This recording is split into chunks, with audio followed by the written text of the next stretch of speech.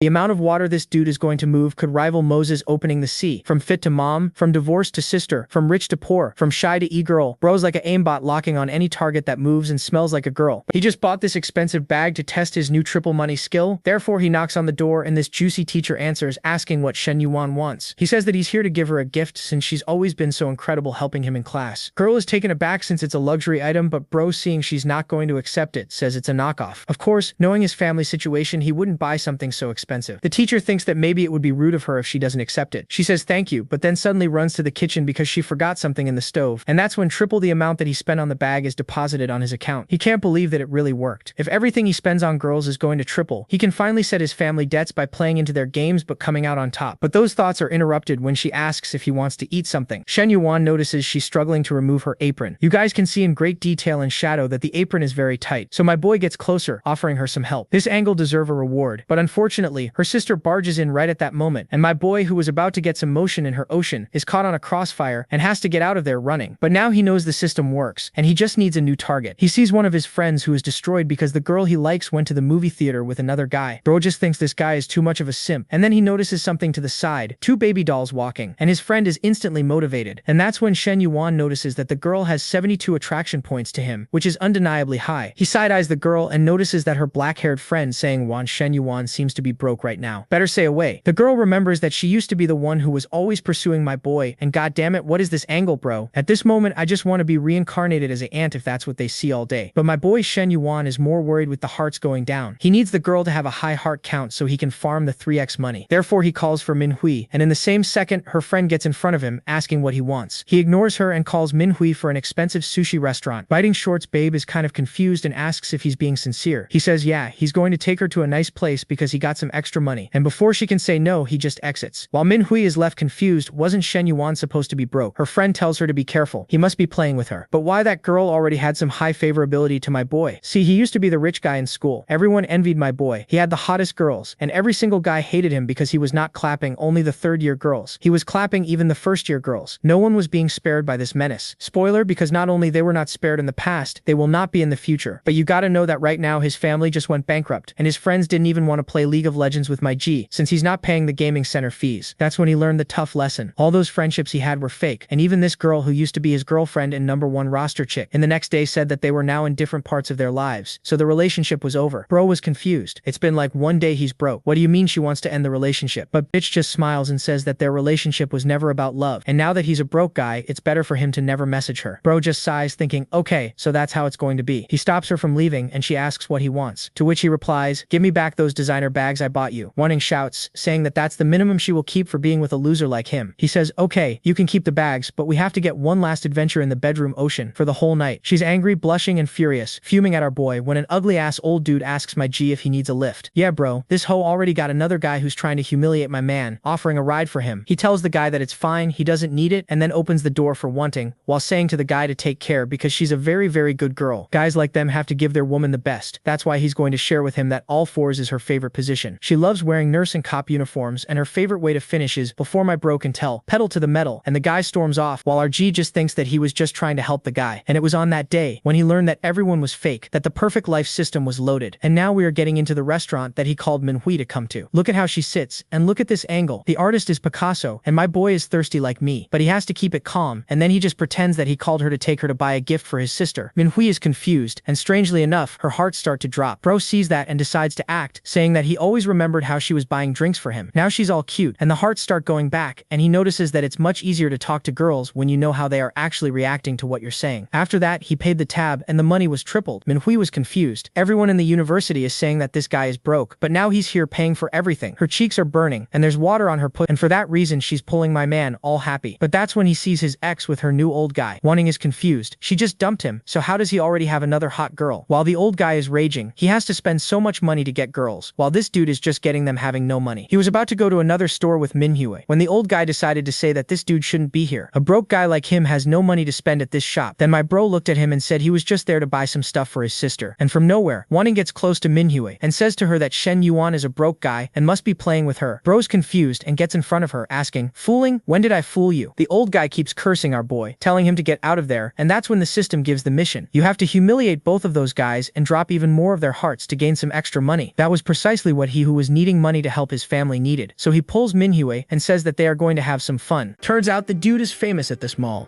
Women are already whispering. The former rich boy is back. Minhwa seems hesitant. After all, everyone knows he's broke, so he won't be buying anything. But another saleswoman rushes over and tells him to come in.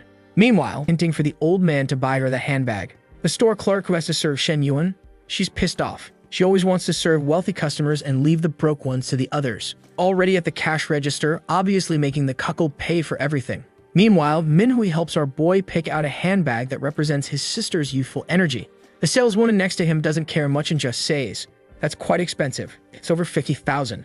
While the cuck is standing there seething at wanting. He only planned to spend 20,000 on her today.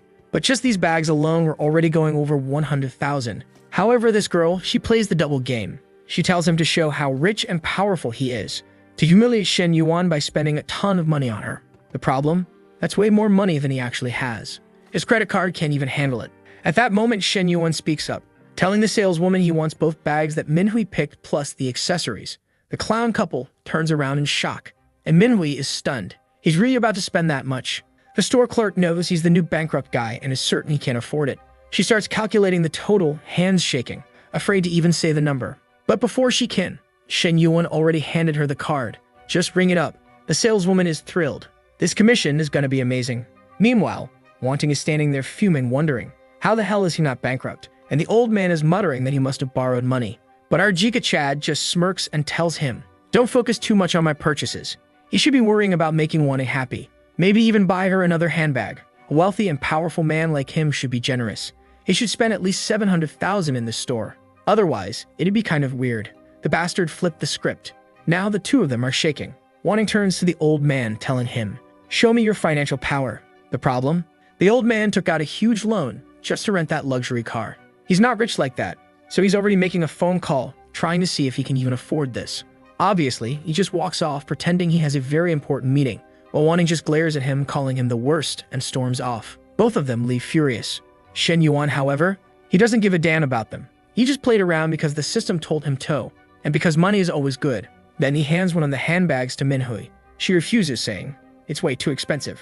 But he tells her it's a reward for putting up with all the nonsense Wanting and the clown were saying to her when she wasn't even involved in any of it.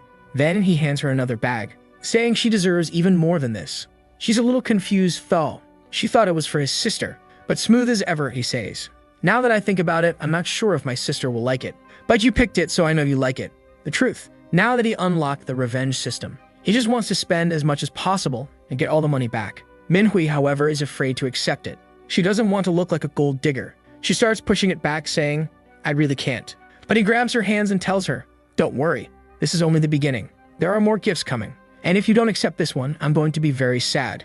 And just like that, the mission is complete, and gets 3 times what he spent. Meanwhile, Minhwa is staring at him, thinking she just found the perfect money tree. To keep her from getting too scared, he tells her, "It's time to head back to school. If you buy anything more today, it'd be too much." Meanwhile, she's standing there silent, staring at him. As he climbs the stairs to his dorm, he walks past his old fake friends who are talking about throwing a party. The moment they see Shen Yuan, they say, "We're gonna turn the volume up real loud, so he can hear just how much fun we're having." Poor guy is just standing there, alone in front of his door. As soon as he enters the room, his friend tells him that bastard Zhangping apparently went out with the flower of the school and is bragging about it to everyone. Shen Yuan just tells his friend to calm down because that guy's days of glory are numbered. Minhwa was going to end up with him, not with that loser. His friend tells him to wake up. Minhwa and that guy went to the movies together. Our protagonist doesn't even bother explaining anything to this guy, instead thinking, it's time to go home and help out there. At his house, there's already the famous money-making uncle. Of course, that's Yod, welcoming him back. Shen Yuan just gives him a dry greeting, while his father tells him to rest a bit because the adults are discussing things. Obviously, he stays right behind the door, listening to everything. And Yod says he needs the full payment, otherwise he can't survive either. Wait a second, that's the protagonist's mother. Man, the artist is unstoppable. He spares no one. And she tells Yod, when he needed money to open his car wash business, they helped him. So it's wrong for him to be here acting like this. Her husband tries to calm her down, but she won't back down. She says, "This guy went through hard times and we helped him." Yod responds that he's already being very patient because they're family. If it were anyone else, he would have kicked them out already. His mother starts losing her mind, going off on him, until a certain someone grabs her arm, telling her to calm down. Things would only get worse. Besides, they'd find a way to get the money. That's when the system kicks in. A perfect life cannot be disturbed by debt. All the money spent paying off his father's debts would be doubled, and he'd even get a bonus of 1 million just to spend on a car. For Shen Yuan, this was perfect. He was already planning to use his earnings to pay for this anyway. Meanwhile, his mother is holding onto some jewelry, family heirlooms passed down through generations, since it's the only way to pay the debt. What she doesn't know though, Shen Yuan had already sold some of those jewels a while ago, just to buy presents for his girlfriends. At that moment, he opens his door and tells them, "There's no need to worry. I have the money." Neither of them believes him. They just tell him to stop joking around. This situation was too serious for him to be messing around. But our boy tells them he's not joking. He tells his father to check his phone notifications. The moment they look, there it was. 200,000 just dropped into his account. They demand to know where he got it from. And the smooth bastard as always, he says, "A long time ago, I bought some cryptocurrency. I forgot about it, but recently, when I needed money, I checked and saw it had gone up in value." His mother praises him, saying, "That's perfect. You saved the family." And right away, they turn to the uncle, telling him, "With this, the debt is paid. They had money now, so he better disappear." The uncle wants to say something, but his mother just tells him, "Get out." Kicked out of the house, the guy is lost. He came to collect whatever was left of this family, because he knew they were bankrupt and thought he'd never get paid. The real question now is, how did that bastard get so much money? Meanwhile, our boy just finished his mission. The 200,000 turned into 400,000, and he received the 1 million that could only be spent on a car. The problem? Of course, the only thing he paid off was the rent. There were still all the old company debts, which totaled hundreds of millions. For now, this was the best way to help. He needed to keep multiplying his money to pay off the bigger debts. He asks if his parents need more money. His mother says, "For now, no." The other bills weren't urgent.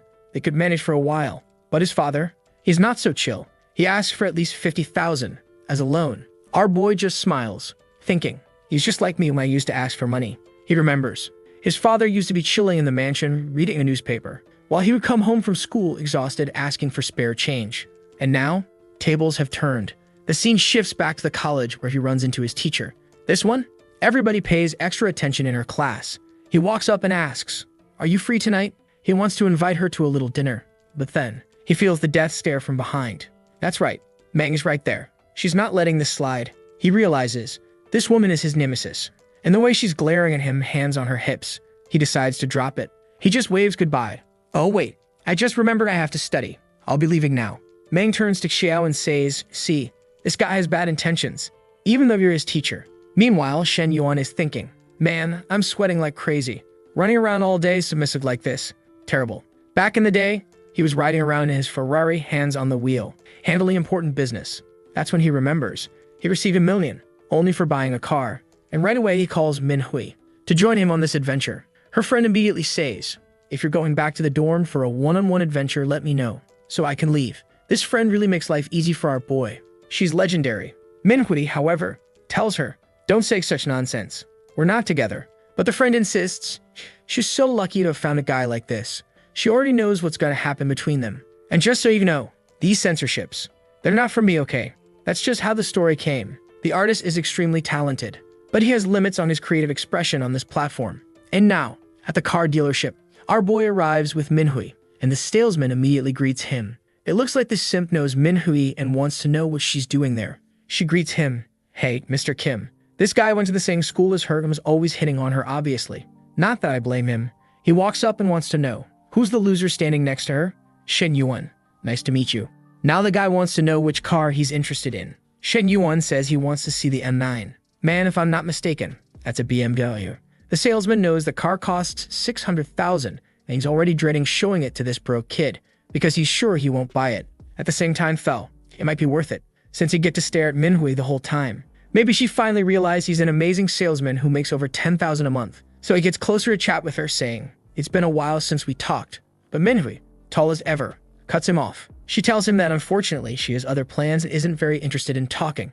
Before this clown can react, Shen Yuan calls out to him. He asks, "Can I take it for a test drive?" The guy is fuming. That bastard just interrupted his flirting session. To be honest though, you were already rejected, man. Your flirting wasn't lasting long anyway. Shen Yuan may have been broke for a short while, but he's been rich for his entire life, and he's sick of this loser not treating him properly. So he goes straight to the reception desk and asks for someone who actually knows how to sell cars.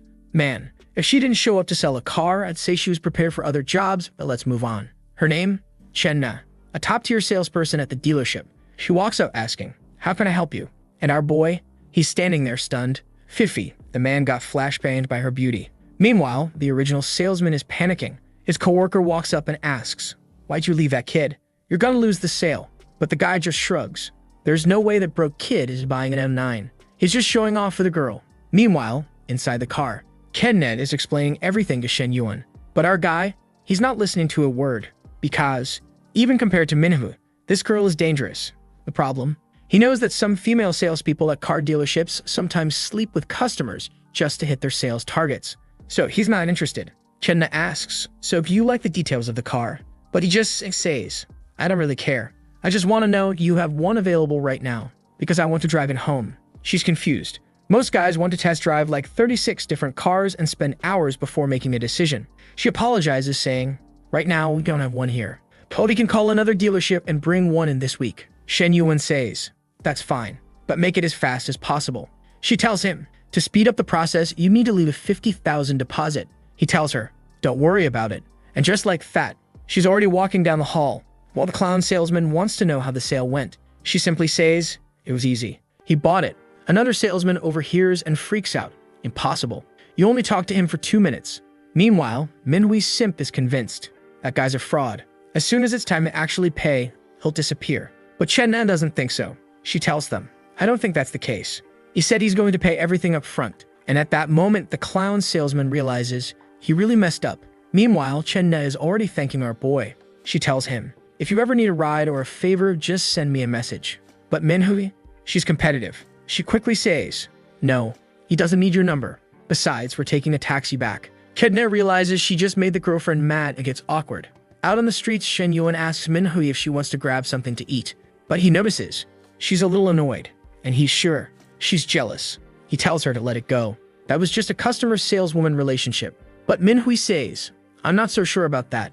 You look really happy talking about the car details." Shen Yuan apologizes, saying it's just a habit of his to pay close attention to what people say, which is a total lie, by the way, since he didn't listen to a single word. And that's when Minhui realizes she's acting like a crazy person. She doesn't even have anything official with him, so there's no reason to be jealous. But she knows his big spender style attracts attention, so she needs to lock him down. I don't know what karate technique she's going to use to immobilize him, but she's determined. Meanwhile, our boy tells her, "Let's grab some food, then we'll go to the mall to buy some presents." But she says, "No need. You already spent a ton on me yesterday. I don't need that much stuff." But our boy, he plays this psychological card. He tells her, "You can't go out 7 days in a row with the same bags. You need at least one for each day of the week." Besides, spending money on her was great, because it raised affinity and doubled his money. At the restaurant, he asks her, "Do you want something hot or cold to drink?" She freezes. She wants to know, is this bastard asking if she's on her period? Apparently in some Chinese game, if you ask this question, and she chooses hot, it means she's on her period. If she chooses cold, it means the coast is clear. She says, "I'll have a cold drink." Seems like that's exactly what he wanted to know, because he says, "Well, I'll have to be more direct. I've been holding back for 2 months, and it's time to let it out." A while later, walking through the city, he's already spent a fortune. Bags, pendants, necklaces, everything. And Minhui is just standing there thinking, he's too nice. He's already spent 80,000 on me in just a few days. What our boy?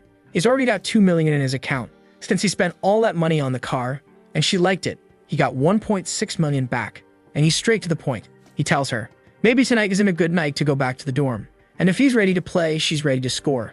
She gives him a little smirk. 30 minutes later, in room 888, our boy is in the shower. Meanwhile, she has no idea how she's gonna explain to her friend why she's not coming back. Shen Yuan is American bro. He walks in and says, "It's time for football," and he's going for the touchdown. Man, 30 minutes have passed. This guy is a demigod. He lasted that long. And Shen Yuan says, "That was a great match. Unfortunately, you were also a top-tier player. Now I'm a little exhausted." But she's got energy for days. She tells him, "It's time to start the second half." Our boy begs, "Can I get 30 minutes? Too late. Next morning. Look at that bastard's smile. After all the spending he's done, he's now got 2.5 million in his account. His friend wants to know, where the hell were you? Why didn't you come back to the dorm? And at the same time, he shows him, that bastard Zhangping just bought a new car, and he's showing off to everyone. Shen Yuan just shrugs. That guy is adorable and tries to flex on people, but I couldn't care less about his car. Someone calls him over for some drinks, and the system speaks up. A perfect life isn't just about admiration from the opposite sex. He also needs to be successful in business. He gets 1 million to invest. What? He has to spend all of it in 1 week. And any profits he makes from his business ventures, they'll be doubled. To be honest, that's dope. A system that was just this would already be amazing. But okay, let's move on. Our boy likes this mission because he actually wanted to create a legitimate source of income, so he wouldn't have to keep spending money on gifts. He's not a fan of simping. It's just that, unfortunately, he had no other option. The guy who invited him for drinks is named Lai Yuhan. Looks like an old friend. Meanwhile, in the Dragon's private bar, a dude in a Hawaiian shirt, Lin Guangyou, is complaining. Who are we waiting for? I'm starving. The guy in a suit, Heiji, tells him. The important people are on their way. The guy with the backward cap agrees. That's when Yuan, the guy who invited Shen Yuan, tells them to calm down. Just wait a little longer. Shen Yuan is on his way. But Guangyou scoffs. That guy shouldn't even come. His family went bankrupt, so why is he even showing up? Yumeng tells him, mind your own business. I'm covering everything tonight, so just keep your mouth shut. Take that L, clown. You think you can talk just because you've got a girl with factory airbags? Man, thank God her speech bubble isn't as big as her chest, because she's already complaining. Saying this Guangyou guy keeps grabbing her, but he won't even date her for real. Meanwhile, they ask, what about Heiji's girlfriend? He says, she'll be here in 10 minutes. But Guangyou, he hates that bastard Heiji, because apparently, his girlfriend is top tier. And bro, just by looking at those tights, we already know who she is. Shen Yuan finally arrives, and he makes sure to wear ragged clothes. Looking homeless, he apologizes for being late, and Yuhang just lost. No worries, there are some bad drivers out there. But Guangyou, he throws a little jab. If you met a personal driver, that wouldn't happen. And that's when she appears. That's right, the car dealership girl. Our beloved Chen Ma. She apologizes for being late. Heiji smirks. These clowns don't know how to compete. He may not have money anymore, but he has the best girlfriend. Too bad for him, though, because his girlfriend is already checking out our boy Shen Yuan. She remembers his face very well. After all, he bought that car, but she ignores him and goes straight to her boyfriend. At least she's loyal. A while later, Yuan explains. He invited everyone here for an investment opportunity. It's going to be huge. He needs to raise 2.4 million, so he's expecting around 700,000 from each person.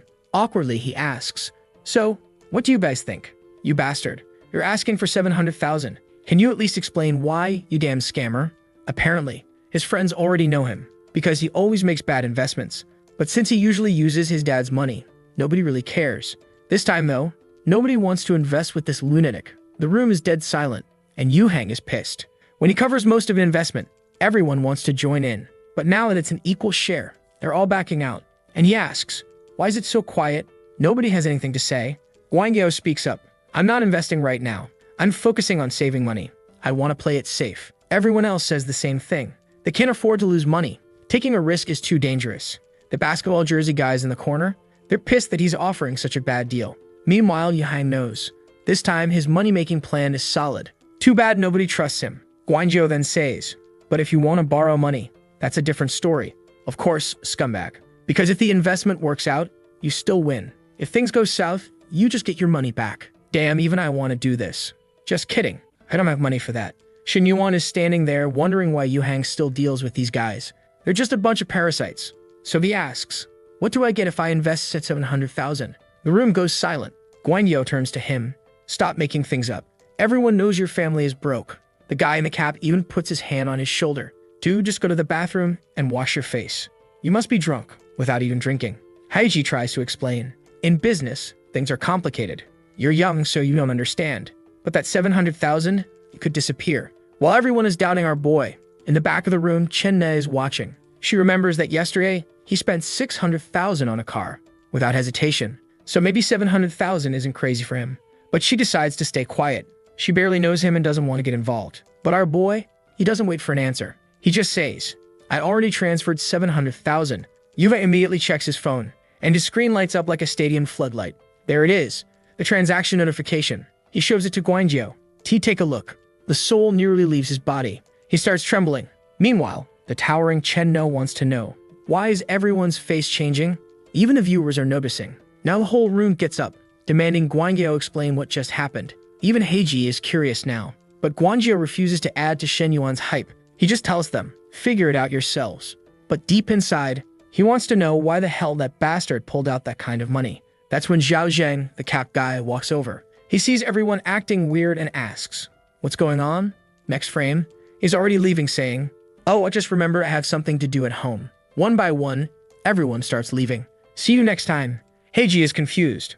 Why is everyone leaving? But Chen Men just says, "We're leaving too."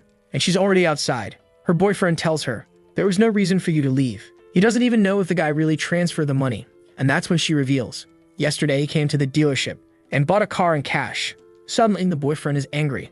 Not at Shen Yuan, but at his girlfriend for not telling him the guy was rich. Looks like the game is changing, huh? And she's pissed. "You're mad at me because I didn't tell you he was rich? Well, goodbye. If all you care about is some rich guy, then I'm out. Now it's just the two of them." Yuvang sighs. "If I knew you were gonna invest everything, I wouldn't have called those guys." But Shen Yuan says, "It was a good way to prove they're not trustworthy." Now he wants to know, what's the plan for this business? Even though he's just an investor, he wants to discuss the strategy. Yeah, it's obvious now. They're opening a bar. They start talking about the theme, the operations, the decor, everything. An hour passes, and Chen Ness sends him a message. "Come pick up your car tomorrow." But our boy says, "No rush." Then he asks, "Are you free tomorrow? Because I'm really curious about that BMW M9. She's confused. What's with this sudden interest in the M9? Before she can reply, he sends another message. "See you at the restaurant tomorrow."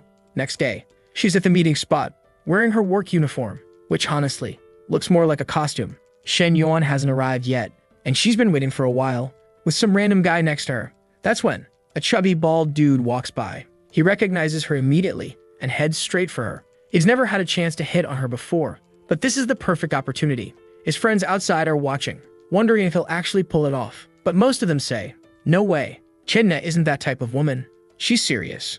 Most guys who tried failed. And damn, one of those clowns, it's Heiji, the simp boyfriend, who wants to know who the hell she's waiting for. Meanwhile, the chubby guy walks up to Chenna and asks, "Mind if I join you?" She instantly refuses. "No, thanks. I'm waiting for a friend." The guy thinks she's just playing hard to get. He says, "I'm your superior, so you should show more respect.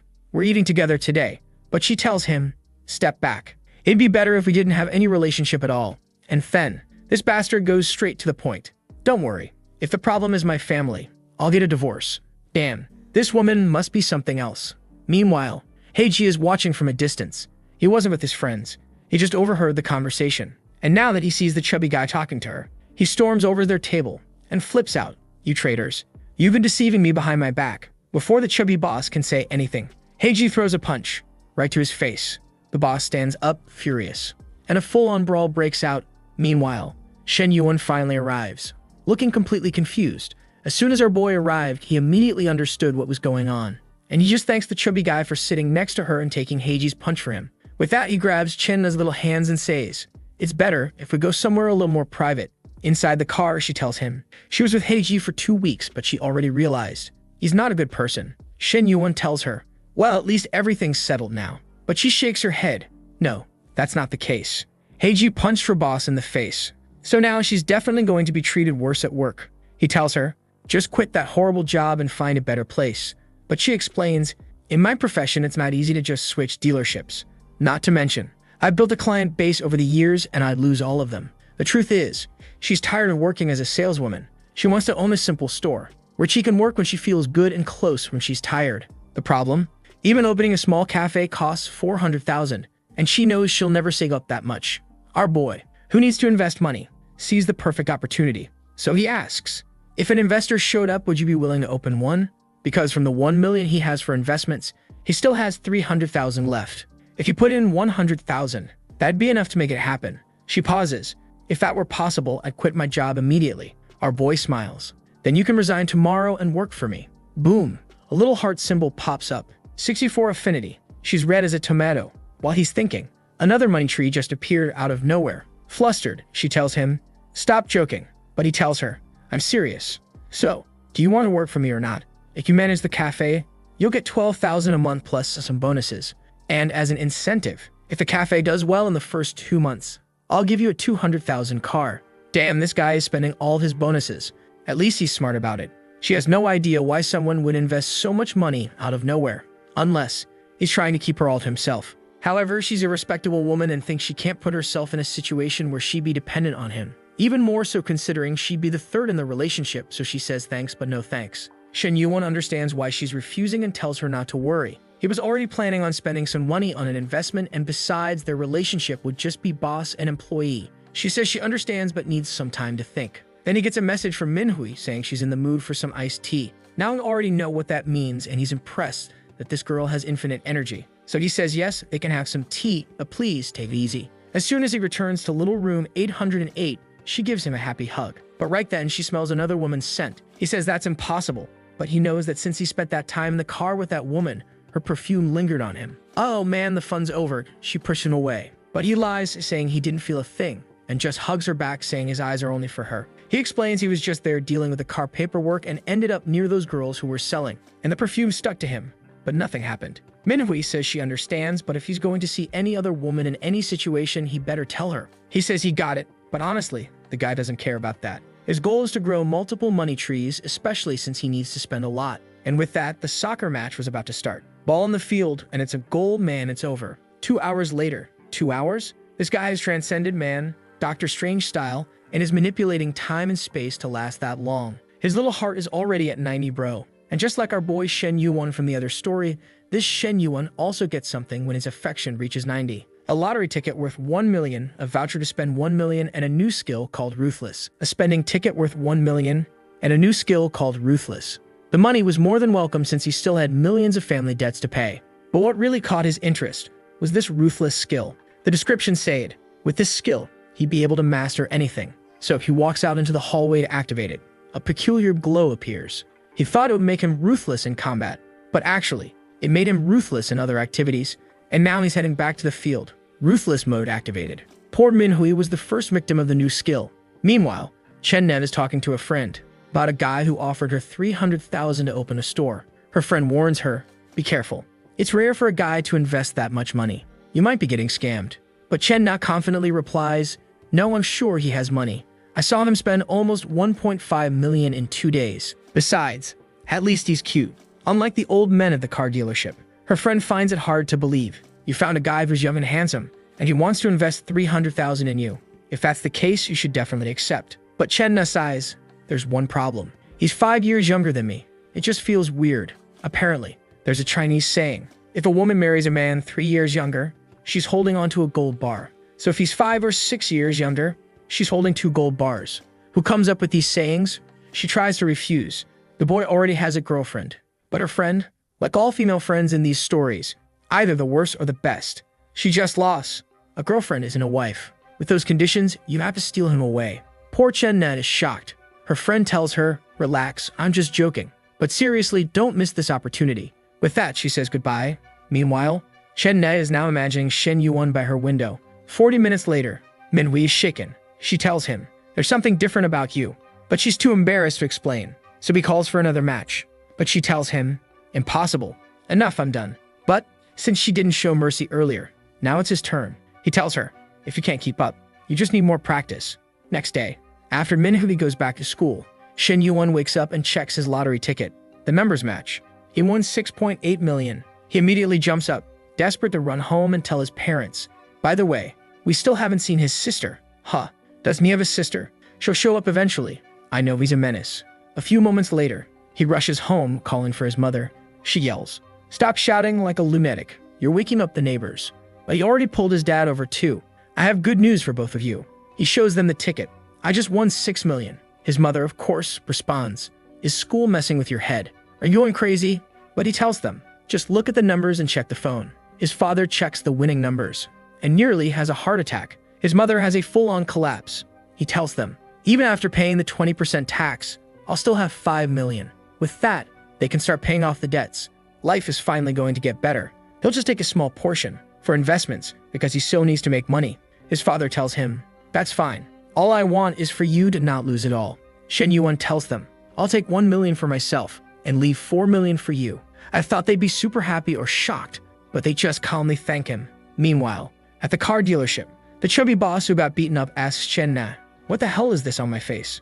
But Chen Na, standing there in her work uniform, doesn't care. She already broke up with that guy. Besides, if Heiji punched him, that's a problem between the two of them. Her boss, however, won't let her off the hook so easily. He says, every problem has its roots, and in this case, the root is you. He realized, His damn woman is trying to walk away without facing any consequences, so he has to get revenge. She insists, "The fight between you two has nothing to do with me. Besides, you wouldn't have gotten punched if you hadn't sat next to me." Her boss then says, "All right then, for not showing up to work yesterday, you don't have to show up for a whole month." Confused, Chen-na tells him, "But I asked for permission to be absent," but he just shrugs. "I don't care. I own this dealership. I decide who works here and who doesn't. You're banned from selling anything for a month." He knows. If she loses her job, she loses all of her commission. And with only 1,200, she won't even be able to pay rent. At that moment, Chen-na turns around and says, "If that's the case, I'll quit. I'm never coming back to this place." The clown boss tells her, "You should think carefully. If you leave, you can't come back." But she's already walking away. Swag mode activated. At least working for Shen Yuan would be better. At least he's not an old man. She waves goodbye. No need to think about it. I'm never stepping foot in this place again. 30 minutes later, Shen Yuan receives a message. She's ready to quit. He congratulates her. "Took you long enough to escape hell. Now I just need to find a good location for the store." Now he's off to visit his teacher, a very hard-working woman. She's struggling to lift a heavy box from the floor. Damn, that looks painful. Looks like she called him specifically for Thiz, to help her lift the box. Now she's trying to reach another one, but it's too high up. She can't reach. "Don't worry, teacher. The hero has arrived." Obviously, this kind of behavior could get him thrown in jail. And she realizes, this student is peculiar. As always, he gets real close. Does he actually have those kinds of feelings? She even asks him, "Did you get the papers?" He nods. "Yeah, I got them." But then, some other students show up. They say, "We're here to help the teacher." But when they walk into the room, they don't understand why her face is red as a tomato. She steps to the side, while Shen Yuan explains the help she needed. Meanwhile, Xiao realizes, his damn Shen Yuan is getting bolder and bolder. He's pulling these moves even at school. The problem is, her heart just skipped a beat, but he's her student. She can't be thinking like this. Haha, too bad for her. He's got the affinity system, and he noticed it increased. Looks like that little favor was deeply appreciated. The scene shifts to the south side near the school. These are the villains. And the girl on the left? She has that good and bad kind of evil look. They're talking to Zhangping, that guy who bought a car and now acts like he's better than everyone else. Oh yeah, the clown who walks around in his little Gucci outfit. He's mad, because Manhwa rejected everything he tried. She's completely ignoring him, but it's fine. He's got plenty of options. He says, "Not every girl appreciates my new car." And the girl's gasped. "That car is so expensive. Your family must be billionaires." But Zhangping nearly spits out his tea, because he sees someone familiar. And as always, it's Chen-na, walking around, dressed more like a fantasy character than a real person. The guy comments, "Her legs are so long, they're usable all year round." Meanwhile, outside they're looking at a brand new car, the M9. And honestly, it might not even be a BMW. It's probably some kind of advanced Chinese luxury car, or a high-tech Tesla-style vehicle. And the big boss is walking through the area. The girls recognize him instantly, the famous Shen Yuan, the newly broke guy. But why was he in that car? That's exactly what the clown Zhangping wants to know. At that moment, our boy walks into the cafe, and Chen-na immediately greets him. "Hey there, boss." Zhangping is standing there, mouth wide open. He wants to know, why is that goddess talking to that broke loser? Meanwhile, Chen-na tells him, "The owner of the cafe just messaged me. She's on her way." She asks, "So, do you like the car?" Shen Yuan shrugs. "It's not bad." The dangerous villain girl smirks. There's something peculiar about Shen Yuan's interaction with that girl, and Zhangping is losing it. How the hell does he go from dating one in one day to being with someone even hotter the next? At that moment, the cafe owner arrives. To be honest, she's the skinniest of the women so far. Not that skinny, but you get what I mean. Her name? Lai Yucheng. She greets our boy. "You're so young." He replies, "We're all around the same age. They're all about 20 or so." She explains, her cafe isn't doing well, but since it's near the school, a lot of students pass by. However, she has some issues at home and needs to take care of her child. That's why she wants to sell the place for 300,000. But our boy, he wants to keep 50,000 to cover Chen-na's salary. So he tells her, "I don't like haggling. I'll give you 250,000. And that's it." Yucheng was hoping to get at least 270,000. But since he's paying up front and looks serious, she simply asks, "Can we finalize this today?" He nods. "The moment we sign the papers, the money will be in your account." Immediately, she calls the girls nearby and tells them to meet the new owner. Shen Yuan explains, "Chen-na here is the new manager. I won't be around much." The girls nearby overhear the conversation, and the Hollywood tier villainous gasps. That bastard just bought a 250,000 cafe for his girlfriend in 10 seconds.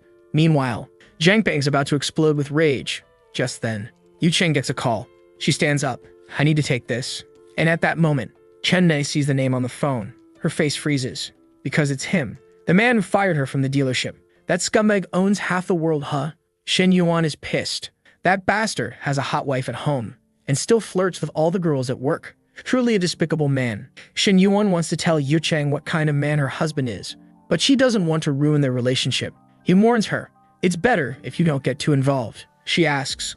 Why? He explains.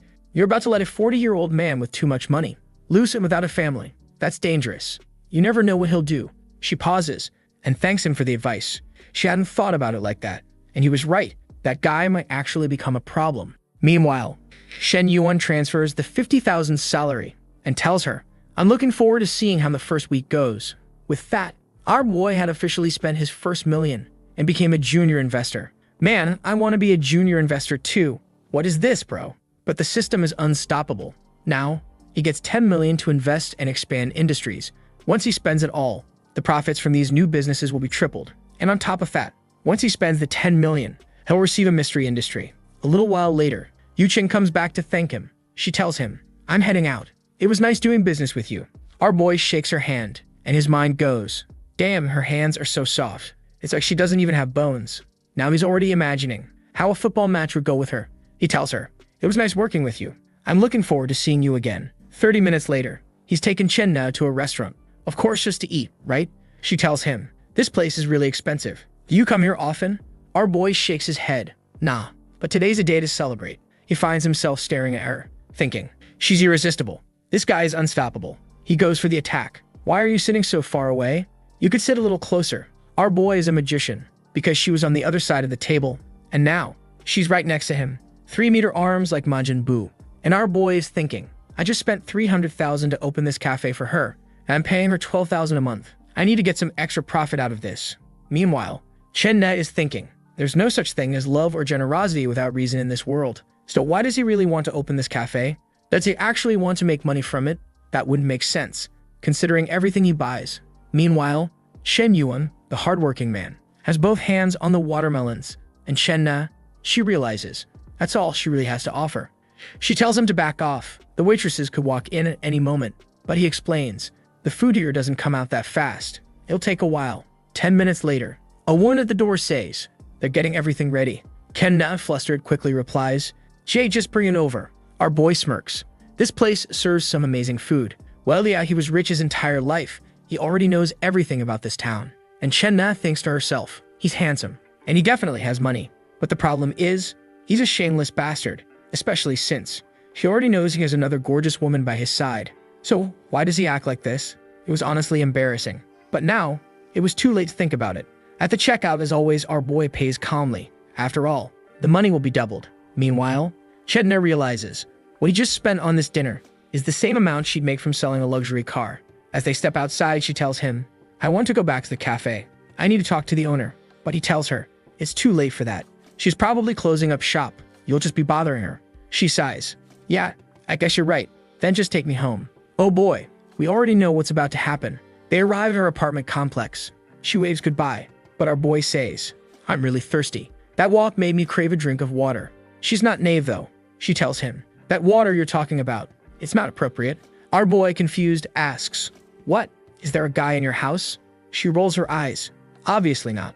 I broke up with Heiji. He nods. So what's the problem with letting me have some water? She pauses. Are you really just gonna drink some water and leave? He nods. Of course. But in her mind, she already knows.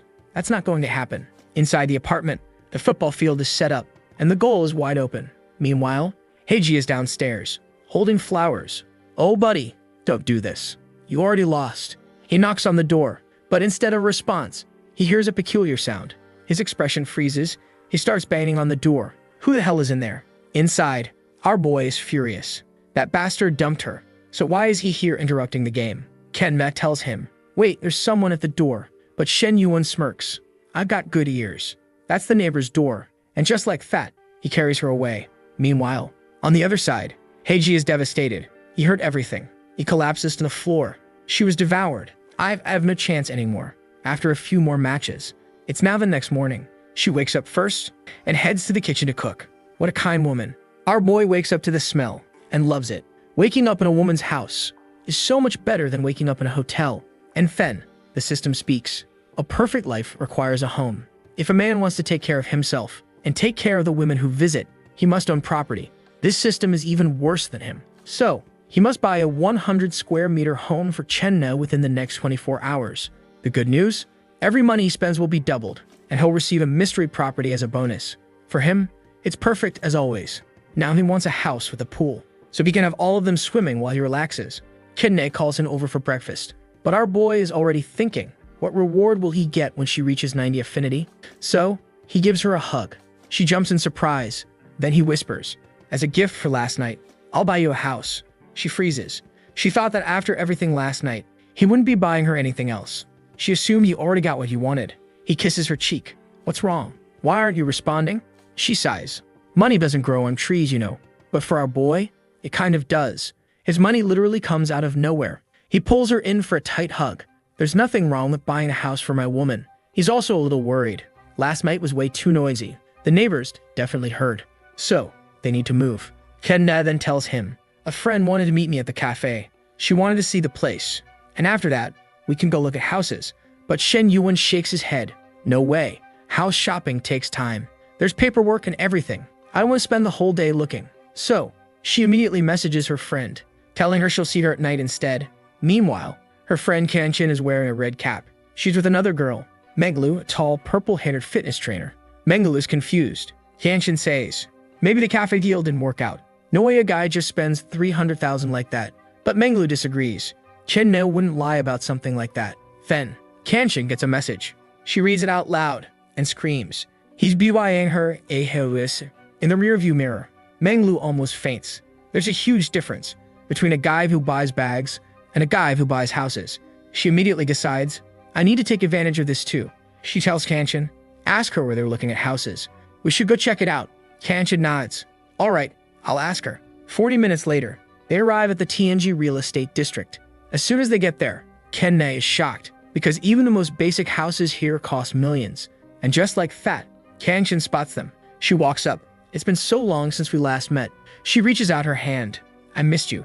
And just like that, the girls are ready to be introduced. Kanchin grins. This is my good friend, Manhwa. Then she introduces. Meet Menglu and Ruda. Menglu, meanwhile, looks like a contortionist. She's twisting like she's in Game of Thrones, bending up and down, throwing something over her shoulder. And then, she goes straight for the attack. You've had good body, but you should come to my gym and sweat a little. Peculiar. But our boy, he's even worse than her. He smirks. If I go to your gym, it'll be hard to focus on the workout. She immediately realizes he just flirted with her, right in front of Chen Na, which means the two of them are not a couple. Meanwhile, she notices Chen Na's bruised knee. She played too much football last night. Then, Kenshin jumps in. When you're ready to change cars, I know a great place to buy Ferraris. Our boy just smiles. Thanks. He barely met these two, and their heart levels are already 68 and 67. At this moment, he realizes these two aren't exactly good friends to Chen Na. But for him, it doesn't matter. All he wants is a bunch of women with an affinity score above 60. The three girls walk with him through the luxury real estate district, and the poor husbands who see them want to kill this bastard. He's walking around with three goddesses, buying a house like it's nothing. This is truly the perfect life. A real estate agent approaches. She asks, would you like to see some initial models? The price here is 15,000 per square meter. She's about to explain, but our boy cuts her off. I came here to spend 3 million. So tell me, what can I get for that? At that moment, the woman nods and takes him to the VIP section. This area has professional recommendations. Meanwhile, the other girls are stunned. What kind of quadrillionaire just drops 3 million like it's pocket change?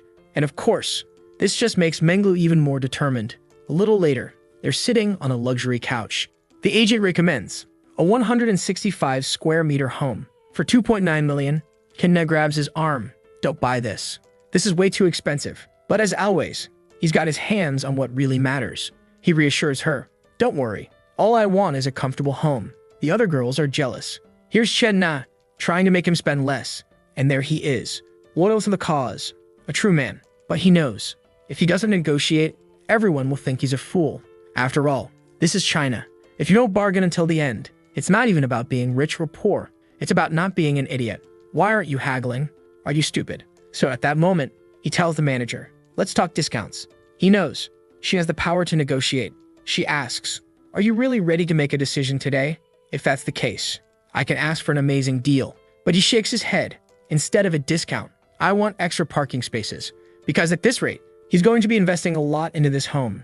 Meanwhile, Mengla refuses to give up. She's flipping her hair left and right, throwing smiles all over the place. Our boy is watching, thinking, is this girl mentally unstable? But then, she makes a peculiar movement, and suddenly, he understands. She's playing the game. He's actually impressed. This damn woman knows exactly what she's doing. But now's not the time to be thinking about that. He's here to finalize a contract for a 3 million house. And you've got to keep the like on this. And y'all remember how the last chapter ended, right? Our dear Shen Yuan was at that fancy place looking to buy a $3 million house. Yeah, totally insane. While that crazy woman was still out there teasing, showing just the strap of her bra, flirting from one side to the other. Half an hour later, the lady comes over and says, gentlemen, the discounts have been applied and the final total is 2.98. Please sign here. Our boy, without a second thought, just goes, okay, and grabs the pen. Meanwhile, the vixen's over there thinking, how is this even real? Where on earth do I find a man who put a $3 million house in my name? And there he is smiling as he watches the money drop into the account. Man, the guy already had 15 million Chinese yuan. He says not even during the best times before his family went bankrupt did he have that kind of money in his account. If it weren't for dear Nana activating that little mission, it would have taken way longer. She really did deserve all the credit. Then the system chimes in saying that as a reward, he's been granted a villa by the lake in the city of Qingzhou. He's supposed to pick it up tomorrow morning at the sales office at 9. Even the saleswoman is getting all flustered now, thinking he doesn't even seem to be dating that girl, and he just bought a house. It'd be amazing to meet someone like him. Then she says, Mr. Shen, if you'd like, I can save your number. If I ever come across a cheap property, I'll send you a message. He says sure and lets her scan his info. Meanwhile, the other one, who's not even his girlfriend, starts getting pissed, wondering where this damn viper came from to start competing with her. Then she suddenly stands up and says she's also thinking about buying a house, and it would be great to get some advice from him when the time comes. So yeah, she passes her number too. The girl takes advantage of the app already being open and quickly scans his contact. He just shrugs and says, whatever. Then he apologizes to Nana, saying unfortunately he's got stuff to take care of today, so he won't be sticking around to interrupt the three of them any longer. He's heading out. The queen in the bra strap is left there wondering why he's leaving. She's got so much to offer. Come back here, man.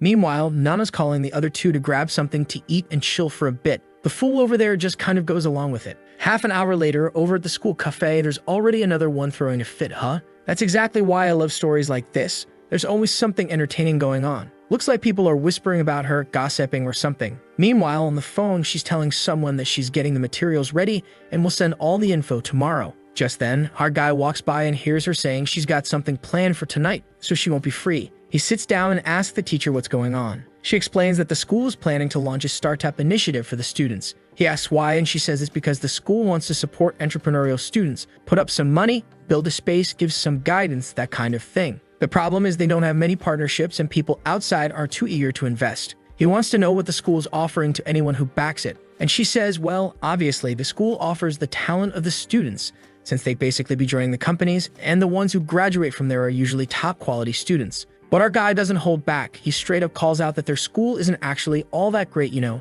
It's not like it's some top-tier university. She admits she already knows that. That's exactly why it's been so hard to get any support. Then she remembers something. Apparently, there's a woman from the university who wants her to go to some bar to meet potential investors. But she already knows exactly what those old dudes are after, and she's really not in the mood for that. Shen Yuan, on the other hand, wants to help since he can see she's genuinely stressed. But even though he's got money, man, he's not about to just throw it away. For something like this to be worth it, at least a third of the students would need to be talented. But from what he sees, the school barely has even a fifth that fit the bill. She asks if he's actually interested, and he admits not really. The poor thing begs him to at least think about it. The project hasn't launched yet, and maybe it wouldn't be that hard to get off the ground. Depending on which investors show up, it might really happen. And then it hits, boom, the life of perfection system kicks in. Someone inviolable doesn't just hoard money. They also need to build prestige and influence other parts of society. And since he's still a high school student, this was the first area he needed to impact. That's why he'd earn prestige points for investing in school projects.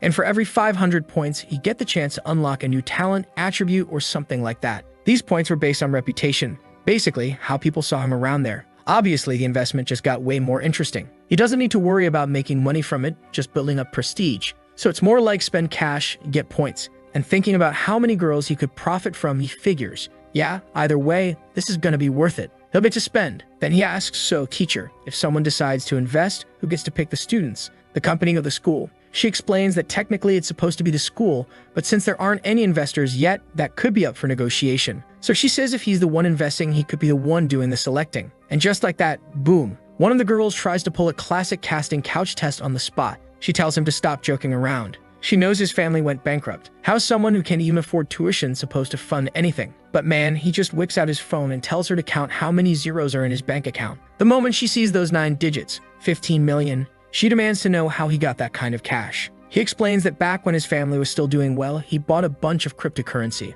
And now, during the bankruptcy period, those coins skyrocketed. She's just standing there in shock. One of her students is a multimillionaire. Then he leans in close and says, come with me. Stick by my side and you'll live a life of luxury, traveling the world with me. Now she's curious, but tries to play it cool. Tells him not to be silly. She wants him to focus on the project. She needs to know if he's really serious about something like this. Even she knows making money from it is tough. But the guy, man, he just says he's not investing to make money. He wants to support the university and society. Out of nowhere, she starts imagining herself in bed, thinking how he actually seems really committed to this. And now she's wondering, when he said she'd travel the world with him, was he being serious about that too? She snaps out of it, shaking her head, saying she needs to stop thinking that way. Then she stands up with a rising expression and says she's going to talk to the secretary, and they'll continue the conversation later. Our boy didn't even get a chance to respond. And then at 4 p.m., he gets a message from Nana with some little heart emojis from the cafe, telling him to come try some of the good stuff. The bastard's picky though. He says this one's not fully trained yet, so we'll have to go over there and teach her how it's done. On the other hand, at least her outfit's always on point. The scene then shifts to that blue-haired girl, Kong Xiao Yi, who used to be a classmate. She says she doesn't know why she can't stop thinking about that weirdo Shen Yuan. He's not even that rich kid he used to be, can't even pay his own tuition anymore. So she really needs to get him out of her head. The girl in the plaid outfit is asking the other one, Yuping, if she's really going out with Huan Habao, one of Shen Yuan's roommates. She says he's way better than Shen Yuan.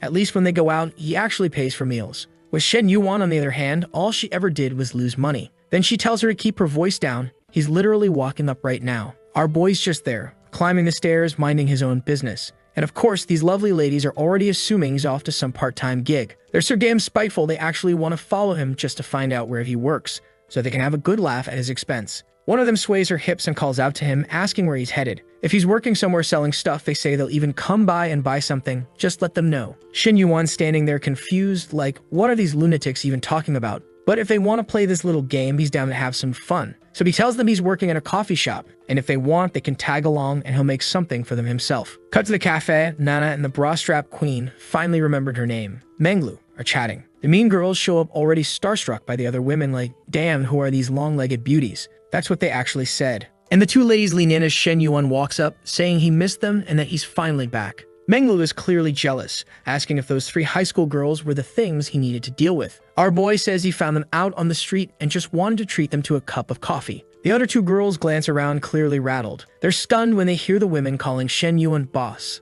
That doesn't add up. They assume he was just working at this place as some random employee, not that he actually owned the whole thing. Xiao Yi, the one with the giant heart, pulls her friend aside and says they better leave. No point getting tangled up in whatever this mess is. And sure enough, Yuping storms off, saying that damn Shen Yuan brought them there just to humiliate them. Menglu, the bra-strap queen, calls over to our boy, asking why the girls just ran off. He says they were probably intimidated by the 2 goddesses sitting in front of him. And I swear, Menglu immediately starts showing that bra-strap again, telling him to quit with the compliments or she won't be able to hold back. Our guy, clearly unfazed, just takes a coffee from Nana. She says she didn't sweeten it much, but the king of charm says if it was made by her, it's guaranteed to taste good. Menglu's watching all this, wondering why this guy keeps dropping these romantic one-liners out of nowhere. But even so, she can't help it. She says that when he does that, and they got money, it's amazing. Out of the blue, she wants to know how tall he is and how much he weighs. He says 1.82 meters, and unfortunately, only 72 kilos since he recently lost weight. She asks why, and he says he's been burning a lot of energy between the sheets lately. Nana's flustered,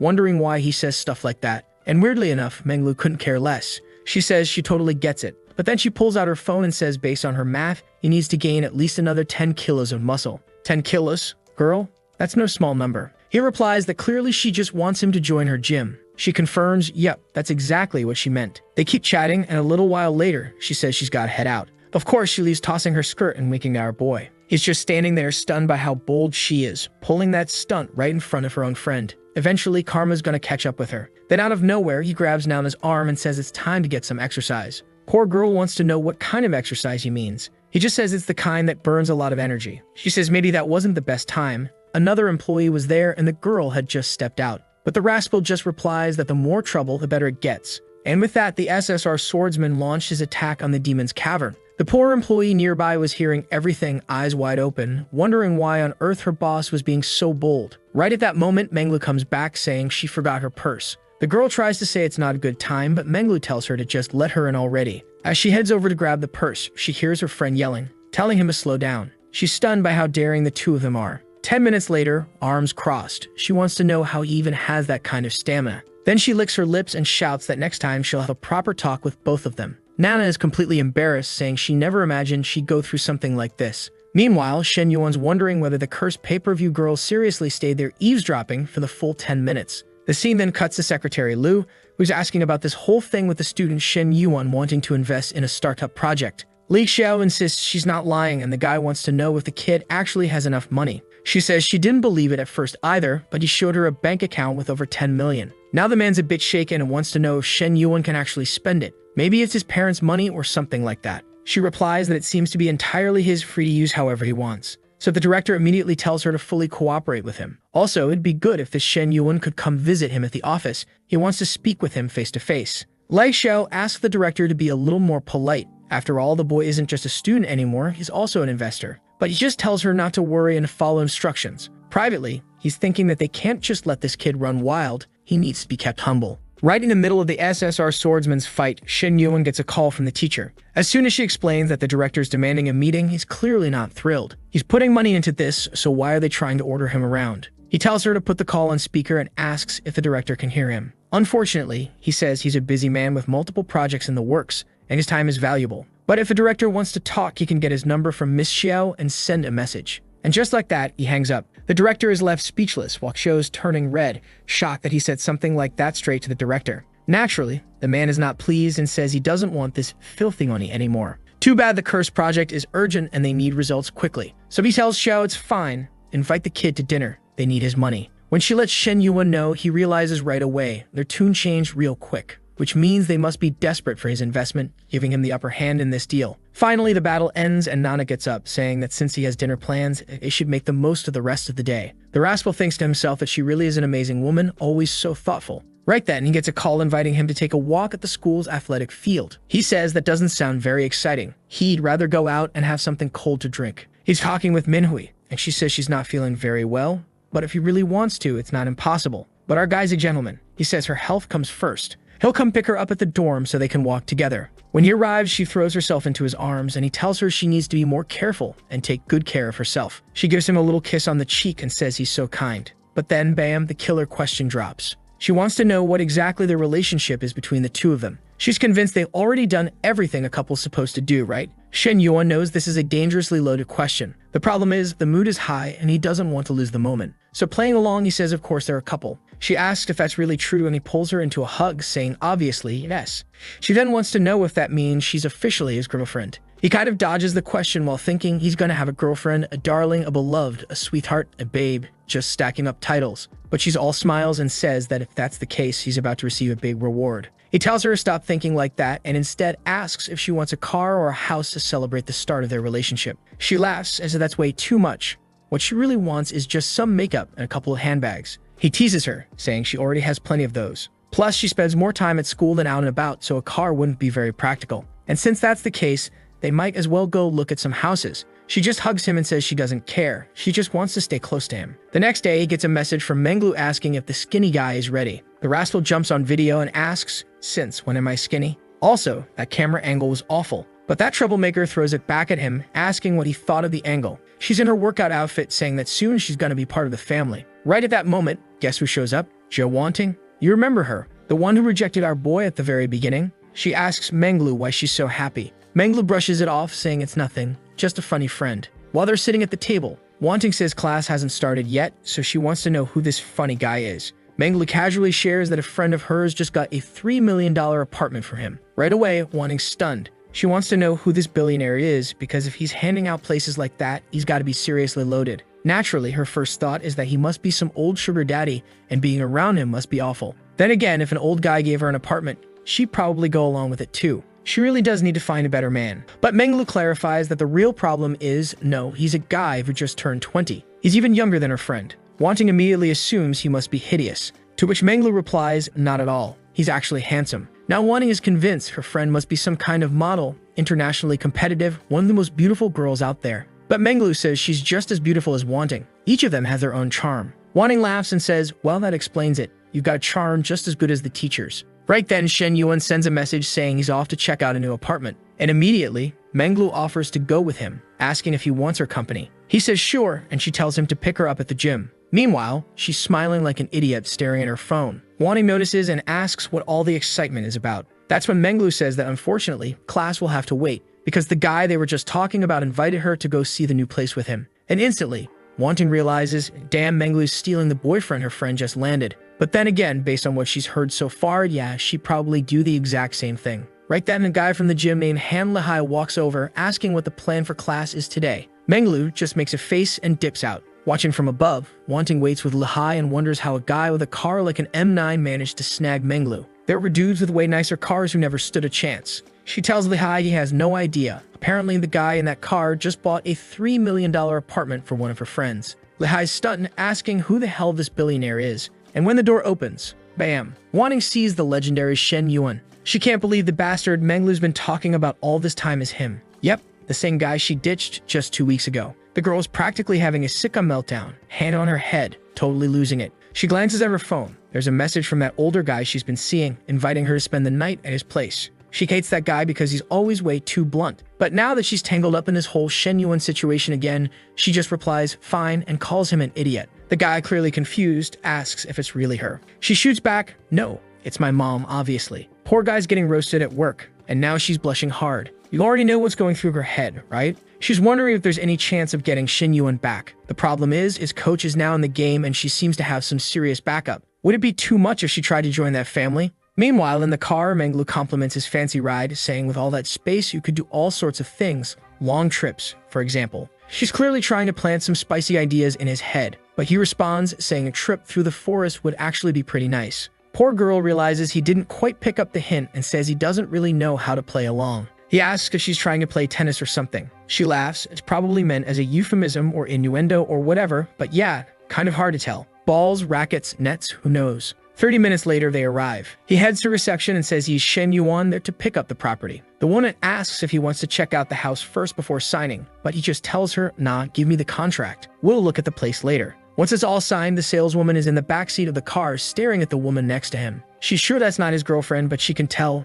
the girl's trouble. She thinks to herself, these women are all gonna end up messing with each other. Suddenly, she's hit with an existential crisis. The world really is unfair. Here she's working her tail off, while that girl doesn't seem to have any skills at all, just that dangerously tempting body. And somehow that's enough to make men lose their minds and buy a house. When they arrive, our boy is handed the keys to a massive mansion. Thing looks like a medieval castle. Of course, the fired-up trainer is already saying the place is amazing. She's thinking to herself that rich people really do live differently, and she has to win Shen Yuan over if she wants to live in a place like this. The saleswoman starts explaining the size, layout, and all that stuff. But just then, the system congratulates him, saying to make the house truly perfect, it needs perfect interior design. If he gets a custom, exclusive design, he'll earn 20 million. The man's pumped. This mission sounds easy. He asks the woman if she knows any good design companies. He grabs the contact info and says he's heading out. There's not much point in staying when the place isn't even fully furnished yet. Meanwhile, Meng was asking if she can take some pics for social media. He agrees as long as his face doesn't show up. She says she'd never post his face. If she did, it'd just attract a whole horde of thirsty demons trying to compete for him. Back in the car, he laughs and asks how many followers she's got.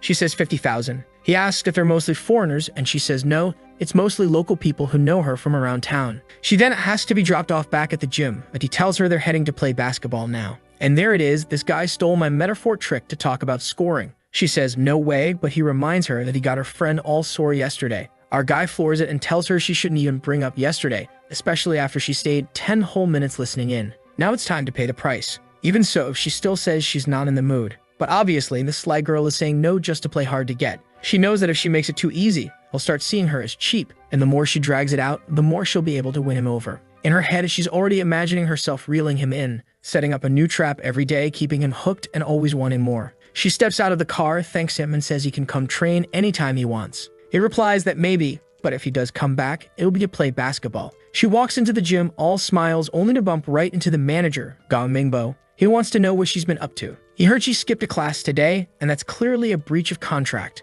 Menglu explains she had an important personal matter to deal with and that she'll even pay double the class cost to make up for it. But the manager says that even so, Miss Yu filed a complaint. Oof. Wan Xing staying loyal to the rules, huh? She got lucky he handled the issue for her. But Menglu instantly figures it out. This guy's pulling the classic "someone complained, but don't worry, I fixed it for you" move just to make her feel grateful and maybe fall for him. But that's not her type of guy. She just waves him off, saying she's going back to work. Poor guy, pretty clear his little plan got exposed. He awkwardly tries to ask if she wants to go grab something to eat, but she answers that she brought her own fitness food today, no need to eat out. Meanwhile, she's daydreaming about the future, picturing herself living in that huge luxury villa. When I first saw this girl, I thought she'd disappear after one chapter, but no, she's a real contender. Back at school, a few higher-ups are having a conversation about that boy, Shen Yuan, who's interested in investing in the entrepreneurship program. Mr. Liu, standing nearby, says they invited the boy to dinner, but apparently he still hasn't replied to Professor Lai. Then the secretary sitting on the right, Kong Zongping, says they shouldn't look down on him just because he's a student. If he's going to invest, they have to treat him with the proper respect. That's why he'll personally invite the boy himself, to show they truly value his support. Liu looks a bit shaken, saying that someone like the secretary, in person, that might be overdoing it a little. Meanwhile, in the dorm room, Hai Biao is telling our boy that he's been talking to Yuping for a few days now, and he wants to know when something's finally going to happen. His texts are like, "Good morning, want breakfast? No. It's raining, need an umbrella? No. Want help this weekend? No. Want to go to the mountains? Also no." Shen Yuan jots down. This poor guy hasn't made a single bit of progress in 3 years, but the guy defends himself, saying at least this one replies. The other girl he was talking to didn't even read his messages, so technically he's doing well. Shen Yuan's thinking, there's no hope for this dude. What am I even supposed to say to someone who gets excited over that? So he tells him to go ask their friend Kai for help. But then the guy says, "KO, that dude's a hopeless virgin too. He won't help at all." The poor guy at the PC is like, why am I catching strays out of nowhere? Then he turns to Shen Yuan and says, look, she's been replying a lot lately and she agreed to go out with me.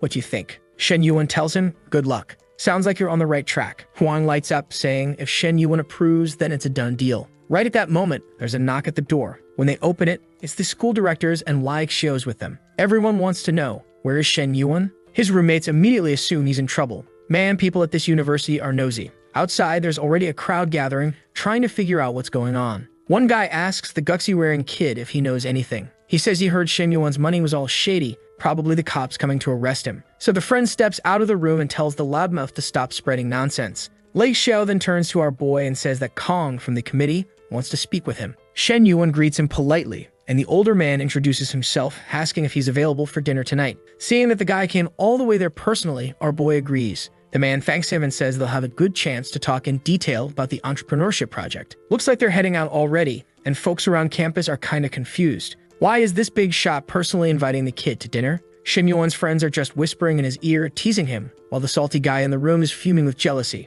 The scene cuts to the Nanjing restaurant. Our boy's there in a tank top, didn't bother dressing up at all. To be fair, neither the old guy nor the woman did either, so whatever. Right away, Shen Yuan says that if he's going to invest, it's going to be on his terms. He wants full control over who receives funding through the entrepreneurship initiative. How much and to whom? That's all going to be up to him, and the school shouldn't interfere. Liu jumps in ready to say that's too much, but Kong immediately tells him to shut it. Kong then calmly explains to Shen Yuan that, look, the school has this project, it's a big deal. Plus, they have to report back to the media and be accountable for how things are handled, so they can't just follow investor demands blindly. But Shen Yuan fires back, saying that would only make sense if they had money to invest. Since they don't, they're better off accepting the offer. And besides, he plans to invest in a way that earns him returns, not losses. So of course he's going to choose the best candidates and act in his best interest too. And honestly, he's looking to gather talented people now, because when he becomes a powerful magnate later, he's going to need a big team. A big team meaning, a whole lineup of women at his fingertips, this rascal. Kong says he understands the conditions, but Shen Yuan will need to attend a meeting with the rest of the project's staff to discuss things further. After a few glasses of wine and some small talk, the dinner wraps up.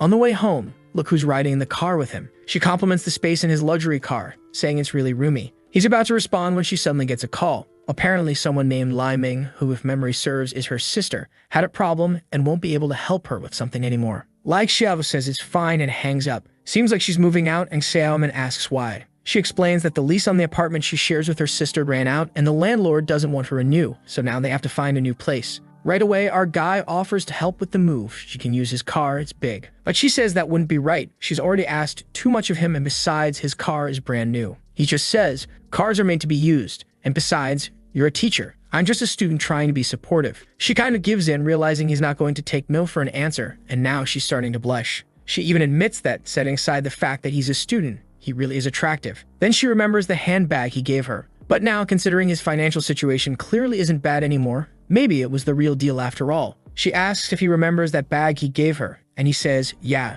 Why? She starts to say something, but he cuts in, saying it was real. He already knew she'd doubt it. He's not some struggling student anymore. Giving a gift to someone who helped him out isn't wrong. He simply gave something to someone he respects, and that's all there is to it. Now she's full tomato mode, completely red, thinking none of this is appropriate. She starts to say something, but he stops her and tells her to just drive. Don't try to return it, he's not taking it back. Later in the car, she asks if he's going to sleep at home tonight. He says no, he doesn't have a place nearby, so he decides to go to the dorms. She then hands him the car keys and tells him to just bring it back tomorrow. It's totally fine. And wow, she looks stunning in that photo. The rascal thanks her and gives her a quick kiss on the cheek. She realizes he's getting bold now. Last time he was at her place, he suddenly leaned in out of nowhere. Then, when he was by the bookshelf, same thing. And now this? She runs off, shouting that he's the worst student ever. Right at that moment, Nana sends him a message saying it looks like one of the cafe workers left something behind and needs to get in, but she's far away. Wait, actually, it wasn't her. It was that other woman who hangs around there. The tall one with the exploding skirt, Kong Xialing. She apologizes and says she accidentally left some toys at the cafe. Toys?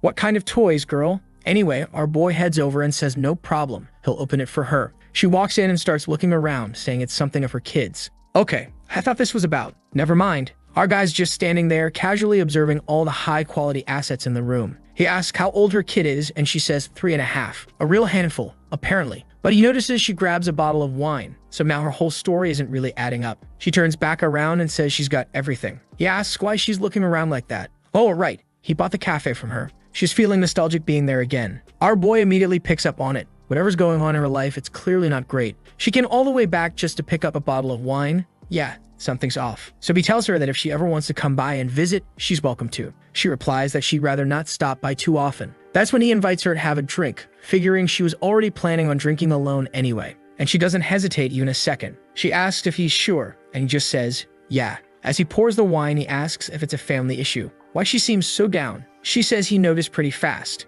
How do you always pick up on everything? He tells her he knows her husband, Mr. Zhang Xianyang, who works at the car dealership. He heard that guy used to mess around with Chen Ne when she worked there, even though he was already married. The tall one asks, did something actually happen between him and Chen Ne? He says probably not, but he was definitely pushing it hard. That's why she quit. She responds, just another name to add to my list. Lately, she's been seriously thinking about divorce and has even started gathering the paperwork to prepare. The problem is, the guy's a nightmare. He's threatening people at work, employees too, so she knows it's not going to be an easy process. Plus, now that there's a kid involved, she doesn't even know how that'll affect the child. It's getting messy. Our guy, of course, cuts straight to the point and says, if it's over, then it's over. There's no point in dragging it out. It'll only make things worse for the kid. She admits he's right. Yeah, that actually makes a lot of sense. But girl, for real, you're reaching deep conclusions off of one sentence from this guy. Still, she sees him as being kind for spending time with her. The tall lady in red thanks him. She stands up, saying she should probably get going. But she stumbles a little and falls right into him. What's going on here?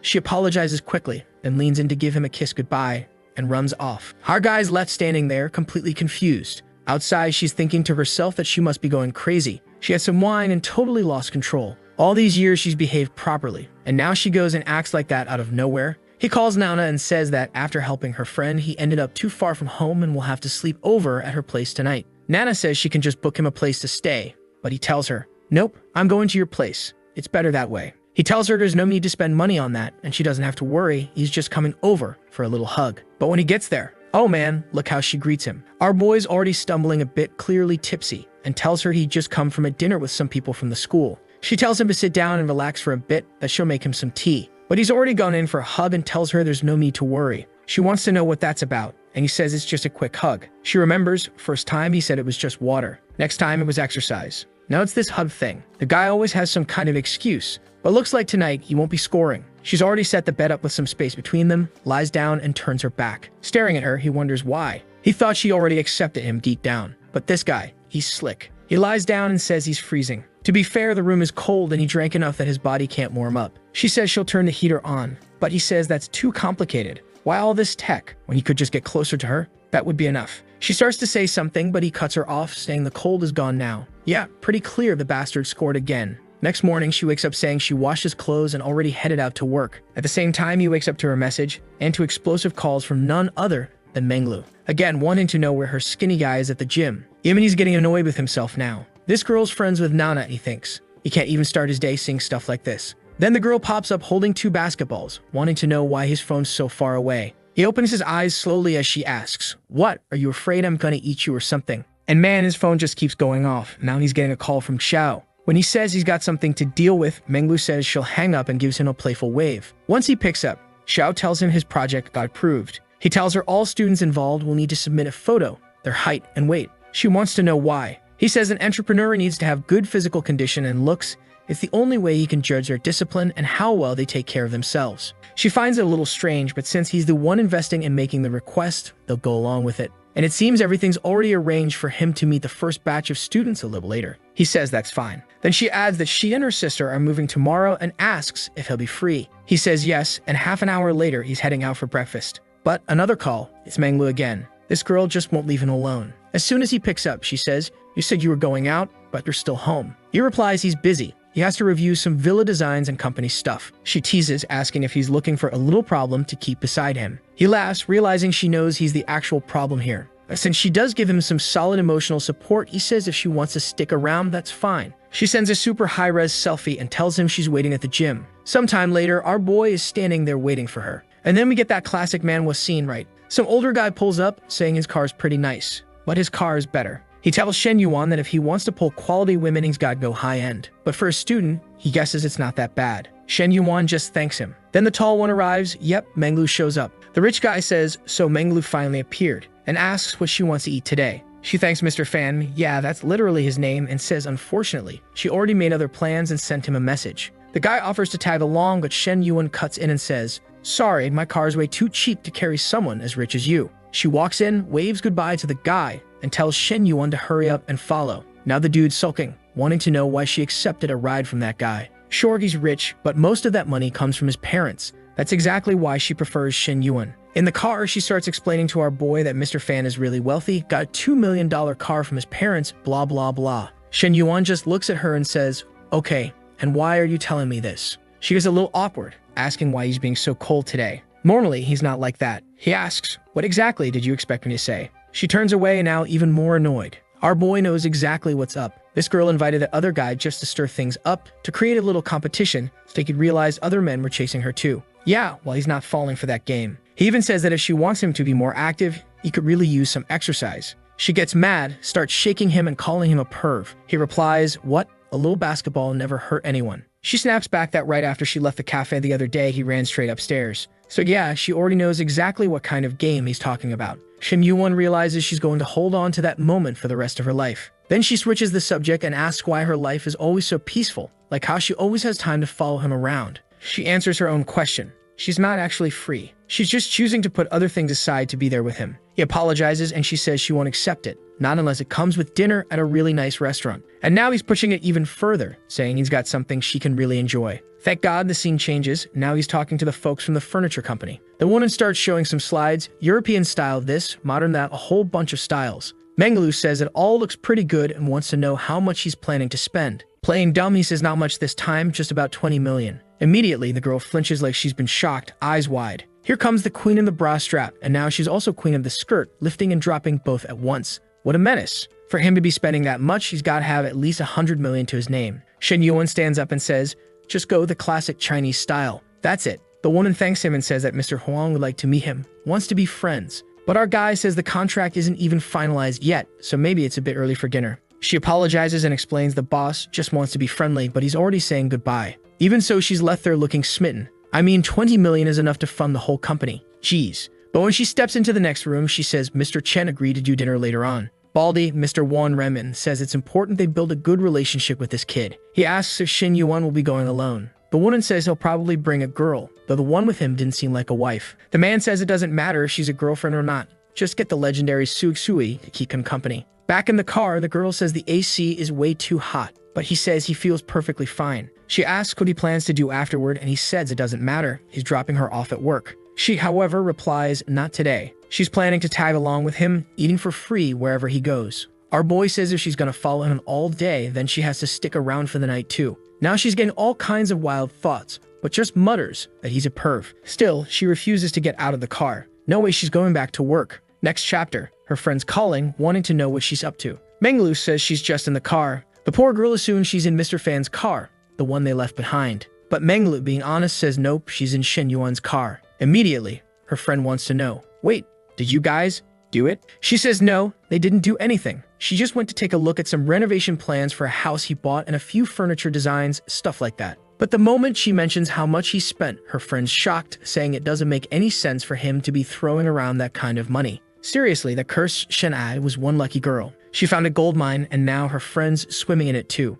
She realizes that the two girls who used to be neck and neck with her are now living the good life. Maybe it's because they're a bit more blessed in the upper department. Later that evening at the Nanjing restaurant, a guy greets Mr. Wan, wondering what he's doing there. Wan, the bald one, replies that he's waiting for a very VIP client. The guy wishes him good business and leaves, eyeing the girl with curiosity, wondering why Baldy brought along such a beauty. As soon as our boy parks the car, he lets the man know it's him. The guy rushes over in a bit of a panic to greet him. He immediately wants to know if the girl next to him is his girlfriend, and our boy flatly says no, just a friend. Her name's Liu. The man greets her, and now she's fuming. He didn't even hesitate a split second to say she wasn't his girlfriend. At the table, of course, the man wants to introduce his assistant designer, Sugsue. Shen Yuan greets her with a handshake and instantly notes how soft her skin is, how her fingers feel smooth like jade. She carried a kind of purity untouched by the world, unlike the ones always hanging around him. Baldy already notices that our boy seemed interested for a moment and says there's no need to talk business tonight. It's just a chance to get to know each other. The one next to Xue nudges her, telling her to toast with the esteemed Mr. Chen, that it's her chance to get close to him. She gets up and raises her glass.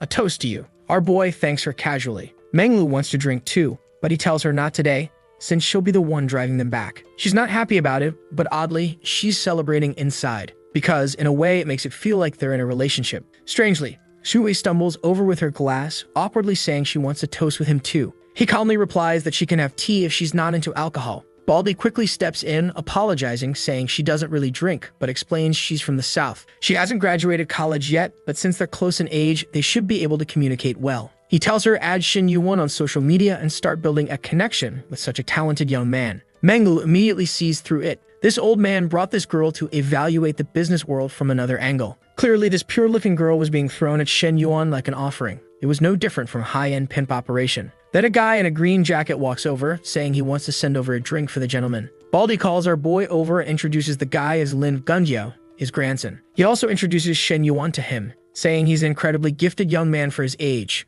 Weirdly, Gunjiao is super hyped to meet Shen Yuan. Why are you so red, dude? Man, I can't even remember this guy. He looked at Shen Yuan like he recognized him, but I have no idea where they've met before. Now my memory's fried. Seriously don't remember this dude. Baldy asks if they know each other. Our boy replies, kind of, not too much, not too little. Then Baldy tells his grandson that Shen Yuan bought a $10 million villa and is planning to spend another 20 mil on furniture. The kid is stunned. Turns out the egghead Baldy had been trying to impress for years is now here doing everything he can to suck up to Shen Yuan. So the kid decides if Grandpa's brown-nosing this guy, then he's gonna kiss up too. It was better to just follow his lead. The guy congratulates our boy and says that from now on, he'll have to call them Mr. Shen. 3 hours later, yep, the bald guy's inviting our boy out to karaoke. My god, he's had this kid on lock all day. He invites Menglu too, and she's hesitating. This girl is so fitness-focused that her whole life runs on a strict diet and perfect sleep schedule, all for the gains and that healthy glow. Shen Yuan tells her if she doesn't want to go, she can head home, get some sleep, and keep her perfect routine.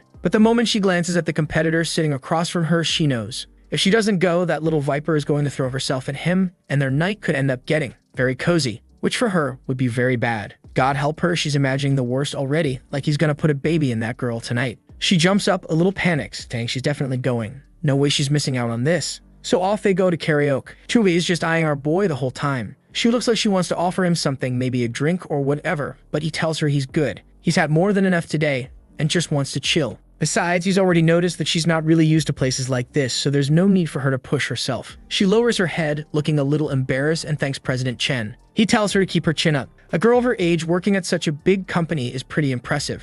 Oh no, this bastard's about to start playing his game with her now. And Menglu notices immediately. She asks if it doesn't bother him that she's sitting right there. He replies that the one who should be bothered is that Mr. Fan guy with the $2 million car. He's probably texting her right now. Of course she's annoyed that that's the thing he decided to bring up. And she wonders why none of her usual tricks are working on this damn guy. Then Sui asks if there's any song he likes, she'll pick one for him. He says he doesn't care, whatever she picks, he'll sing it anyway. Menglu tells him to quit staring at the girl like that. She's about to melt. He says he looks at her the same way he looks at Menglu. She immediately snaps, yeah, right. When he stares at her, all she feels is sleaze.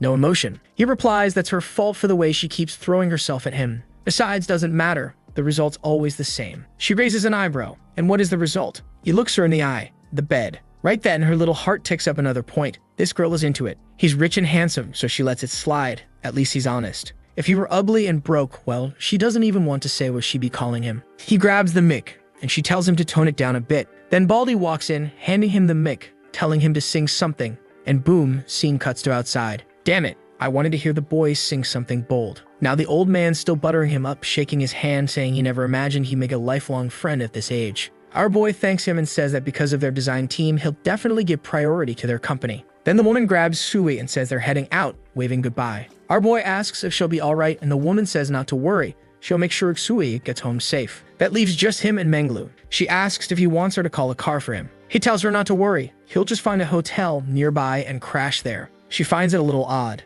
Why not just grab a taxi and go home? He replies, well, if you're that concerned, you could offer me a little spot to sleep. And the girl knows exactly what he means. The thing is, she's starting to feel like if she refuses too hard right now, she might just lose the prize. She grabs our boy by the shoulder, her heart pounding at 75 beats per minute, and says she's not the kind of woman who brings men home. She's a decent girl. But he just stares at her, a little confused, wondering why her affection level shot up so high. He tells her to forget it and asks where she lives. He'll call the cab himself. But now she changes her mind and says she's not going home. He wants to know then where exactly she's planning to sleep. She tells him to quit messing around and stop acting like a clown. He shrugs and says, all right then, and tosses her into the car. Inside, she's mentally baiting the heavens for him to be gentle tonight, unlike those sounds she heard back at the cafe. Meanwhile, the old driver watching through the rearview mirror is just thinking about her curves, her face, the airbags. Man, the life of the rich really is different. They pull up to the Grand Hyatt, the most luxurious hotel in town. And strangely, our boy says he wants to rent a suite for a whole month. What?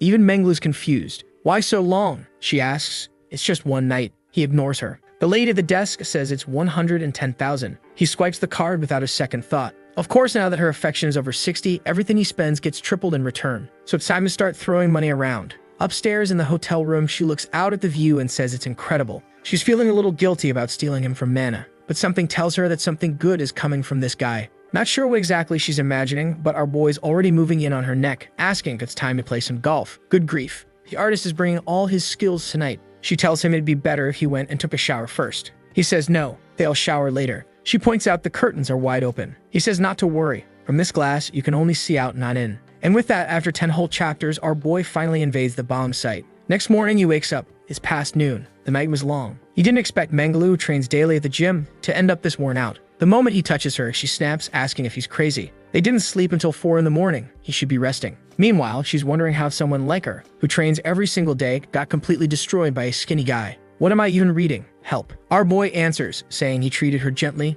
Normally he goes all night, but he held back. He's even calling her Lulu now, and she tells him to cut it out. She just wants a few more minutes of sleep. He says fine, he'll let Coach Leah rest a bit. When she wakes up, he's going to let her choose a car, as long as it's under 3 million. She bolts upright instantly and tells him to say that again. This girl, man, she's got a talent for this. She says if that's the case, then she loves him to death. Strangely, our boy starts wondering what Nana's reaction would be if she got a car too. This little devil Menglu quickly says she really likes a Porsche that costs just over 2 million. Is that okay? He says yes. Now she's thinking out loud, saying that once she talked with Nana, who mentioned liking Maseratis. But those are super expensive. Shen Yuan perks up. Really? Nana wants a Maserati? Her friend says he is. Wait, are you planning to buy one for her? The guy doesn't beat around the bush. He says he won't lie. He is interested. That's when Menglu realizes she's still not number one, especially since a Maserati costs at least 5 million. Next, we see her chatting with her friend on WhatsApp. The friend wants to know who she spent the night with at the Grand Hyatt. She replies, yes, someone took me there.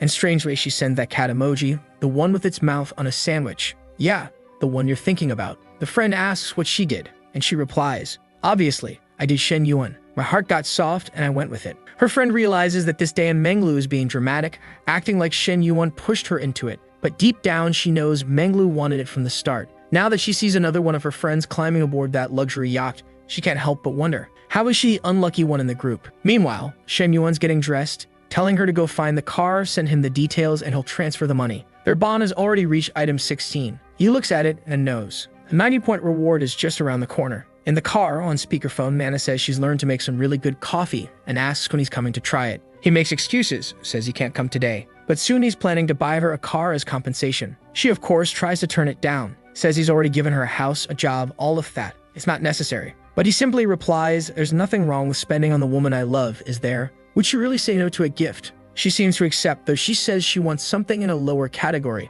like a Type B car, something cheap. He says it's got to be at least $2 million, and she's stunned. Then, the guy plays 4D chess, bro. Right after dropping the car news and catching her off guard, he slips in. By the way, something happened between me and Menglu last night. Does it bother you? She's still reeling from the car bombshell, but says yes. Of course it bothers her. Still, she knows she can't change him. He reassures her not to worry. There's a space in his heart that only she can fill. The poor girl is all choked up, emotional. Man, Shen Yuan plays so hard. I almost feel bad for the girls. Our boy is genuinely surprised by how much she cares for him, to the point she's worried about him spending too much. He tells her he'll be back to spend the night with her, and she softly asks him to please. She's giggling now, all flustered, saying she'll head back to work. Guys, the tables are turning. Shen Yuan is struggling to keep up his scumbag act. He's telling himself being a jerk is way harder than it looks. And just as he says that, guess who shows up? Advisor Lai Xiao carrying a bunch of boxes. Of course, our boy rushes over to help. The first box he grabs, it's full of bras, apparently made of paper. Cause those things just flew out like they had wings.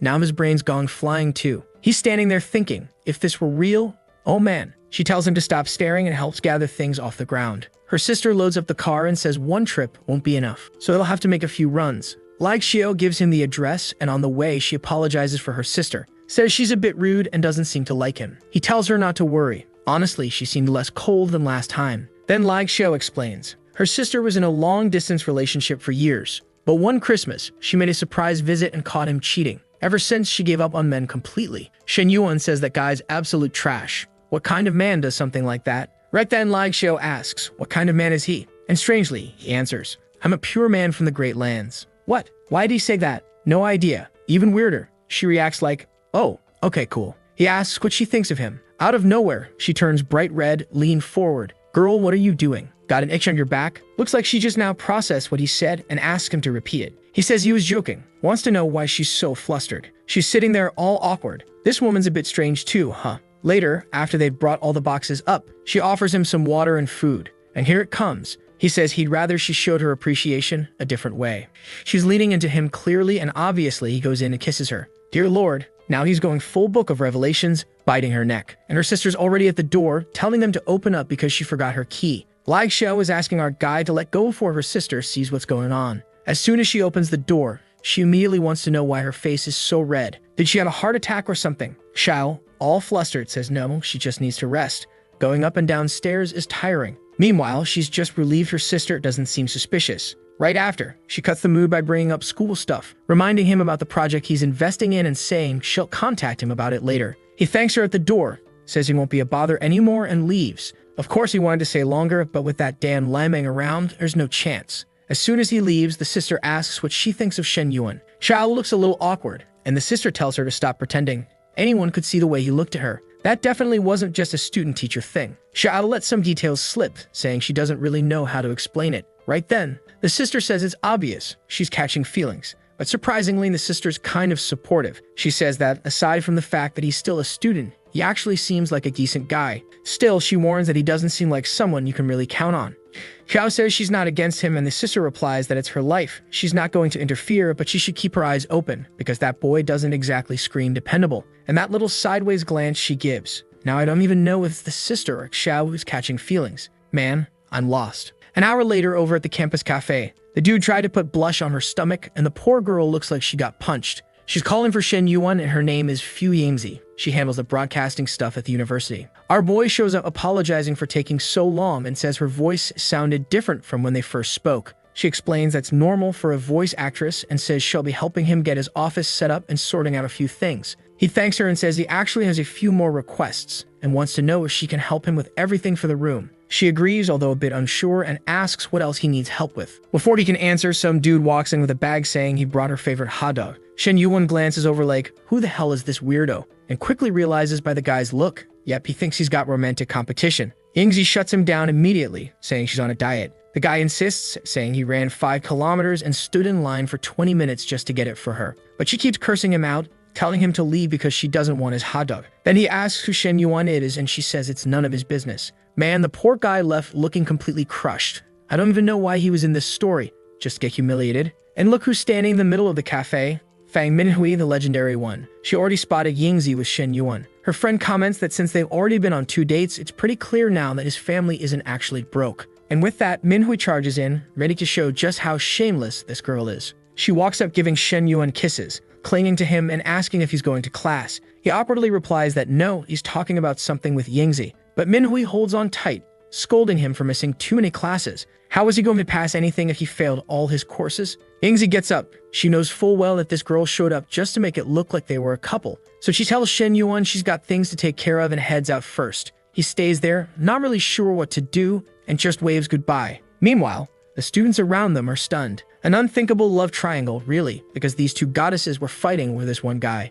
Minhui, a bit off, wants to know who that girl was and what they were talking about. But she knows Yingzi well, she has such a sweet voice, and there's no way she can let a snake like that get close to her Shen Yuan. Our guy tells her not to worry, they were just discussing the entrepreneurship initiative the school is launching with him. Though in his head, he's already thinking that Hui, unfortunately, is way too possessive. How was she supposed to keep up with his lifestyle? Still, he tells her he missed her, especially since it's been 2 days since they last saw each other, but sadly, she has class now. Not before she leans in and whispers something in his ear, then walks away with a flirty goodbye. He's left there thinking that this girl really is a sweet little menace. Right then, he gets a call from the Queen of Gold Diggers herself, Menglu the Bold, saying she's already picked the car he promised her. Only 2.5 million. And on top of that, she wants to know if they're going to the hotel tonight because she's already picked out 2 different outfits. He asks what kind of outfits, and she just tells him he'll find out later. But Shen Yuan had already made plans with Nana for tonight, plus Hui had also invited him out. Now the guy's torn between all these choices. Tough life, huh? Meanwhile, back at Like Show's place, her sister's bringing up the idea of making dinner and inviting him over. Yes, Shen Yuan. Chao looks puzzled, wondering why her sister's suddenly so supportive. And strangely enough, that girl doesn't seem right in the head either. She says that something about the way he acts makes her want to bite him, and then says she's obviously inviting him just to test the guy. Xiao agrees, a bit hesitant, and sends him a message saying her sister appreciated all the help and is inviting him for dinner. Our guy reads the message and wonders what kind of mess this is turning into. Even a master of time manipulation would have trouble juggling all of this. He decides man can't bite every apple in the orchard. This time he's going to turn down Hui and Coach Menglu. Now he's at the door, walking in all casual, thanking them, saying he'll eat whatever they're having. It's their home after all. Looking around, he notices they've just moved in, but the place already looks nice and tidy. He asks where the sister is, and she says she's still in the shower. But then suddenly, she turns and tells him not to come any closer. He's confused. What's that about? He just wants to help. She insists it doesn't matter and tells him to just go chill in the living room. He tries to push a little, saying he enjoys keeping someone company while they cook. But she keeps backing away, saying he's already standing too close. He replies that half a meter is already too far. She demands to know what he's trying to do and just pulls in close, saying he's not trying anything. He leans in and whispers that her sister's in the bathroom and probably won't be out anytime soon. You know how long women take. With a flash of heat, you already know what's about to go down. She kisses him quickly, but then pulls away, saying she needs to finish making dinner. A little later at the table, he tells her even Gordon Ramsay would be jealous of her dish. But Lai Meng cuts him off, telling him to stop flattering her and that she's got some questions for him. The sister asks how many girlfriends he's had, and he replies only 2. Why? Oh wait, she was asking how many he used to have, not how many he's dating now. I almost thought the dude was being way too bold. He gives that answer because as far as the public knows, he's only had a high school sweetheart and his ex-wife, that Dan one who left him. Meng comments that honestly that's already quite a few, especially considering her sister has never been with anyone. She's worried he might take advantage of her. Our guy's a bit disappointed that she thinks 2 is already a lot. She starts grilling him with questions. Does he have any sisters? Where are his parents? All sorts of things, and 10 minutes later he's already drained from answering so much. At least he's convinced now that if she's asking all that, then she must have talked things over with her sister, and they reached some kind of understanding. So even if it seemed like an interrogation, it was actually a good sign, meant he was heading in the right direction. He lightly taps her shin with his foot, and she instantly has a mini meltdown, wondering what would happen if her sister walked in and saw something like that. Right then, she gets up and says she's got dishes to wash and things to take care of. Lai Meng notices something's off. She knows her sister likes Shen Yuan, so why is she being all stiff and quiet? She asks if he wants to stay a bit longer, but he stands up and says no, he's got other things to do. Truth is, if nothing's going down in this battlefield, it's time to head off to the next mission. 10 minutes after he leaves, Lai Meng asks why her sister didn't ask him anything, why she didn't confront him. Like Xiao, still thinking about all the crazy stuff he's done, admits he does seem more mature. More so than most guys, but they're not even in a relationship yet, and he already acts that way, so yeah, dangerous. And by the looks of it, Shen Yuan was already fired up. He showed up at Shenna's place and started pulling her close, and she was just trying to figure out what the rush was. He told her to guess while rummaging around, asking if she still had that old uniform. Cut to the next scene, she's in uniform, asking why the heck he made her wear it. He just said, "Someday you'll understand," and launched the attack. Still, her affection was already at 90 smooth sailing. With affection past 50, the next girl was unlocked. He could choose to increase some stat,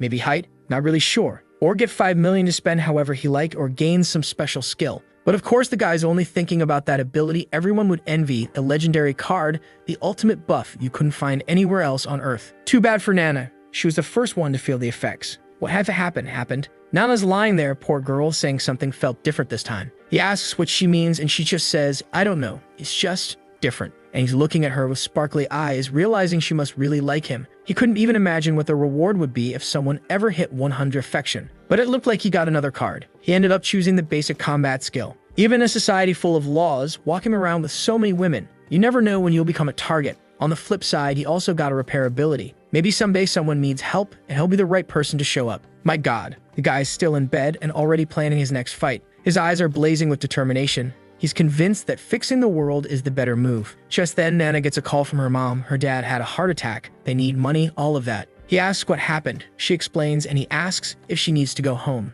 She says not tonight, it's already late, but she'll head there first thing in the morning. She knows that even though Shen Yuan is with her and cares, are not officially together, so she can't really ask him to go with her. She says it's fine. She'll go alone tomorrow. Apparently, he will let her go alone, but he tells her, "If you need money, just send a message. I'll take care of it." Next morning, he wakes up and sees that she even made coffee for him and left it on the table. As always, this guy's alarm is of course a video call from a girl, Nangzi, showing him that his spot at school is all ready. And it got done so quickly because she made all the poor suckers who are fans of hers do the work for free. As soon as one of them finished, he asked if she needed anything else, and she just told him to get lost. He tried to insist, saying he wanted to help the student council more, but she was like, "Just keep walking," and the poor guy was left there crying. Apparently, he's been trying for 3 years now, and then out of nowhere, Shen Yuan shows up and she suddenly turns cold. Thing is, she's falling for him because she knows that little setup at the school is basically a money pit. So if Shen Yuan dumped 10 million into that place, it means he clearly doesn't care about money. My god, she's already imagining herself as his secretary,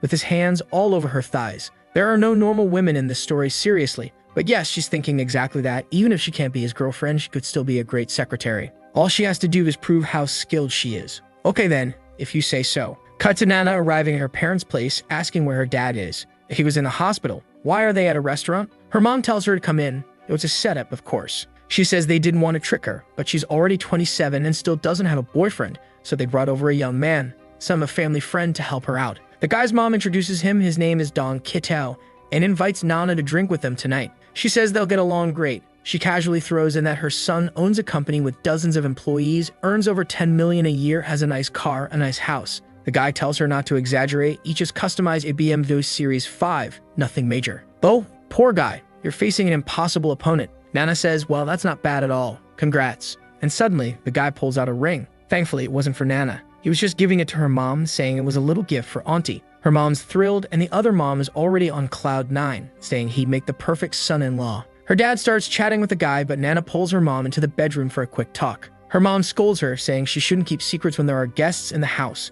But Nana wants to know why she tricked her into coming to a blind date without even considering how she'd feel about it. Her mom tells her she needs to think things through. The girl upstairs is younger and already has 2 kids. Wait, since when is popping out children the one and only benchmark for a woman's success? That's not just old-fashioned, that's full-on sexist. Honestly, it's her mom who's the problem here. Nana's so tired she doesn't even bother arguing. There's just no point. So she messages Shen Yuan, telling him everything, and right away he says he's coming over. She's startled, wondering why he's suddenly on the way. What's he planning? She turns to her mom all cheerful now and says a friend is coming. Her mom wants to know if it's a guy or a girl, and Nana just tells her she'll find out when they arrive. They keep sipping drinks. A few more minutes go by, and suddenly, guess who shows up, loaded with bags? Our boy walks in and introduces himself as her boyfriend. You could call the legend Shen Yuan, and yes, he brought gifts. Meanwhile, the other guy is standing there with a baby-sized wine glass. What even is that? Looks like a bottle cap. The parents, especially her bowling ball-headed dad, are totally confused. Who is this madman claiming to be her boyfriend when they've never heard anything about it? But Chen Wen just brushes it off, gestures to the mountain of presents, and says there's no need for all these formalities. From now on, they're all family. And the parents, they're just seeing gold reflected in their eyes, man. They ask how much all this costs, and he just says, oh, nothing big. Just a like on this. And do you remember how the last chapter ended? That idiot cuck went over there to deliver the rings, dying to marry our dear Nana. Problem is, he was already in the final boss's territory and had absolutely no clue. Poor guy. Her parents were in shock, staring at the shine of the gold, trying to figure out how much the kid spent. My god. And then Shen Yuan goes, oh, it's nothing. Just like 300 grand, no big deal. The guy's in the background just staring. Like, damn, now I'm screwed. He stands up. Auntie, didn't you say Nana had a boyfriend? Didn't you say she was single? The aunt, all awkward. How about you don't get mad? I literally just found out too. And I mean, a boyfriend this rich, why didn't she bring him around sooner? I don't know. The guy is completely lost. It's the first time he's meeting her parents, and he already dropped 300,000. He's making me look like a clown. He goes to the aunt, are you sure this isn't fake? I think this guy's lying. She goes, that's hard. Who would lie while spending that much money? Why would he throw away 300 grand just to keep up a story? Still, she decides they have to find out. The protagonist is standing next to Nana when the aunt comes over. Hey kid, you look so young. How old are you? He goes, I'm 21. Relax. She's stunned. 21? Hold on. He's 6 years younger than Nana. Something's off. The kid is model-level handsome, insanely rich younger, and he's with her? No way. Her dad, poor man, is basically going bald on the spot, sweating, not even knowing what to say. Then Shen Yuan goes, relax everyone, I'm still in school. I just do a little side job here and there, investing in finance, a few industries, nothing special. Yeah, but that little flex doesn't work on the aunt from hell. She's thinking this kid's full of himself. Everyone says they work in finance these days, so she tries to dig deeper. From what I heard, you want to marry Nana, right? You need a house, don't you? Have you bought one yet? He says, of course. I already have a house in my name and one in hers, both in Star City. Nana's mom looks at her son like, calm down, don't freak out. She's about to expose this kid's lies. The aunt goes, Chen, you don't need to pretend to be something you're not.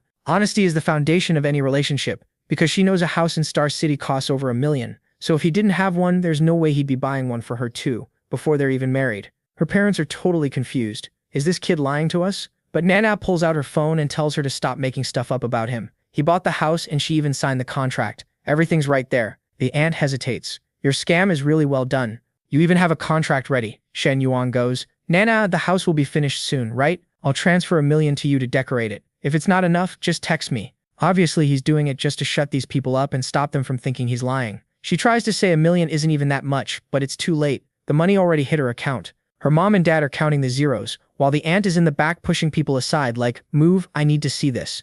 How did this kid just send $1 million like that? Now it's over? She just embarrassed herself by doubting him. The guy is in the background sweating bullets like, yeah, it really is the final boss. I'm done. Thank God the aunt threw herself in first to expose him. If I tried, I would have been the one getting humiliated. So I'm thinking, I'm grabbing my little gifts and I'm out. None of this makes sense, this meetup failed, but you know what? I can still come out on top. I'm gonna befriend this guy. Maybe those connections help me later. He goes, oh, brother Chen, you spent $1 million on decorating. Yeah, these houses aren't cheap, huh? Must be pretty big. Shen Yuan notices, this guy already understands what position he's in, and now he's trying to give me a chance to flex even harder. So Shen Yuan goes, nah, they're not even that big. Now this place was $3 million and mine is just a little villa around $10 million. Now the guy's basically kissing up. My god, $10 million. Your house must be unbelievable. I wish I could be like you, blah blah. The aunt is embarrassed and snaps, Yongdong, you really know how to mess up and suck up to powerful people. No shame at all. But she knows he might be family later, so she's about to do the same thing too. Oh my god, I should be calling you President Chen. I didn't know you were this impressive. I talk without thinking sometimes, and I can be rude, but I'm honestly amazed. The protagonist decides to be nice and says it's fine. Soon they'll all be family anyway. Her parents are still sitting there completely stunned, not understanding anything. Then a sister shows up. Oh no. The little sister comes bouncing in. Her name is Xin Yu. Yeah, Nana just brought another victim to the butcher. She's saying hi to the future brother-in-law, and he's staring like a starving dog outside a bakery, thinking, she looks a lot like Nana, but less mature, more innocent. It's crazy they came from the same womb, but this girl looks way more well-fed. Looks like that 3 million house is gonna come with a price. She'll have to share with the sister. At dinner, the protagonist is talking about how later they need to look at a house for everyone to live in. And the aunt is like, wait, he already gave Nana a house and now he's talking about buying something for the whole family too. The mom and dad still don't get it. Same blank faces. After a while, it's time to leave. Like, bye clueless mom. I'm gonna live with the rich guy. Her parents are like, what? Our daughter's abandoning the family? Yep, bye. Now they're in the bedroom. Oh my god, Shen Yuan, thank you. You helped me so much. She's all red, flustered, getting bonked on the head with a slipper. Then around 11 at night, she goes to check if the victim is awake. But she's the one who falls into the kid's trap card and plot twist. Boom, it flips. It's over. Another duel won. Meanwhile, someone wakes up, kind of lost, kind of confused. What's that? She sticks to the door, hearing the earthquake, or hearing someone calling the name Shen Yuan.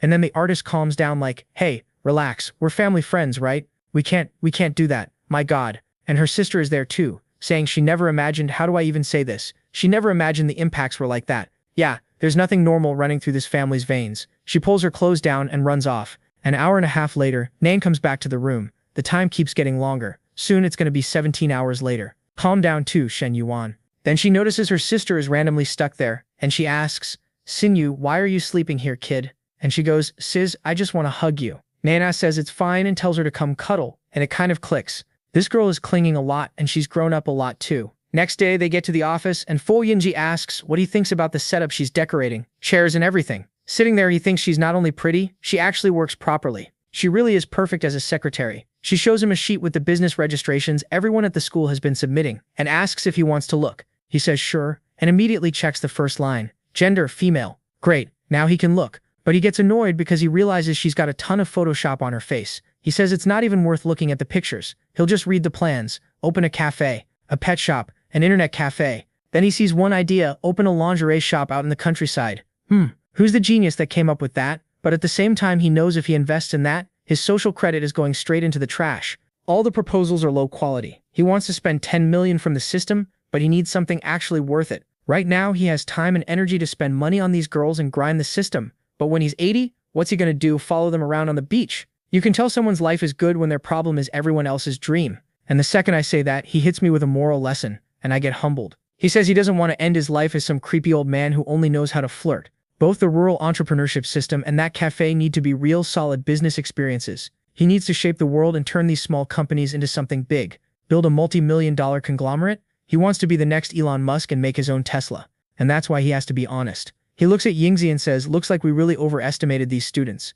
It's all bad proposals. Nobody understands the market. We need to redesign everything. She doesn't get shaken and says it's probably because the number of applicants is still small. He asks if the student league and the youth committee could increase promotion to reach more people. She says yes. Secretary Liu told her to support him if needed. She'll have campus staff promote his project on the radio and post more on social media too. What does he think? He says it sounds interesting. But for this second round, he also wants the questions to be way more focused on business, investment, marketing, and psychology. So now he wants to play the real game of life. Yingzi says she understands, writes everything down, and he thanks her for the work. And Shen Yuan is thinking it's the first time he's felt what it's like to give orders without just using money, which proves the system isn't only about making money, it's about power. And at that moment, Yingzi is his future. What is this? Did he fall for her too? Calm down. He's looking at her thinking he doesn't just want favorable people of the opposite sex in the way you're thinking. He also wants capable people. That's the real Sigma. Not only does the woman have to be hot, she also has to make money for him. Final boss behavior. Back at the fitness center,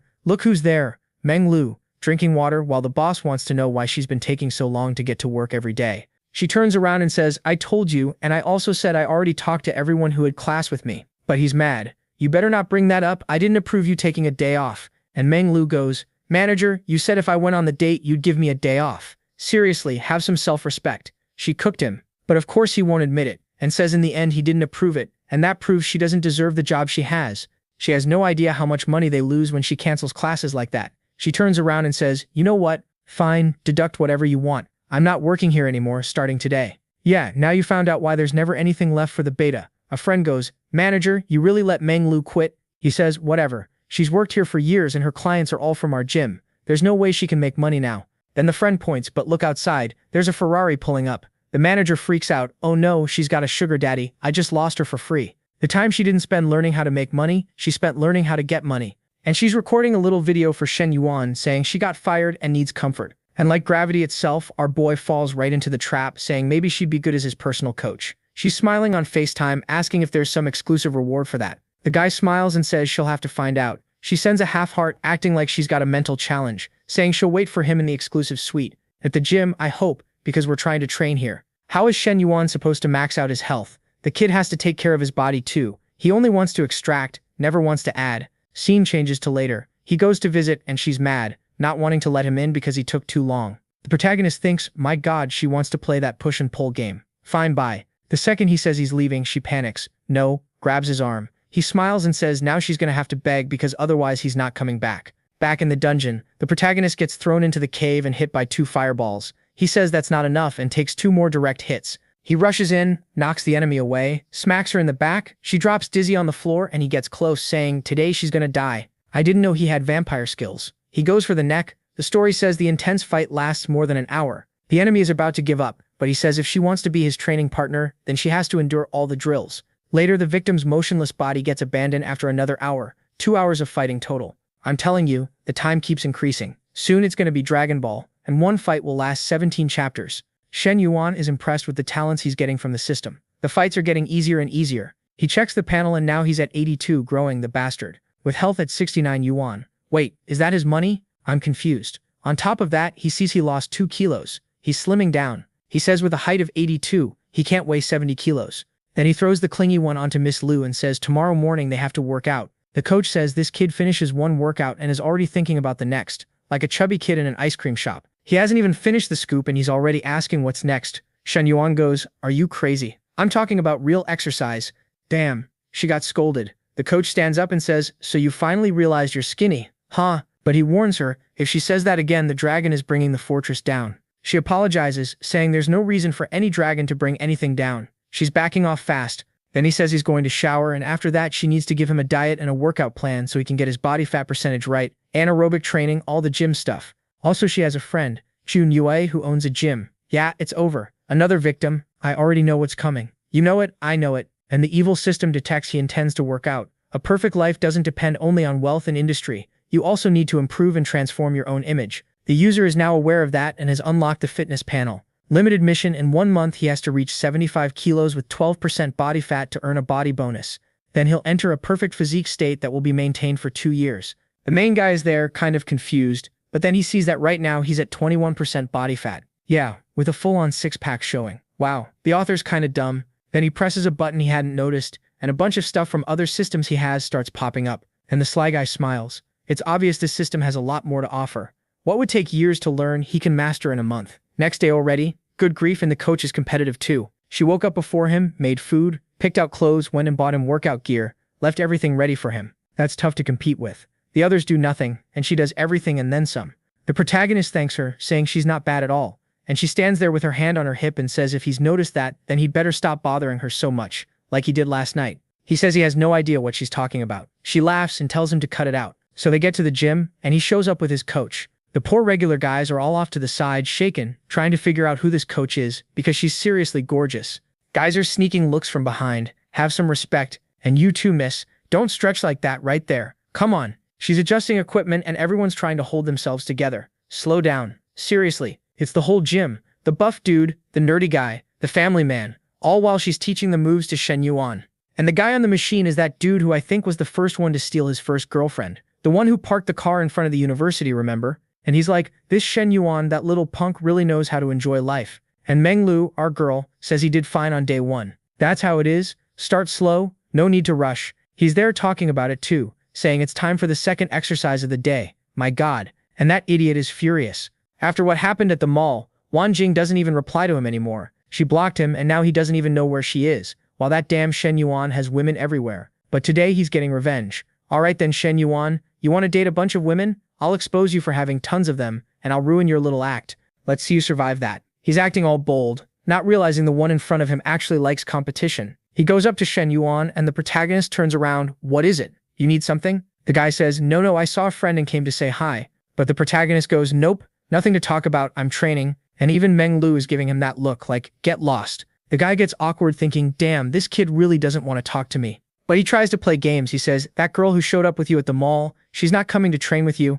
You two look super close and you bought her a bunch of stuff. He says it with that villain face. I can't stand him. Menglu doesn't care at all. She's stretching, helping our guy who's already getting jacked. The artist is trying to give him muscles on day one. The old guy is confused. What? She didn't react? Wait, did you hear? The protagonist cuts him off. Can't you tell nobody here wants to talk to you? We're not close, so leave. But the guy insists. You need to know this Shen Yuan is two-faced. He's got other girls, she just turns and says he can have 2 more, 3 more, and she'll still be happy by his side, and it's none of that guy's business. And if he spends his money on other women, he can do whatever he wants. It's his money.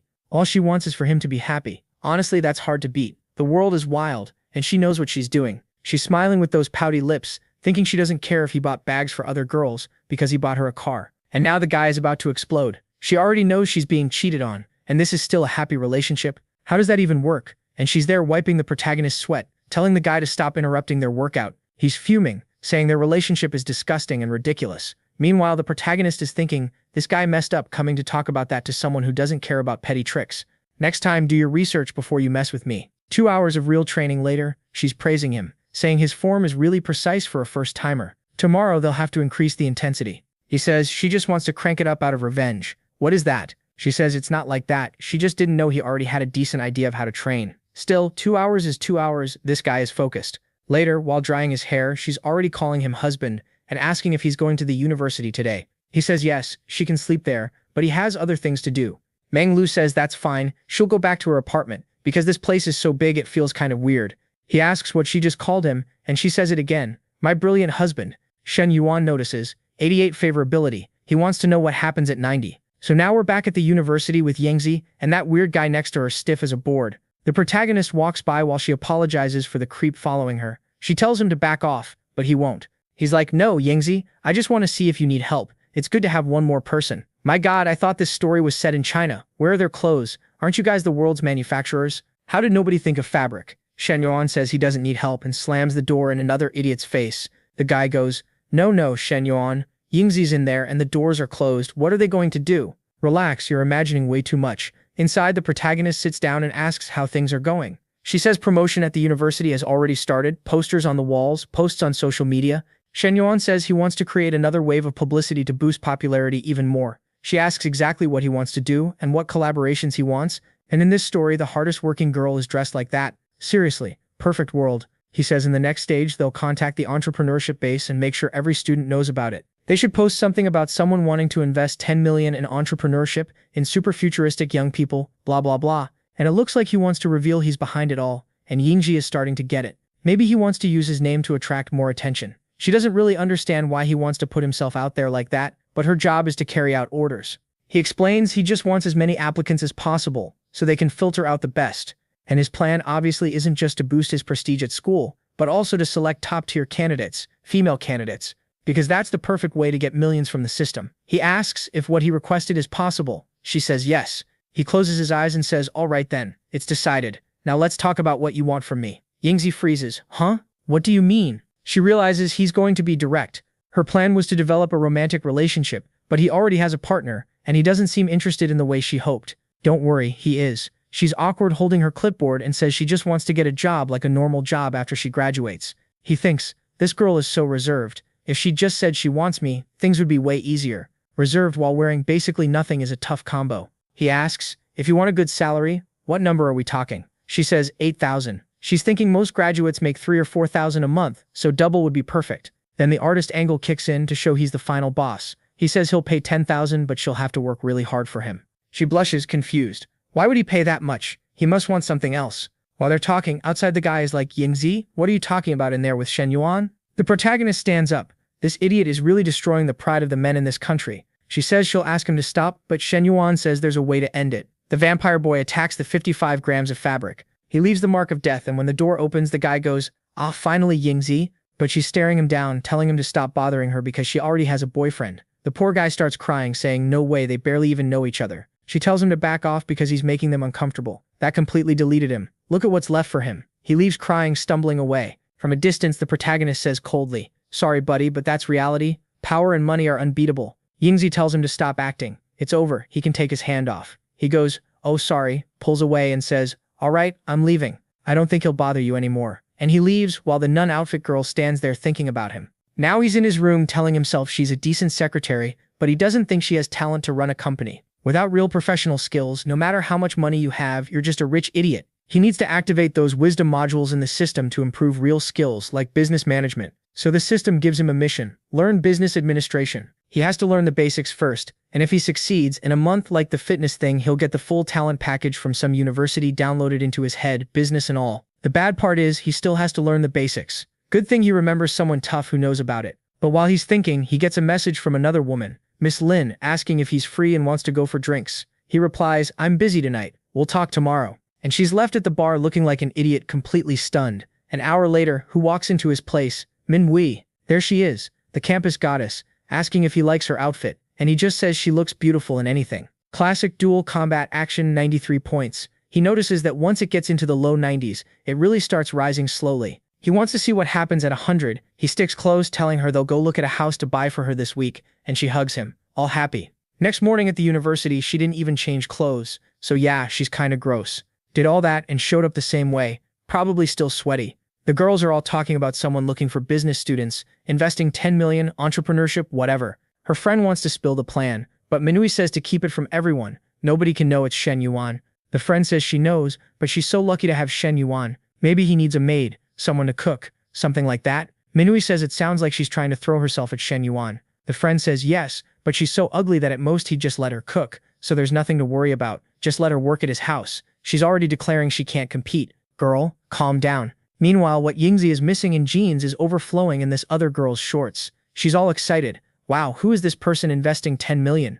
Cute innocent outfit, but she's saying she'd volunteer. Honestly, Yingzi looks more innocent than you. See? Clothing size doesn't mean anything. Life lesson. Then the friend who looks like she lives on Instagram tells her to stop dreaming. Like a guy that rich would ever look at her. With a friend like that, who needs enemies? Those two say they've already been humiliated by Shen Yuan. But when I messed up the first part, it was almost a year ago when I posted this, so I don't even remember who these girls are. But they hate Shen Yuan and want to know who the new rich guy on campus is. They'll find out soon. Busy campus. The protagonist gets into the car and sends a message because he needs some classes and a tutor to teach him business. She's sure he wants something else, but he says no, he really wants to learn. One thing leads to another. They're on the road and they arrive at the house to study. This time I hope he actually studies. Shen Yuan. You talked to the system, you asked for the business teaching system, so stay focused. He looks serious and says he's here to study. She tells him to come in and pulls out a book. Huge. She says it has all the foundational knowledge he needs. The poor guy's face, he only relies on the system and has never studied a day in his life. Do I really have to work like a normal person? And the intense study session actually begins. No euphemisms, no metaphors. It was straightforward. Then I spoke too soon. She asks why he's looking at her instead of the book.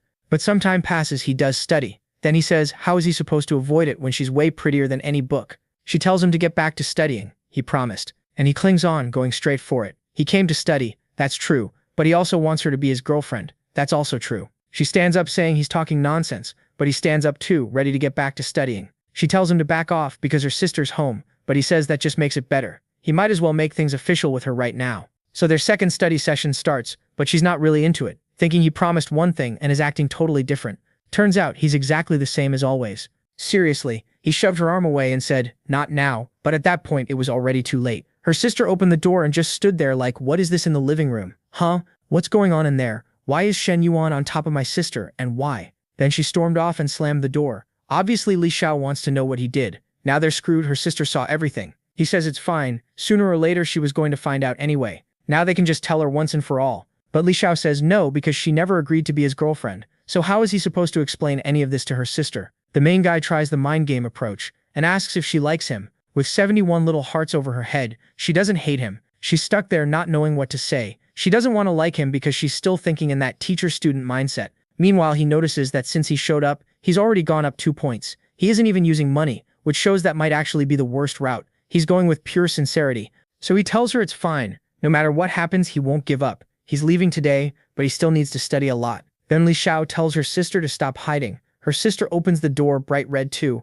wanting to know what the two of them were doing. Are they done? And now is she supposed to call Shen Yuan her brother-in-law? What's happening? Li Xiao says no, and that just makes her sister even angrier. Wait, if I'm not calling him brother-in-law, then why were you two in there studying so hard? Li Xiao is all twisted up in red, saying she doesn't really know what she's supposed to say. Meanwhile, the sister can tell Shen Yuan already won this one. Li Xiao just hasn't realized it yet. He's at an all-you-can-eat place, and when the meat he wanted got taken off the plate, he went looking for something else at Miss Lin's cafe. She's already apologizing, saying she only called him because she's sad and feeling down, and she hopes he understands. He sits down and asks what happened. You don't look happy. She's the married one, and that Shen Yuan guy, her husband, apparently doesn't come home. And when he does, he smells like another woman. She's thinking, he's out there doing whatever he wants so I can go out too. And if I cheat, so what? His horns are already huge.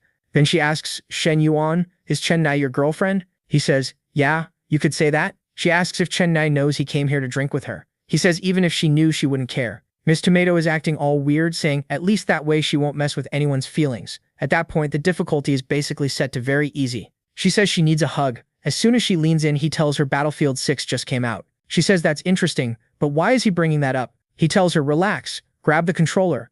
They queue into a bunch of matches and he lands headshots like it's nothing. She's impressed by this pro-level skill. He plays like some kind of angel. And half an hour later, it's over. What is this, Shen Yuan? You speedrunning now? Well, that explains it.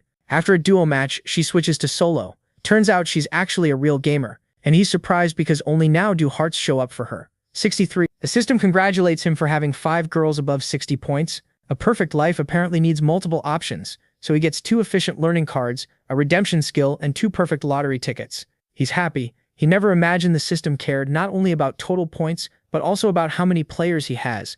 And that learning card gives you photographic memory for an hour. You can basically learn a whole book just by looking at the pages. The lottery card is literally the system's gacha. You can pull stat items, physical items, property, even cash. While he's sitting there like a total idiot staring upward and smiling, Lin says he looks pretty pleased with how things turned out. She loved it too, but now she's leaving, saying they'll continue next time. He's like, next time? Looks like she wants more. The next day, rumors are flying. Everyone's doubting that investor story, the 10 million, the business stuff, all of it. So he tells Yingji to reveal some of his data, so people know he really has the money. Done, one message, and that's enough work for him. Time to check the system again, because it's time to open the lottery tickets. He pulls the gacha, wins a house. No messing around, all he has to do is go to Rising Cloud City within a week to claim it. He knows that's a good area, so he's already thinking, let's keep going. He opens the next one.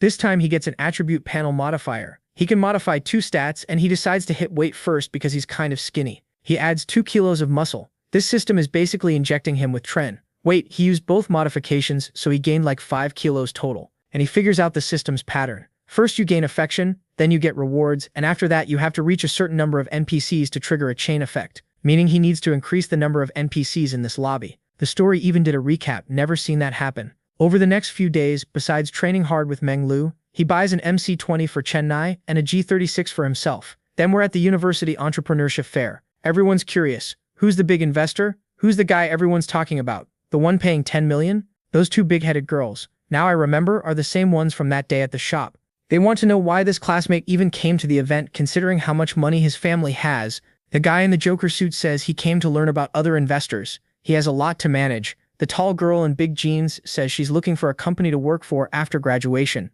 Does his company have an opening for her? He tells her to submit her resume. With his help, it'll be easy. Both of them are like, oh my god, you're amazing. He says, since they're from the same school, of course he'll help everyone. Sure, because they're women. The guys are watching this like hawks, thinking he's just here to show off in front of everybody. Big Jeans girl tells her friend, now this is a humble guy, totally different from that awful Shen Yuan. That idiot only has some random little cafe, but this guy has a real business. Her friend tells her to stop bringing Shen Yuan up. The image they had of him is completely ruined. He's worthless.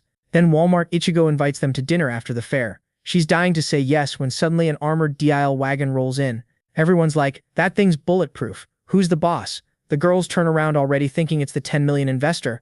Everybody wants to know who it is. Everybody wants to stick close. Everybody wants to meet him. The protagonist pops up at the window. What is this? He's calling them over to the car, asking if they want to ride back to the dorm. Did he just invite them? It's confusing. They're shocked, and the poor guy who always gets screwed already knows he's screwed again. Then the girl can't believe it. No way Shen Yuan has a car like that. She smacks her face on the glass. But he's not the real owner. He's just the driver, and the car is empty. So she calms down. He didn't call them over. He called his friends. Let's go, guys. Let's head out. And she's standing there like, wait, those are Shen Yuan's friends. They get in, and they're gone. The 2 girls are left there thinking, we're finished. We were trashing Shen Yuan, and he was the one behind the whole thing. Now the rumor that he has a dial wagon spreads across campus, and the girls are getting all worked up. While putting on makeup, one of them says that with a dial wagon, she'd accept it even if the guy were 60. And Shen Yuan isn't even 30. The other one up on the bunk bed says she found his WeChat and she's sending a friend request. The friend below says, you have a boyfriend. She replies that it doesn't matter. Shen Yuan would turn her boyfriend into an ex instantly. Yeah, the world is brutal, so you'd better choose who you keep around. Scene change. We're with Yingzi meeting the new victim of the day, Long Jinghan. And Yingzi, after I talk so much trash about her shorts, finally put on something decent. She asks what Jinghan wants. Jinghan says, I heard you know Shen Yuan. Can you introduce me? But Yingzi says, hold on. Aren't you doing that radio studio thing? Why are you suddenly interested in entrepreneurship? Jinghan says the job market is bad and she needs to be prepared. Yingzi thinks, yeah, sure, almost believe that. Then Yingzi starts thinking, Jinghan is 68 in height, big where she needs to be, slim where she needs to be, maybe she'd be good for Chang. And then she catches herself, since when am I out here hunting women for Chang? On the university forums it's still chaos. Everyone knows it's him now. His friend says, damn, your phone won't stop buzzing. He's lying there saying he doesn't even want to look. It just makes him mad. He wants peace. His friend says, you're mad because a bunch of girls want to add you? He says he wishes that would be nice. It's a bunch of guys messaging him trying to network and talk business, and he's not into it. His friend says he's wasting it. The girls are the ones he should be paying attention to. People are sending WeChat messages, even to his friend. But he says not to bother with those girls. It's too much work. His friends are furious, saying they've been at the university for 3 years and still haven't even gotten a whiff of female attention. At that point, they're truly desperate. So Shen Yuan explains, he only wanted to get famous because of this prestige system. He earns points the more people have a good social impression of him. With 500 prestige points, he can get more lottery tickets, which is the only thing that really matters. He decides he's going to meet Yingzi to talk business. He tells her to meet him at the office, but right away he gets a message, probably from Minhui, saying she wants to see him too, and telling him to go to the office as well. What is this, an office or a slaughterhouse? He tells his friends goodbye, says they don't need to wait for him to play, and leaves while they curse him out. You feel bad for the friends, but remember in chapter 1 when he went broke, they didn't even want to play League with him anymore. So yeah, they're fake. Right after that, Minhui is clinging to him, saying she missed him so much. He pulls her into the office while she asks what's going on with him being famous on campus. Everyone's talking about him. At this rate, all his personal info will get exposed. A guy like him away from home needs to know how to protect himself. She closes the window and he asks what protecting himself has to do with any of this. It's the most obvious thing ever. Life math is 1 + 1 = 2, and for Shen Yuan it's 2 people in a room equals add 1 more.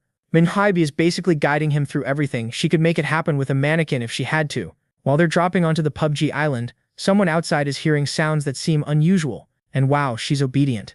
She runs off and stands to the side, saying a secretary's job at times like this is to make sure nobody comes in. But after an hour she's exhausted from standing there and he still hasn't come out. Then the door opens and Minhui walks out, coughing lightly. She stares her down and says, you heard everything, didn't you? Now you know Shen Yuan is mine, so don't get any funny ideas. Honestly, I want to see her try competing with Meng Lu. That would be insane. Back in the office, the poor girl who got called in to hear all this, he could have called her in right away, but instead he made her stand there for an hour. Then he praises the work she's been doing on the campaigns. She thanks him and says it's nothing. He's sure that with this many people interested, it'll be easy to find good candidates, and the projects can succeed. But now it's time to start filtering, and she asks what the criteria are. He says he wants to choose the best ones, people who represent the university's style. Even if their university isn't the best in the country, they still have some things comparable to elite schools.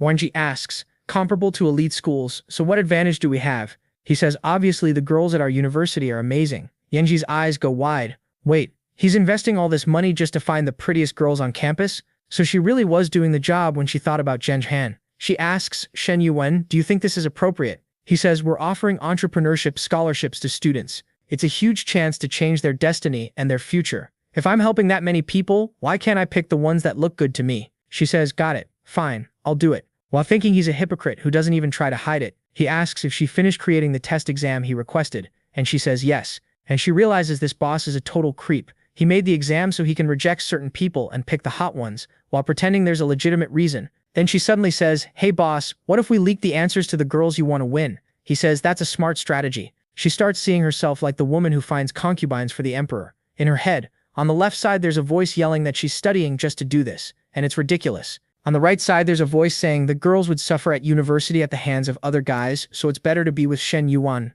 The two sides keep arguing while she thinks maybe she should just accept the job and do her best. Then she says she knows a friend from another class who might be good for the role. He asks her to tell him more, her strengths, what she's like. Yingzi starts describing her measurements. He cuts her off, easy, secretary. I want her age and what she does. She gets a little embarrassed. Sorry, I thought that's all you cared about. She's 19 and her name is Little Dragon. He stares, thinking, so I've got a chance to be a dragon tamer? Sounds interesting. Send me her WeChat. That nickname sounds kind of dangerous. Be careful. And right then Lin messages him, asking if he's free for drinks. He thinks it's funny. She said she'd call, but he didn't expect her to be that fast.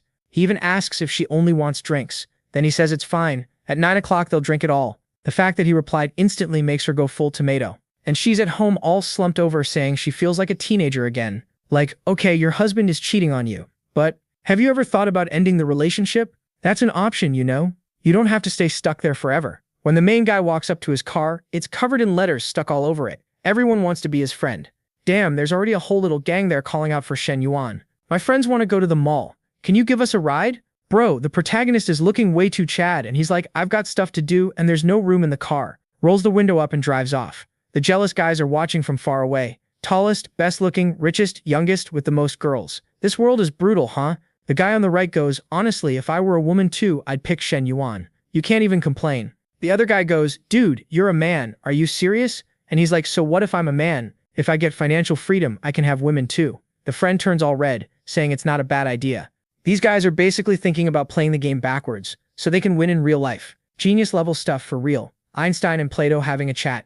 9 at night comes around meeting with Miss Lin. He asks, are you having problems at home? She says she wants to ask him something. What is it? And she goes, do you believe in love, Shen Yuan? He says he could say yes, he could say no. Back in school, he believed in love, the racing heartbeat, that kind of thing, like pure love. But after breaking up with Xiao Wanting and winning over every girl in the city, he still feels like something's missing. Lin says he's a really ambiguous guy. Then out of nowhere, she answers her phone and says, yeah, she needs a technician to fix the air conditioner. He asks when to send someone, and she says tomorrow afternoon or in the morning, either is fine. She thanks them, and the protagonist asks, the AC broke? She says it's been broken for days and she's been sleeping with a fan. He's like, come on, you're messing up. Why didn't you call me the expert? She's confused. Wait, Shen Yuan, you know how to fix air conditioners? And right then he goes and swaps that skill card thing, so apparently they use it on their body to pick up something basic this time. And he gets it, learns how to fix it. He literally grabbed a skill card just to fix this mom's air conditioner. And suddenly he's moving his fingers around saying he feels this weird agility he's never felt before. Probably the kind of skill you need for repairs.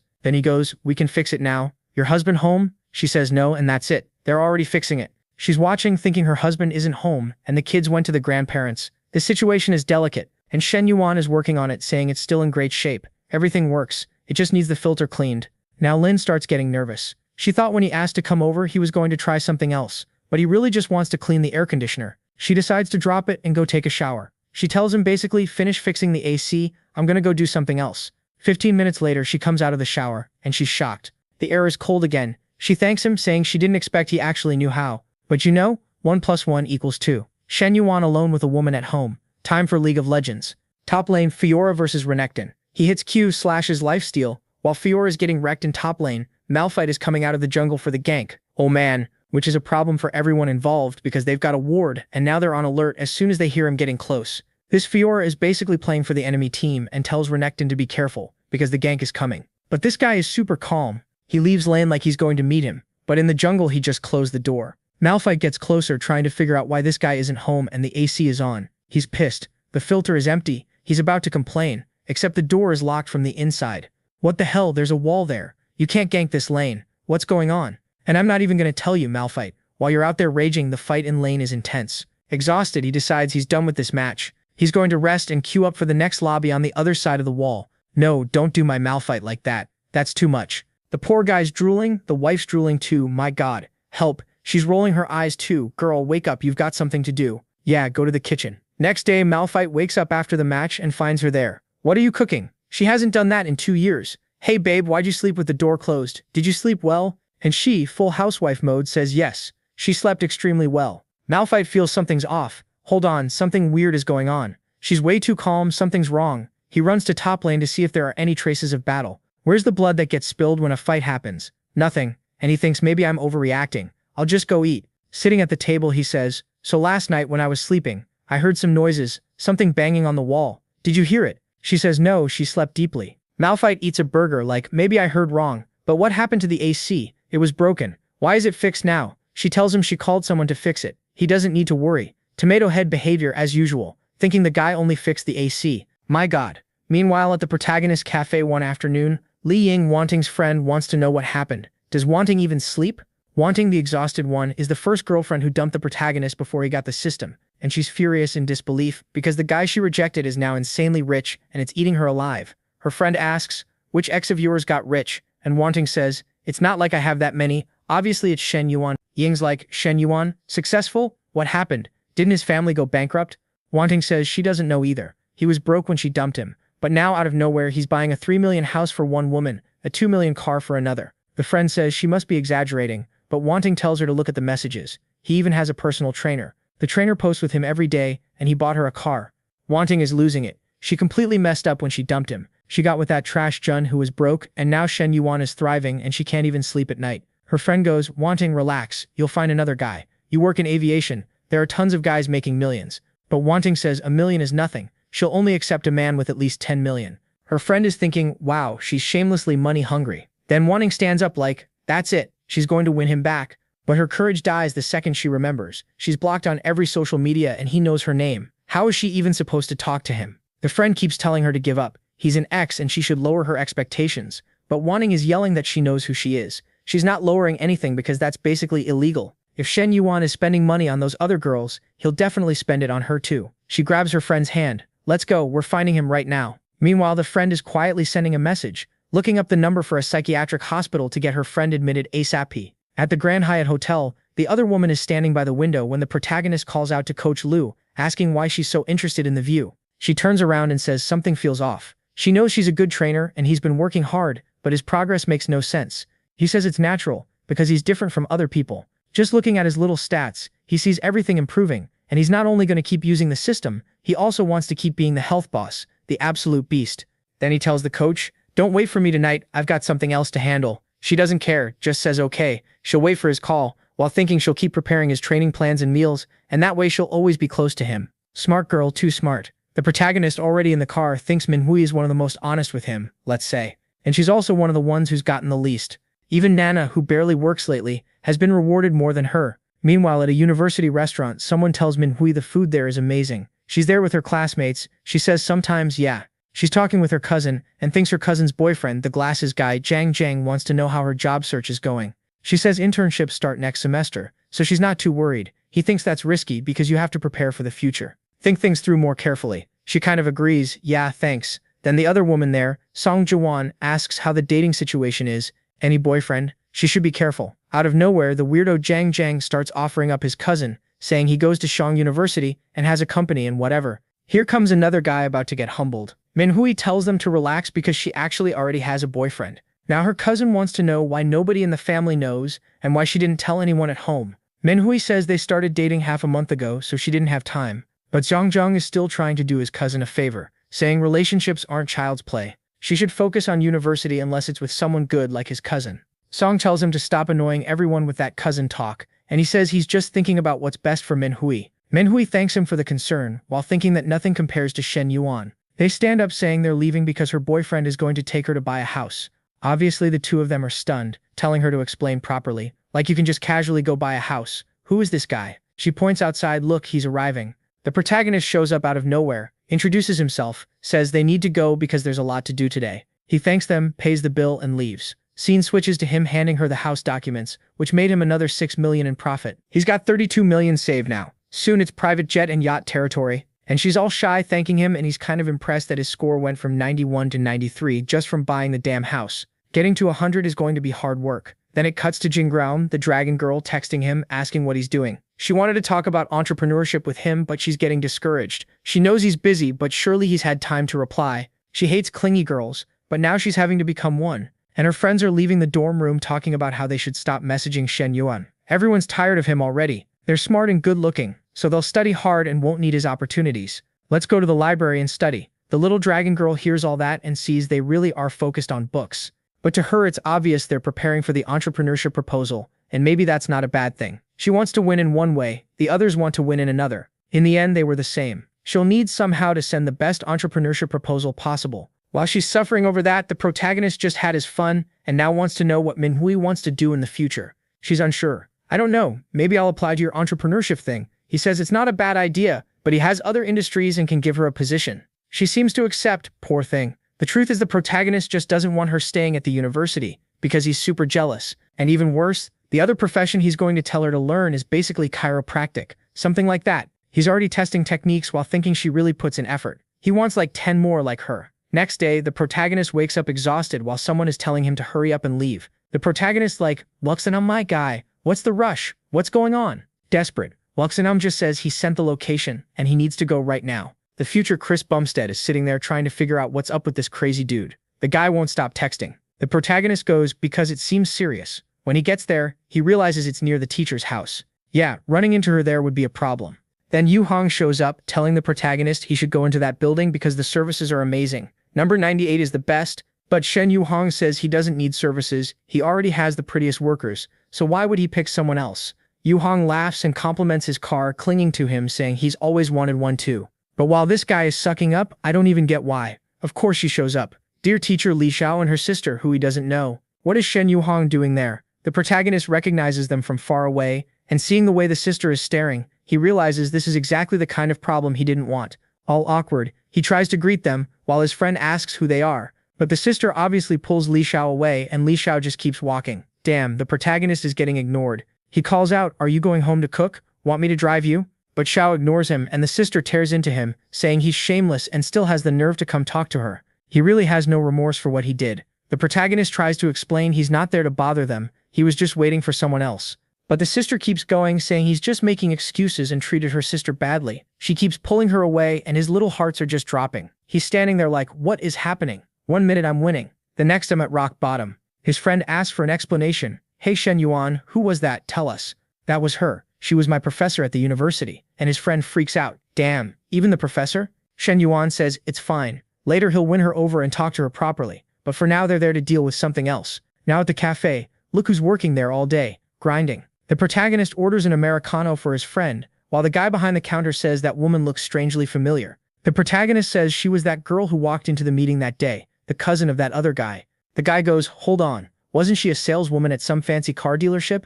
What's she doing here serving coffee? Wait, Shen Yuan, did you steal that guy's cousin girlfriend? The protagonist says no, he didn't steal anything. Everything that happens in this world is called mutual attraction, because the guy says the kid is seriously getting worse by the second.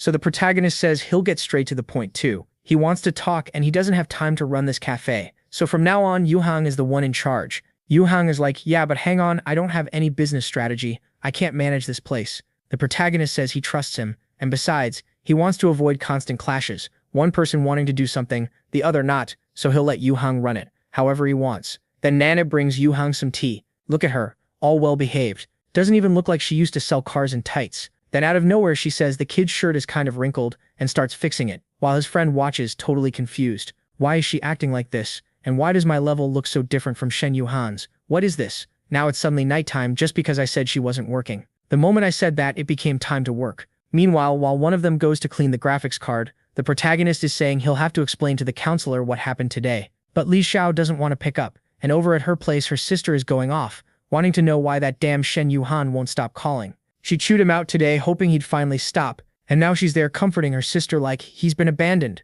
But honestly, he only backed off because you kept pushing him away too. Oh, so they're like this because they saw him in front of the massage place. Now it makes sense why she didn't say anything about it. And she wants to know why Shen Yuan went to a massage parlor. The sister tells the truth, 11 out of 10 men are like that. There's no way he can control himself, it's impossible, and Shen Yuan is one of the worst. The sister explains it's because they have physical needs that affect how they think. That's brutal. The teacher remembers the day he fixed her apron, back at the start of the story, and she remembers that he did all that and she still rejected him. Now she's sad, saying she made him suffer too much. She should have understood those needs, and then the sister says she's getting it all wrong. She wasn't supposed to reach that conclusion. Shen Yuan is the problem. But the sister, looking at her face to face, can tell Li Xiao isn't really convinced.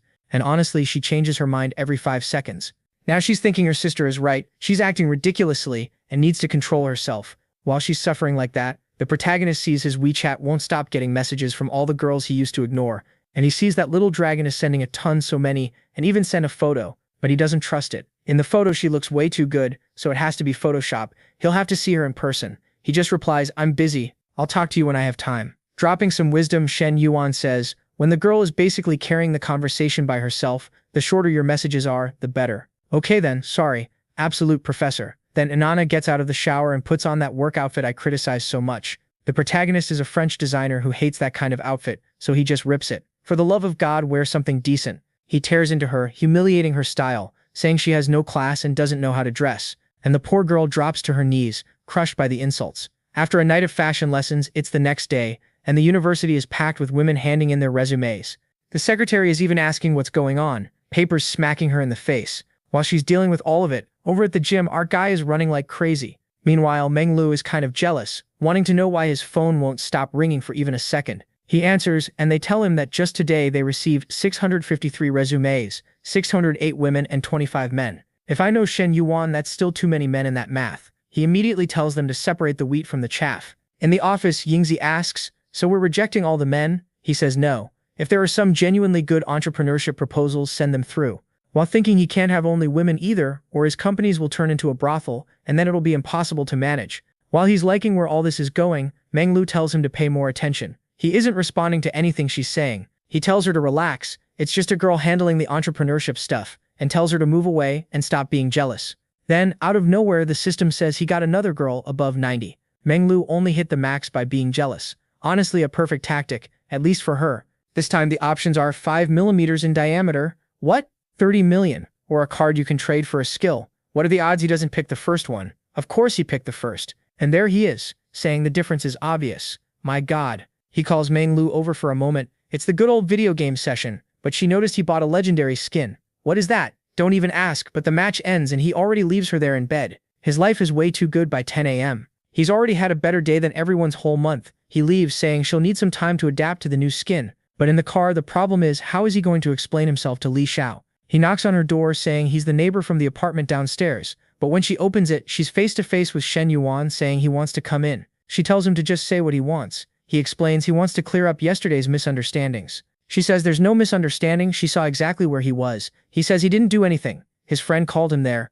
She says she doesn't believe him and doesn't want to hear it. He can leave. And he keeps pushing because of course he does. He says his childhood friend called him to talk about business, and right when he got out of the car she showed up, and he wasn't going to go into that club and so on. Xiaotu says she doesn't believe any of it. He's making it up. Then he shows her the chat with the timestamps, making it clear he really went because his friend asked and the time matches. She gets kind of awkward, realizing he actually had a reason and the evidence is solid. Okay, calm down, the heart rate is climbing. Then she gives an embarrassed apology, saying she didn't think his reason was real, and the protagonist is impressed. The recovery was good, we're already at 72. And here he goes. Well, now that we cleared that up, I'm thirsty. How about a glass of water? She says no way, she knows that trick. He starts acting dramatic, saying he had to talk so much to explain himself. His throat is dry, how is he supposed to leave now? He just wants a glass, that's all. She asks if it's true. He says yes. She tells him to wait there, slams the door in his face, and then, here, take your bottle, idiot. He's like, she did the most obvious thing and left me outside. She really slammed the door. Even an older lady walks by, saying, kid, you're too impatient. Haste is the enemy of perfection. He claps back. Without haste, either your food gets cold or you only get leftovers. She likes that too, saying, I don't know, this kid's got a pretty smooth mouth. Then, when he's getting to the car, Xiao, the dear teacher, messages saying it's fine for him to go out and talk this weekend. Then suddenly Shu Weiwei, who I think is Little Dragon, not sure, wants to video call him. Someone says the electrical installation system is ready and he needs to take a look too. So that's who was calling. Who even is she? I don't even remember anymore. There are so many women she exists in the story, but who is she? He asks if she waited and she says not long. He asks why she looks so nervous. What's the problem? Let's go check it out, stop stalling. Poor girl got scolded and immediately leads him out, telling him to choose what flooring will go in that area. She walks through the garden, saying the entrance area was built too, according to his instructions. The protagonist says she really is doing everything he asked. She even deserves dinner. She apologizes to boss Shen Yuan and says she already has other plans tonight. So what's he going to do? He asks what the plan is, and she says she has to cook for her brother and sister. Okay, honest plans. Then out of nowhere she trips on a potato and falls, bumping into him by accident. The protagonist says girls these days are bold, and she apologizes. The author suddenly throws in rain, both of them getting soaked. Oh my god, it's raining so hard, we need to cover ourselves. Okay boss, my hair is white, don't look. Girl, I'm trying not to, but it really draws attention. She's red-faced, coughing, startled, and he hugs her, saying she can't get cold like this. And this one too. Yeah, I can already imagine what she's imagining. My god, and that's when I didn't even remember who she was. Shen Yuan is on a completely different level. Even I, reading his story, can't keep up with the team he's building. I'm getting lost. Did the rain stop? No, right away. The little troublemaker had already taken off.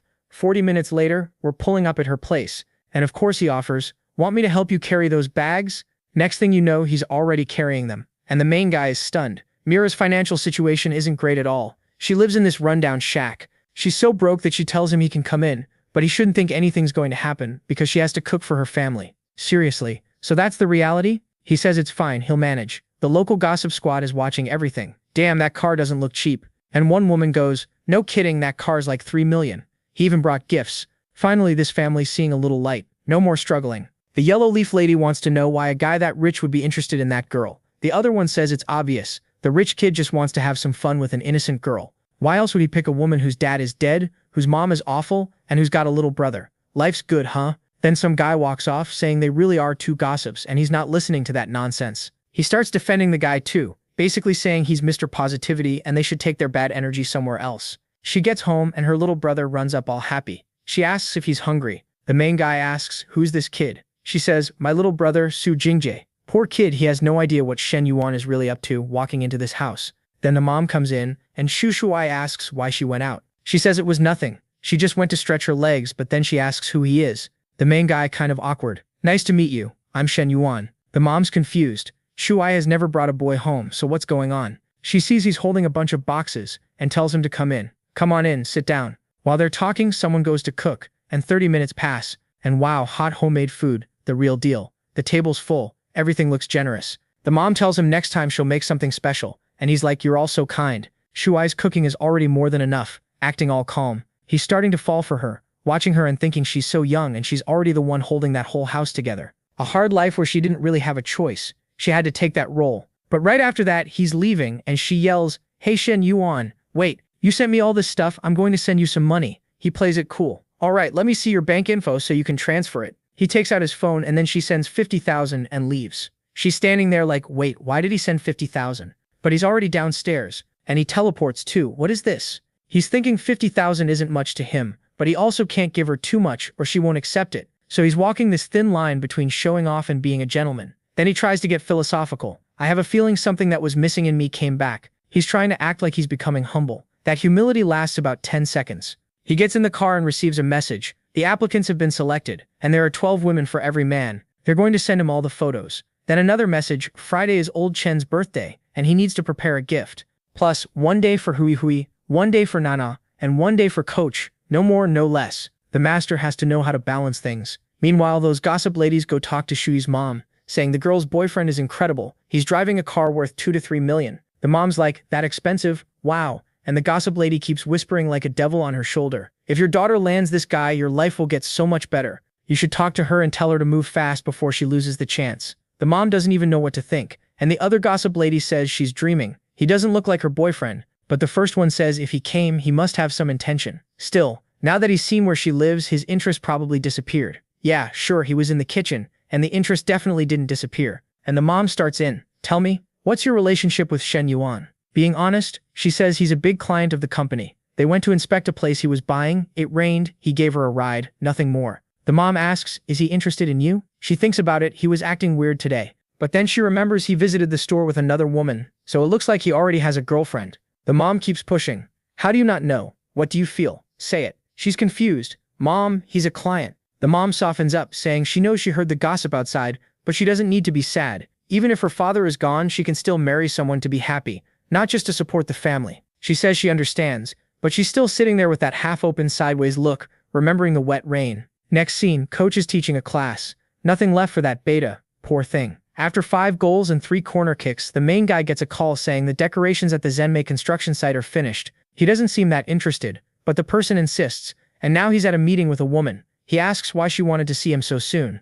Did something happen to Shui? Turns out it's the girl's boss returning the 50,000, saying Shui decided not to accept it. He admits he did it, but he didn't expect that. He explains the girl seemed really worried in the morning. They asked about her situation, and she found out. It messed with her head, and he shouldn't try sending the money again because they won't accept it. Shen Yuan loses patience. You called me here just for that? The woman asks him not to think Shui is greedy or anything. He says he gave the money with no intention behind it. He doesn't want to keep talking, just send the money back to him. Then 50,200 comes in. She even added 200 extra for the gifts he brought. He asks if Boss Wan is taking Shui out drinking with clients. She says no, the only thing Shui does is supervise his construction projects. He says fine and that he's leaving. Inside though, the boss actually wanted Shui to accept Shen Yuan's offer so her life could improve. But it looks like she doesn't give her body and soul away that easily. Speaking of body and soul, Mommy Lin calls him, wanting coffee and drinks. Shen Yuan is really losing it. He says they'll go straight to her house. She says her husband is coming home, and he says maybe that's even better. Poor husband, about to get cheated on again in his own house with him there. The world is brutal. Shen Yuan says he needs to eat first so he'll have the energy to fix the air conditioner. When he gets there, she's in full cooking mode. She's making pork liver. Good lord. He says he knows she picked those ingredients on purpose. No idea what the vibe is, but apparently it gives energy or something. He asks if she's cooked it for her husband before, and she says no, she just learned online. He starts helping with the ingredients, and it gets cooked fast or not. Actually, it's an hour later. What a hard soup to make. He drinks it and says it's delicious. She says she can cook for him whenever he wants in the future. He says that could be kind of inconvenient if her husband shows up, but she says it's fine, she wants a divorce. He congratulates her, saying that's a big step. Even though he's enjoying the adventure, her happiness matters more. And best of all, once she joins the system, he'll be able to make more money. Outside, the husband arrives and sees the G-Wagon. He's like, who around here has a G-Wagon? Nobody here is that rich. Then he thinks, wait, didn't I see that guy with Chen Na at the car dealership?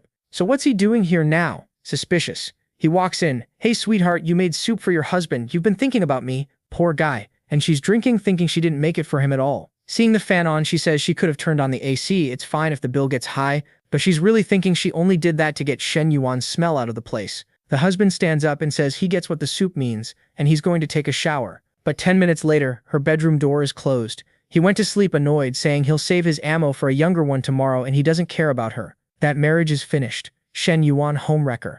Even though that home wasn't exactly holding together anyway. Next day, there's a bunch of women gathered. Yang Zi is proud, saying that considering Shen Yuan's options, she managed to get tons of girls and very few men. And they're all goddesses from different years at the university, like the one in the blue suit, Yayun. She's a flight attendant everyone loves.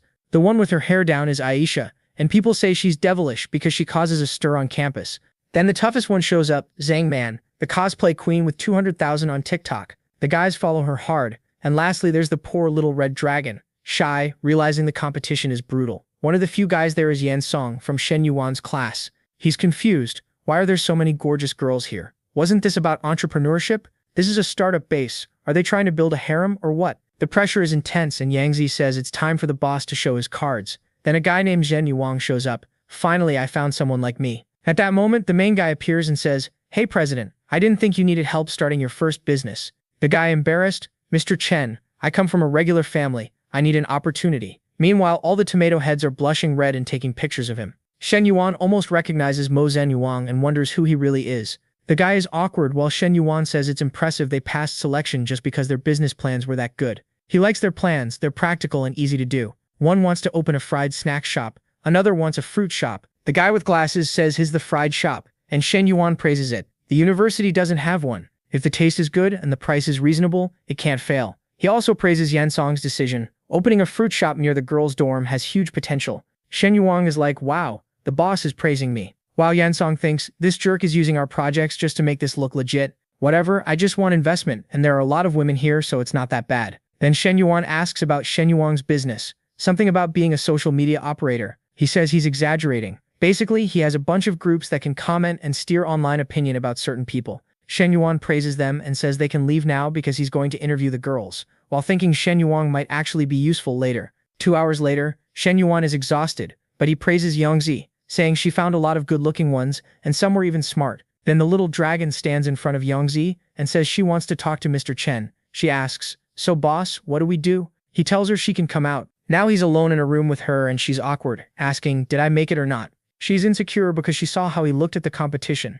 Those two girls stole his attention. Shen Yuan says they still need the final evaluation and they can set a few spots. She asks if she has a chance and he says her chance has arrived. Long Zhenghan realizes that him letting her in already proves it. But what is she thinking? She starts listing credentials, an international public secretary certificate, a certificate in economics, a bunch of stuff. She can handle cash flow, client recovery, and all that. But he says for those jobs an experienced senior would be better. Long Zhenghan is shaken. Lately lots of guys have been chasing her, but she doesn't want anyone poor or ugly. And now she finally found a big fish. She can't miss this. She decides she has to take the risk, stumbles, grabs the guy's tie, and practically chokes him. No way. And the villain is thinking he knows great accountants, but great accountants who are also gorgeous are rare.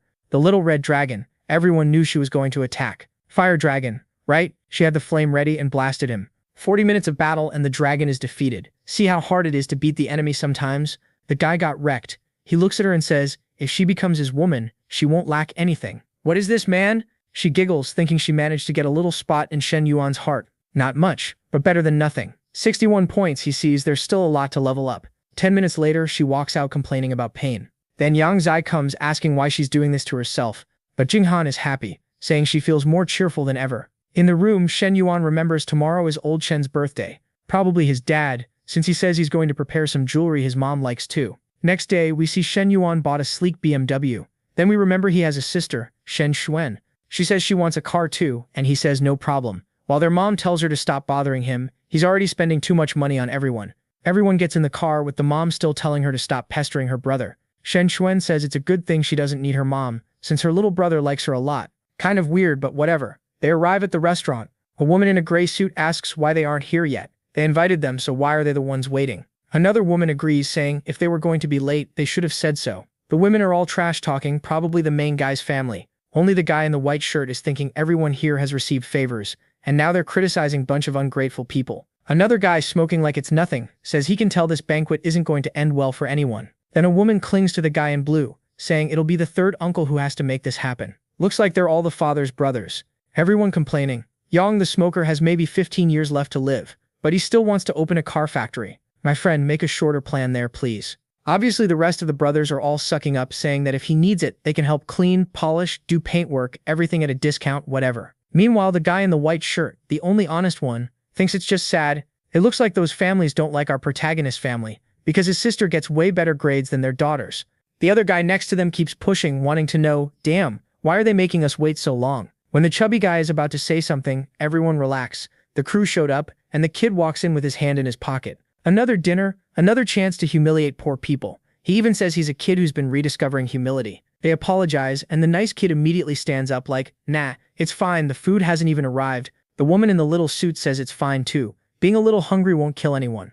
Then the guy with glasses, Wong, tells her to shut up if she doesn't know what to say. Yeah, there it is, already throwing a jab. Like if you were busy and couldn't come, you could have at least told us. So we could have picked you up or waited, right? Because he's assuming they didn't come by car, had to take the subway, and that's why they were late. Finally, he gets to humiliate these idiots. The protagonist stays polite. Third brother, next time we'll call you then. Perfect. Yang keeps his hand in his pocket, thinking this kid isn't giving him a chance to embarrass him. So he figures he'll have to do something bolder. While someone's drinking, he fiddles in his pocket like he's grabbing a key, stands up and kind of tosses it onto the table so it clinks down. He stares at the uncle next to him like he's saying, pick up that key and ask what car it is, you bastard. But the one who does it is Shen Yuan. Oh, uncle, looks like a new car, huh? Which one is it? And the uncle goes, ah, you know how it is, kid. My Volvo was getting kind of old, so I had to switch to an X7. Nothing too expensive. The protagonist goes, damn, uncle, 1 million, you don't think that's expensive? You really keep a low profile with the money you've got. Now the guy's feeling himself. Ah, thanks. You've got to learn from your elders.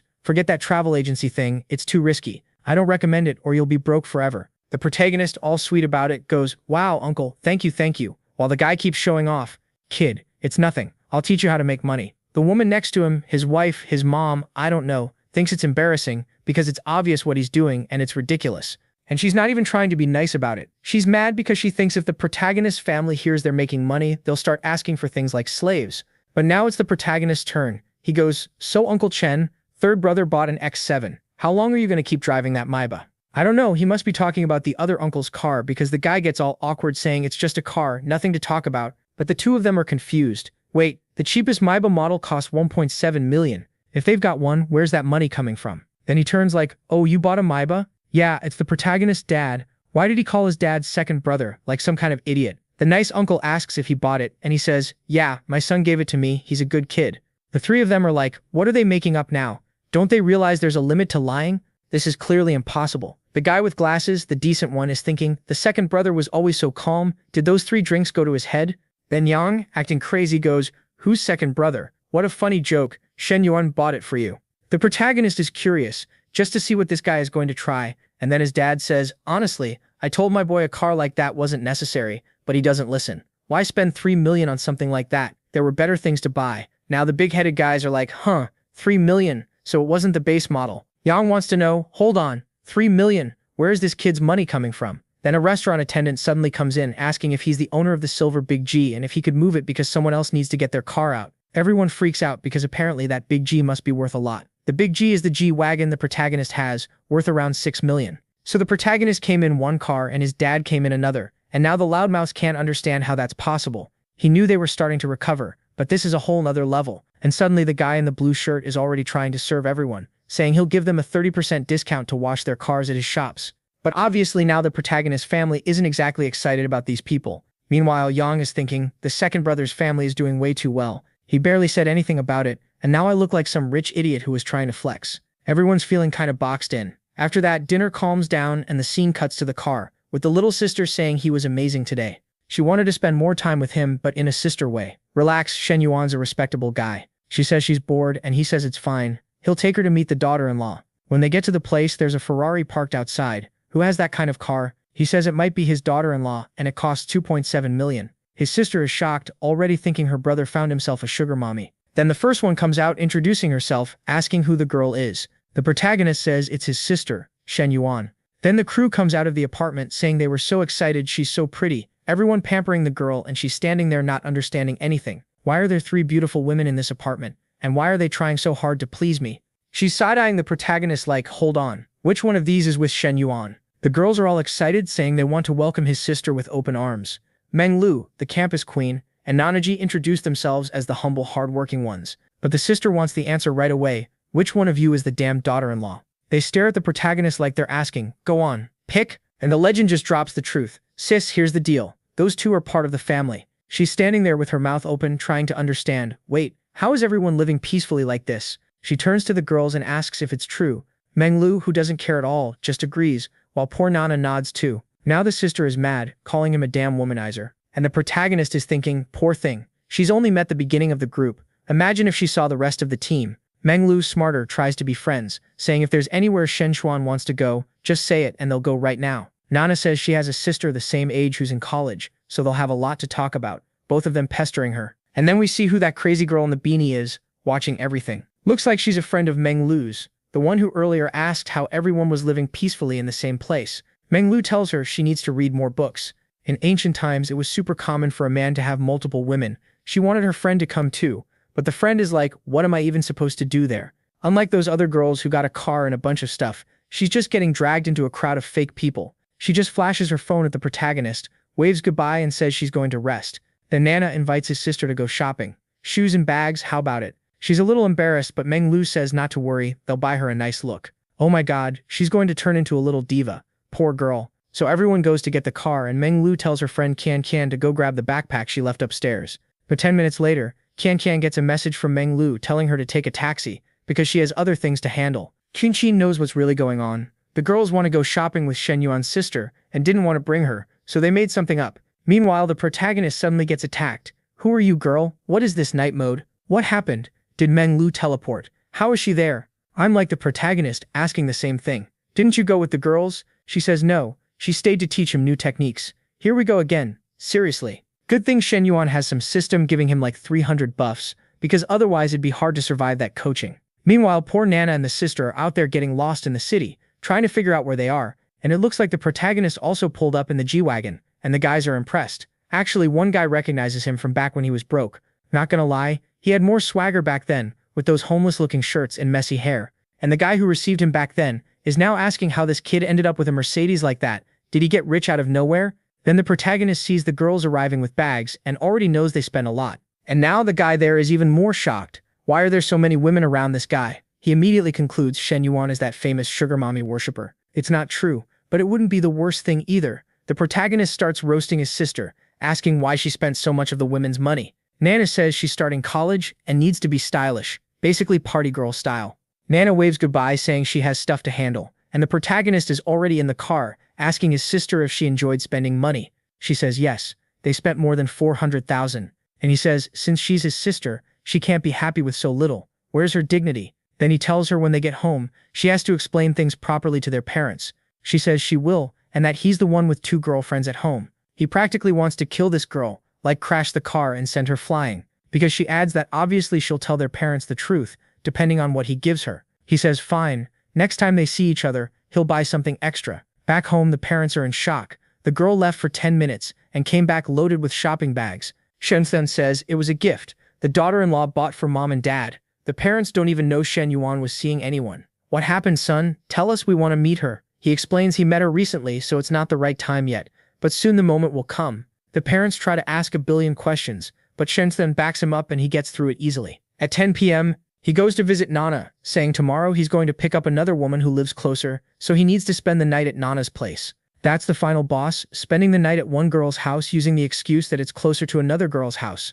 Even worse, she agrees and happily calls him in. Gets hot water, cold water, my god. Earlier I was praising the artist, now I just feel bad for the kid, they're taking advantage of him. The next day he goes to pick up Nana's sister. Okay, but together with her, calm down. So that's why he slept at Nana's place, right? No excuses now, it makes sense. Looks like she's going to college, and he's giving her a ride. The older ladies are all watching, trying to figure out who the boy in that car is, while the mom looks worried. Because apparently Shinyu, the younger daughter, really admires Shen Yuan. Look at him checking the rearview mirror and she's there with her egg-shaped head saying she's going to Xinjiang University. At the same time, she remembers the sounds and what she saw through the door that day he visited Nana. The protagonist says she can stay in her sister's room for now while they get things set up for her, but she's embarrassed, not understanding what he means. Shen Yuan tells Nana to keep her company. And what's that? The girl is blushing like crazy. He hasn't even looked at her properly yet, but the protagonist can already tell her heart is racing. He's thinking, Shinyu, where is this level of attachment coming from? This girl is trying to commit a sin. I'm getting out of here. He leaves them both, says he's going to dinner alone, and takes off. Half an hour later, passing by a friend's place, he sees a guy calling Meng Meng, begging for a chance, saying he made a mistake, and all men make mistakes, blah blah blah. That's the ex of that sister, the one who keeps bothering the protagonist. And now he understands why she hates cheaters so much, because she got cheated on by her ex. The protagonist, wanting to score some points with her so she'll stop messing with the sister, decides to mess up the idiot's life and parks right in front of him. The guy tells him to get lost, but the protagonist tells him to hit the car. When the guy asks who he thinks he is, Shen Yuan asks if he isn't Meng's ex-boyfriend. The guy instantly gets angry, asking if he's the current one. The protagonist doesn't say anything, just sits there behind dark sunglasses. The guy sees the flex and clenches his fists. Now it makes sense why Meng doesn't answer anymore. She found a richer guy, but he's still confident, saying the protagonist doesn't know what kind of woman she is. Soon he'll give up because of her temper, and she'll come back to him, especially since they already did everything there is to do in those 2 years. He's saying it to make the protagonist back off, like feel disgusted or something. But Shen Yuan thinks the guy is funny, using the same tricks he uses. The problem is the guy is clumsy, so Shen Yuan replies that he has nothing to do with her, just having her body was enough. The idiot freezes. Wait, so you're not together, and she's ignoring me? The protagonist adjusts his glasses and says that's obvious. Now the guy is furious beyond reason. Meng would never act like that, especially not with a bastard like this, someone worse than a dog. Right at that moment though, the main guy ends up screwing things up for Li Xiao, who's standing there telling him to wait a second. He goes straight up to that idiot's face and says, I already told you not to come back here, you piece of trash. Get lost. Damn, he absolutely tore him apart. Then walked over to Shen Yuan, who turns around and tells him not to get mixed up in rich people's world. And then he hits him with, ever heard that saying about 2 flowers in the same hand? Basically hinting at who's getting that sister. The guy almost dies from rage, and in the car, Li Xiao wants to know what that 2 flowers in one hand thing was about. He says that since their relationship is going to be a long one, he was trying to ease up the situation between her sister and that guy. Li Xiao gets all awkward and says they don't have any long relationship at all, but it'd still be great if that annoying guy would stop bothering her sister. Shen Yuan tells her to stop talking about him because they've got better things to do, like having fun. She says he better not even think about spending a ton of money, and he's like, obviously not, especially since he already gave her that bag. What he actually needs is someone to help him pick a gift for his sister. Li Xiao isn't stupid, so she says he's probably using that as an excuse to buy something for her, and he says, never. She warns him she won't accept it, and he says that's fine, while thinking he knows 1,000 ways to make her accept it in the end. At the store, the saleswoman offers for her to try something on, and he says it'd be better to see it on someone. Li Xiao asks for a size small, but the saleswoman says, yeah, that's not going to fit because of the airbags. So she takes it and goes to try it on, while the main guy is on his phone, and it looks like Li Xiao called him asking for help. Here we go. She asks him to pull up the zipper, and then boom, Shen shows up. Obviously he's trying to score. A move here, a move there. He goes in for a hug, and she tells him to get out. She shoves him too. Alright, goalie. He apologizes, says he'll actually help for real. Finally zips it up, and she kicks him out. She hands the clothes back to the saleswoman, saying she doesn't want to try anything else, and she's leaving. The poor saleswoman is just standing there, totally confused. Outside, Li Shul tells him if he does that again, she'll be genuinely mad. But the guy's hack never fails. He says, okay, while noticing that the 75 is still intact. He realizes that weirdly every time he does something bold, that little heart number goes up. Yeah, but that's bad news for him. The women at the mall are already recognizing him and wondering if he's got another girlfriend now. And yep, it's those saleswomen from earlier who lost the sale and have been mad ever since. One of them says she wanted Shen Yuan to have a girlfriend and bring her to the store, but she knows the guy's basically got a whole soccer team. Now we get to a humble little dinner. They sit down, food gets brought out, feast is served. Li Xiao brings up summer vacation. Does he have any plans? Of course, the guy playing the game says his summer plan is to spend time with her. But Li Xiao says she knows all about his university entrepreneurship project. Shen Yuan immediately realizes he should change the subject. If she finds out he got selected, he's done. He says he's not that interested in the project. He just answered a few questions to help people out. Nothing major. He's focused on learning the lessons, and he's already learned them and is ready for a test. Bold move. He even asks if she happens to have a test she can give him. When she says yes, he tells her she can come to his place and give him the questions there. She thinks it's weird. What? He's in that much of a rush to take the test. He says of course, he needs all that knowledge to invest in his entrepreneurship. She says no way, and besides he can't go to her place either because of her sister. Right then the waiter brings a cold drink and she asks for a hot one. If you know that sign. Shen Yuan instantly understands today isn't the day he's scoring that goal. But it's fine, there's plenty of field left to score on. So while he's on this date with Li Xiao, he's already texting the little red dragon girl, saying he'll pick her up soon. He tells her to wait at the cafe, and he'll send the address. Meanwhile, Li Xiao's like, Shen Yuan, do you have something else to do? The food's gonna get cold, aren't you eating? He says unfortunately something came up, and he'll have to leave the lesson for another day. She says okay, it must be something important. Man, Shen Yuan is basically turning into a villain at this point. Poor girl, he meets the little red dragon out on the street and she's straight fire. She asks where they're going and he says, to a hotel.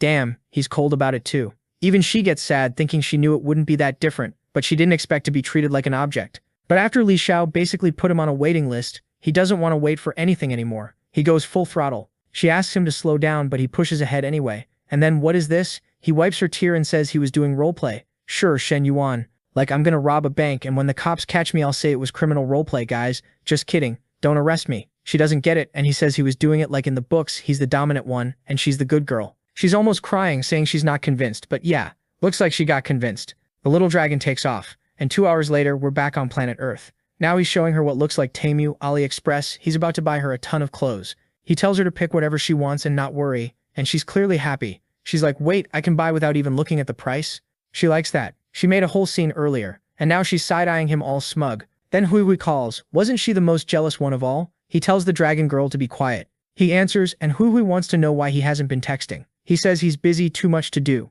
She asks when he's coming to visit and he says maybe Monday or Tuesday he'll stop by. The dragon girl hears all of it and she doesn't like it. She realizes Shen Yuan cares about whoever that woman is. Is she going to end up like that too someday? Then from far away he calls for help and she runs over another dragon flight and we're at the next day. In the morning Shen Yuan goes to his daily training with the coach while the poor girl is out shopping for clothes, kind of confused. Looks like Shen Yuan spent 1.2 million. She's finally buying what she wants, but is this the life she fantasized about? She's getting spoiled, getting everything she wants, but she realizes what she really wants now is to steal the guy's heart. Good luck, because right now he's smiling, looking for the next roleplay. Speaking of roleplay, look at the kid's triceps. And then the next panel he's scrawny, basically a skeleton. Where'd the muscle go? He tells the coach that starting tomorrow they need to increase the intensity. He's gaining weight too slowly. He wants to get huge. Next scene though, the kid is cooked. Your turn. Time for the duel. Done. Finished. Exodia got put on the field. Now we're at our guy's speech. What is this? Things are moving fast. He's announcing the entrepreneurship thing for those 73 women.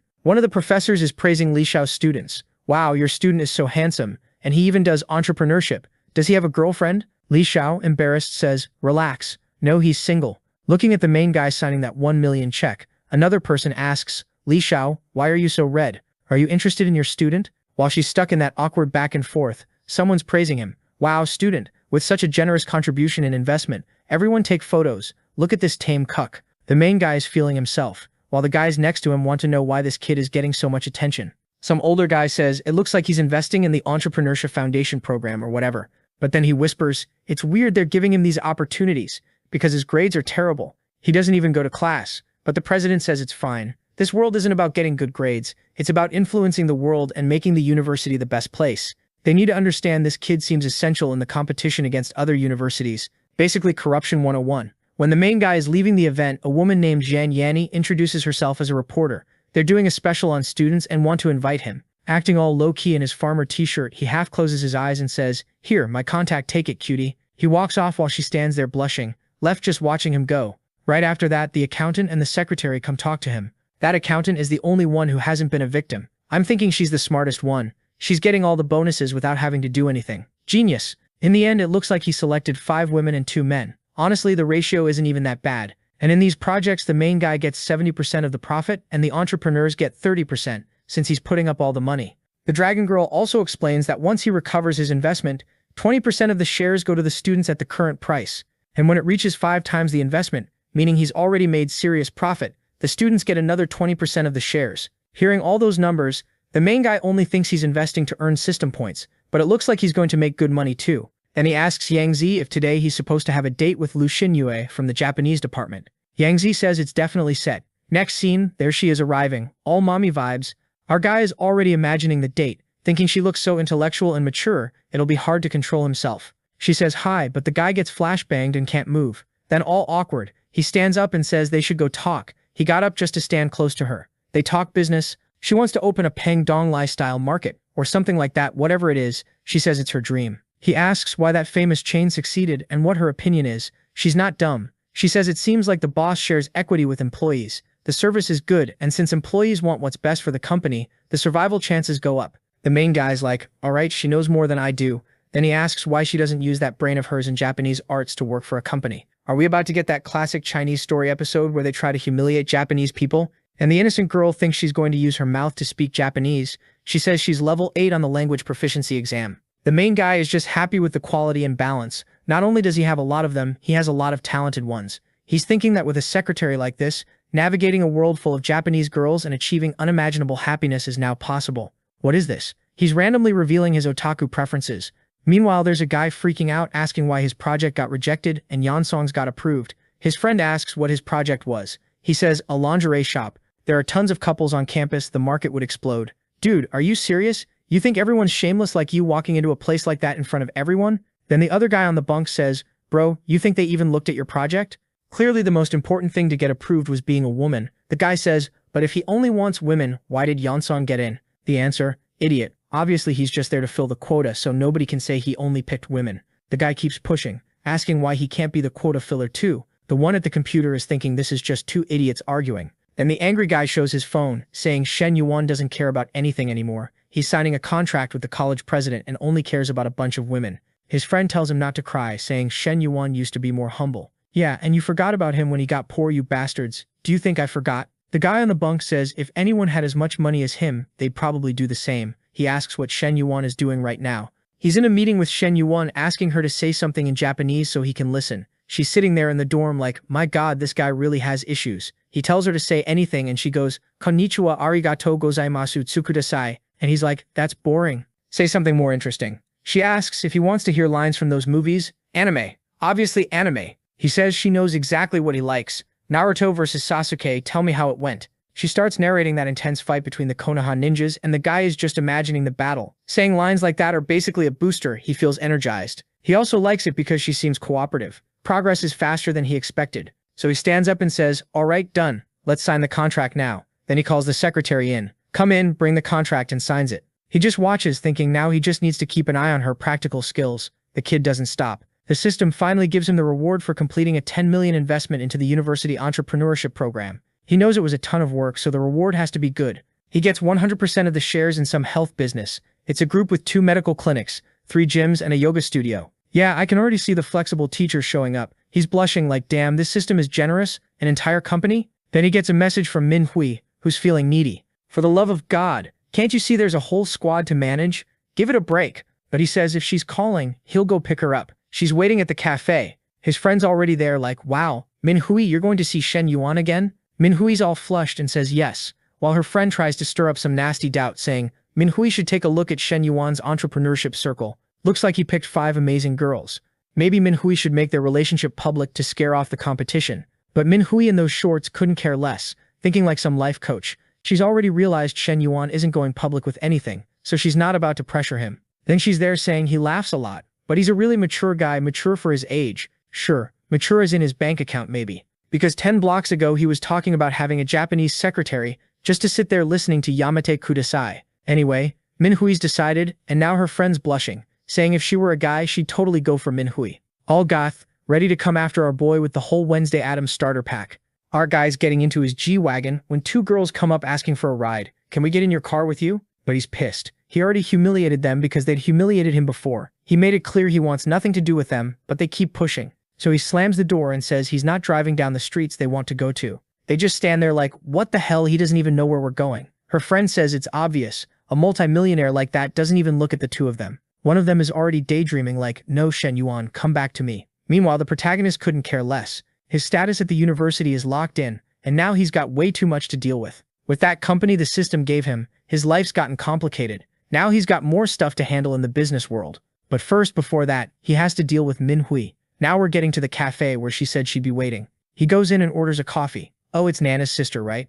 And there she is. That victim we're all just waiting on. She's standing there all awkward, asking someone else for help, saying she's scared she'll mess up. And her friend's like, hold on. Why is this girl turning all red and blushing? The second Shen Yuan walked in. No way she's imagining what I'm imagining. It's that classic, this family is really close, huh? Next thing, she's serving the coffee and apologizing because it's her first time making it. He tries it and says for a first time it's really good. She's clutching her apron all stiff, asking if he wants to try the American coffee. He says no, he won't be able to sleep if he does. She's still all flustered, goes, what do you mean you won't be able to sleep because of what I make? He's kind of confused about what on earth she thinks is happening. But in the next scene, it's Wednesday's turn to do magic, except the witch is scared, asking Harry Potter to use less magic. He's hugging the Philosopher's Stone, telling her not to worry, that he'll be gentle. And then it's already morning. Wednesday's gone. Meanwhile, at that new company he got, people are talking. The old boss, some guy named Xu Wenquan, sold all his shares and someone else is taking over, and everyone's shocked. They're nervous because when the boss changes, a bunch of people get fired so the new boss can bring in friends. Then the protagonist shows up and everyone's confused. Like, wait, this 20-year-old kid is the new boss? Xu Wenquan, the guy with glasses, introduces our boy saying he's the new boss, blah blah, and our guy's like, yeah, nice to meet you. Shen Yuan, everyone's immediately sucking up. Mr. Shen Yuan, what do you need? Just say the word. He's here for business, asking for all the accounts and negotiations from the last 3 months. On top of that, he asks how long they've been with the company. The one on the right says 5 years. The one on the left says 3. He thanks them, then calls Yingzi, saying now that university entrepreneurship thing is over, she's coming to help at another company. She's surprised he has another company. She hadn't even noticed. He explains she's only got half a month of summer break left, then it's classes every day. He basically tells her as long as she doesn't fail her exams, she won't get held back. And besides, does she want to be a secretary forever, or does she want to get into business? Of course she says yes and says she'll be there tomorrow. The protagonist is a hard-working, honest worker. A 5-minute meeting, a 2-minute call, and then he's like, damn, I worked so hard today. This entrepreneurship life is intense. I'm getting up because it's time to relax. He's back in the G-Wagon and gets another call. Looks like he tried to talk to Shuwei, but she went home saying there was an emergency. I don't even know who Shuwei is. There are so many women in this story, it's over for me. I know like 3 women's names here. He asks what the emergency is, but the person says she didn't answer. So Shuwei is that poor girl who's always fixing up her place, and it never seems to get finished, and now she's getting chewed out by someone. Apparently people in the building are complaining that water keeps leaking from her apartment and soaking everyone else's. The girl in green is yelling at Shuwei's little brother, saying this bowl-cut kid is always banging on doors, no dad to keep him in line. For the love of God, he's nothing but trouble. The mom wants to throw hands, but Shuwei says, wait, mom, don't lower yourself to their level. But the mom is already face-to-face like she's McGregor, saying the girl in green better apologize or she's getting folded in half right now. The girl in green acts tough, saying she'll never apologize to that bowl-cut kid. Then the protagonist shows up and tells her to do what he says. Wei's standing there stunned like, oh my god, Shen Yuan, what are you doing here? But the girl in green crosses her arms and says she's not apologizing. Who does he think he is? They're not even married. He's got some nerve. He says she insulted the kid and she's going to apologize. And finally, are we getting a real fight in this story? Might be the first or second time, I don't know. Some parrot-haired guy shows up like, what are you saying to my mom? Are you crazy? He smacks the protagonist on the shoulder and starts, you rich boy you, and immediately gets dropped with a punch. The protagonist doesn't talk much. Everyone's in shock. The guy got caught off guard, didn't even get to finish his first sentence. He turns back furious, and when the guy tries again, the protagonist dodges the second hit and drives one into his chest. The guy drops, gasping for air, saying he's calling the cops, and he actually pulls out his phone, gets punched once and goes straight to the police. But the protagonist says he'll call someone too, and calls Brother Wei. 15 minutes pass, looks like they were playing Uno, because only now the guy shows up like, Liang, who hit you? And Liang goes, it was this guy right here, pointing at our protagonist. Shuwei asks if they shouldn't really call the police. The mom's in shock, saying any kind of fight could be dangerous. And Egghead shows up with the 5 ugliest guys in China squad, asking if he really hit Liang. The protagonist tells them to calm down. The people he called are about to arrive. The police show up. I thought he was calling some gangsters or something, but nope, he called the cops. The guys tell Egghead, hey, the police are here, we gotta bounce. The boss goes, Liang, you idiot, you called us here to go up against the police? And the blonde guy says he's surprised. He thought the kid would call gangsters, not the actual police. And then out of nowhere the cop who shows up is Shen Wen, the protagonist's cousin, and he asks what Wang Long is doing there again. So Egghead is Wang Long, and apparently he's a known troublemaker. Wang Long says, "Nothing, I came to see what happened to my friend who got beat up. Poor guy." Wang walks over to Shen Wen. "What happened?" The protagonist tells the whole story while the bald guy is furious, saying that idiot Liang not only made them face the police, now they're in trouble. And the cousin is talking to the other guy, saying Shen Yuan is trying to play hero to save the damsel. The protagonist, acting shameless, says he deserves a medal. Actually, the cop tells him to stop messing around. What does he want? Take everyone to the station or what? The protagonist says if the woman apologizes and fixes the water leak, it's settled. So Wei explains to the Taimu gangsters, nobody had weapons, nobody threatened anyone, nothing like that. And now the woman is apologizing to the bowl-cut kid. The kid's all hunched over crying, but the cop says with that it's resolved. Now they just need to fix the leak and it's done. Liang leaves thanking them and the mom does too. Nobody wants to get arrested. Then the cop asks the protagonist if that's his girlfriend. He looks at her and says no, and he's about to thank him. But the cousin is already leaving like, kid, I was written into this story just to get you out of this pointless mess. Later. Seriously, that's the power of being the main character. Now the kid is standing there all awkward while Shuwei looks at him with hearts in her eyes. 61, wow, durable. She's thanking him while he's still kind of shocked. Finally, this girl felt something. But now the ball's in play, and he wants to score. He asks if she's not going to reward him somehow. He says he just wants a hug. She's embarrassed and stiff, but she kind of goes along with it, and he squeezes her tight. Meanwhile, the brick eater is like, come on bro, sis, go bring some fries for them. The protagonist kneels down and tells the kid, when you grow up, pray you get a little system or you're screwed. The kid doesn't get it, asking what this being part of the family thing even means. And she's already imagining some old-fashioned wedding, with the protagonist lifting the veil and lifting it, and she gets what he wants. Next scene, the protagonist says it'd be better if they moved from there, somewhere closer to his company. She thinks, how is she supposed to pay another rent? And of course he says he'll help pay, and when she starts making money, she can pay him back. She refuses, saying it's not necessary. But he basically refuses her refusal, because she ends up awkwardly quiet, and her brother tells them to come inside. Back home, he gets greeted by the vampire gang, and it looks like they were waiting to have dinner with him. And I think that's his sister. His sister is rubbing his shoulder? I think so. Oh my god, Alabama. And she says she wanted to eat, but the girls in front insisted on waiting for him. Who? Nana and the innocent little sister. And Shen Chuan wants to see the other friends, the other girlfriends. Where's dear little sister Lu and the others? He tries to change the subject and get them to focus on like their parents' trip and all that. Shen Chuan notices he's dodging the topic but decides she'll make him pay for it later. He throws out that he's going to buy a car, so stop bothering him. Everyone eats and then it's bedtime. But by pure coincidence, the bathroom has the shower running, and Shen Chuan opens the door and oh no, shower running means someone's in there. He shuts the door saying he sinned, but it doesn't look intentional. He texts an apology, saying he didn't see anything because there was so much steam, and she says it's fine, it was her fault for not closing the door. This girl isn't right in the head either. She's lying there alone thinking it's the first time someone saw her wearing the invisible outfit, and she thought she'd be sad, but she's happy it was him. The protagonist really did bring the troublemakers home too. Next day, he trains hard to distract himself. He's almost hitting 75 kilos of muscle with 15% body fat, which means the system mission is almost complete. On top of that, he calls Menglu to take her to work at that yoga studio and at the other gyms. Obviously, a woman sitting around needs to make money. She's confused and asks, wait, are you going to buy those places? And he says he already bought them. Yeah, she's a little slow. Menglu's still not getting it. One gym with all the equipment costs a few million, so how did he buy two? And on top of that, it looks like he bought a yoga place too. And then the little system says he's finally starting to understand how the companies under his name actually work. He didn't just have to keep them running, he had to grow their brand too. So the new mission is to increase profits at those health businesses, medical stuff, gyms, all of that by 5%. If he pulls it off, his salary and dividends will triple. On top of that, he'll also get some mysterious shares in another industry. But the main guy isn't naive. He knows 5% sounds small, but in a competitive world like that, it's a lot. Especially for a beast like him, who after a 5-minute meeting and one phone call needs to recharge with 3 girlfriends. He's sitting there thinking like he's some big-time investor, while Menglu's like, wow, what are you thinking about so much, kid? And he's quick about it. He tells her he wants her to infiltrate some yoga places, some other gyms, and start gathering info. She stretches out all flexible and says that apparently she's going to be a spy now and he can count on her. Next day, we're in the president's office. Unfortunately, even with her undercover, it'll still take a while before she has anything useful, so he has to handle things himself for now. He's tearing into the guy running the medical center because the place isn't making any profit. The guy starts making excuses, saying there are too many medical testing centers in that area. It's really hard. Everyone's operating at a loss. The protagonist asks if that's true. The guy says yes, and he adds that there's no need to worry because he already has a plan to turn all those losses around. He's going to hire an elite sales team and expand. He's been planning it for a while. Shen Yuan asks,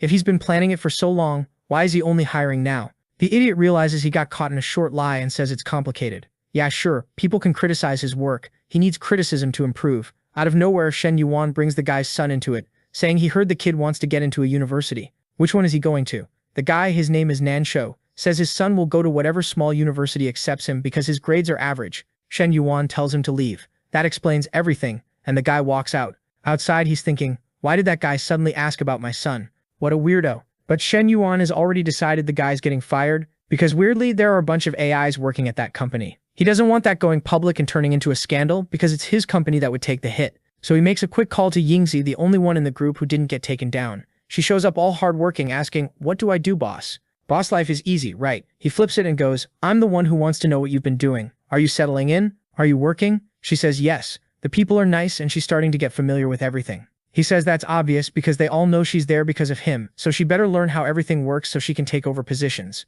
If she works hard, in 2 months she'll get a car and 200,000. She's blushing like crazy. A car, 200,000 without even doing extra work? He says if she's good with that, then it's a deal, and she can say whatever she wants. He'll go pick up the girls, pick up everything. Then he laughs and says they'll leave that part for later. He's imagining the celebrity squad that's coming and knows he has to take it slow. Meanwhile, Nansho is chewing out the staff at the medical testing center. One guy, hand on his chest, says he knows a sales group that worked with him at another company. They'll sell like crazy and get them out of this mess.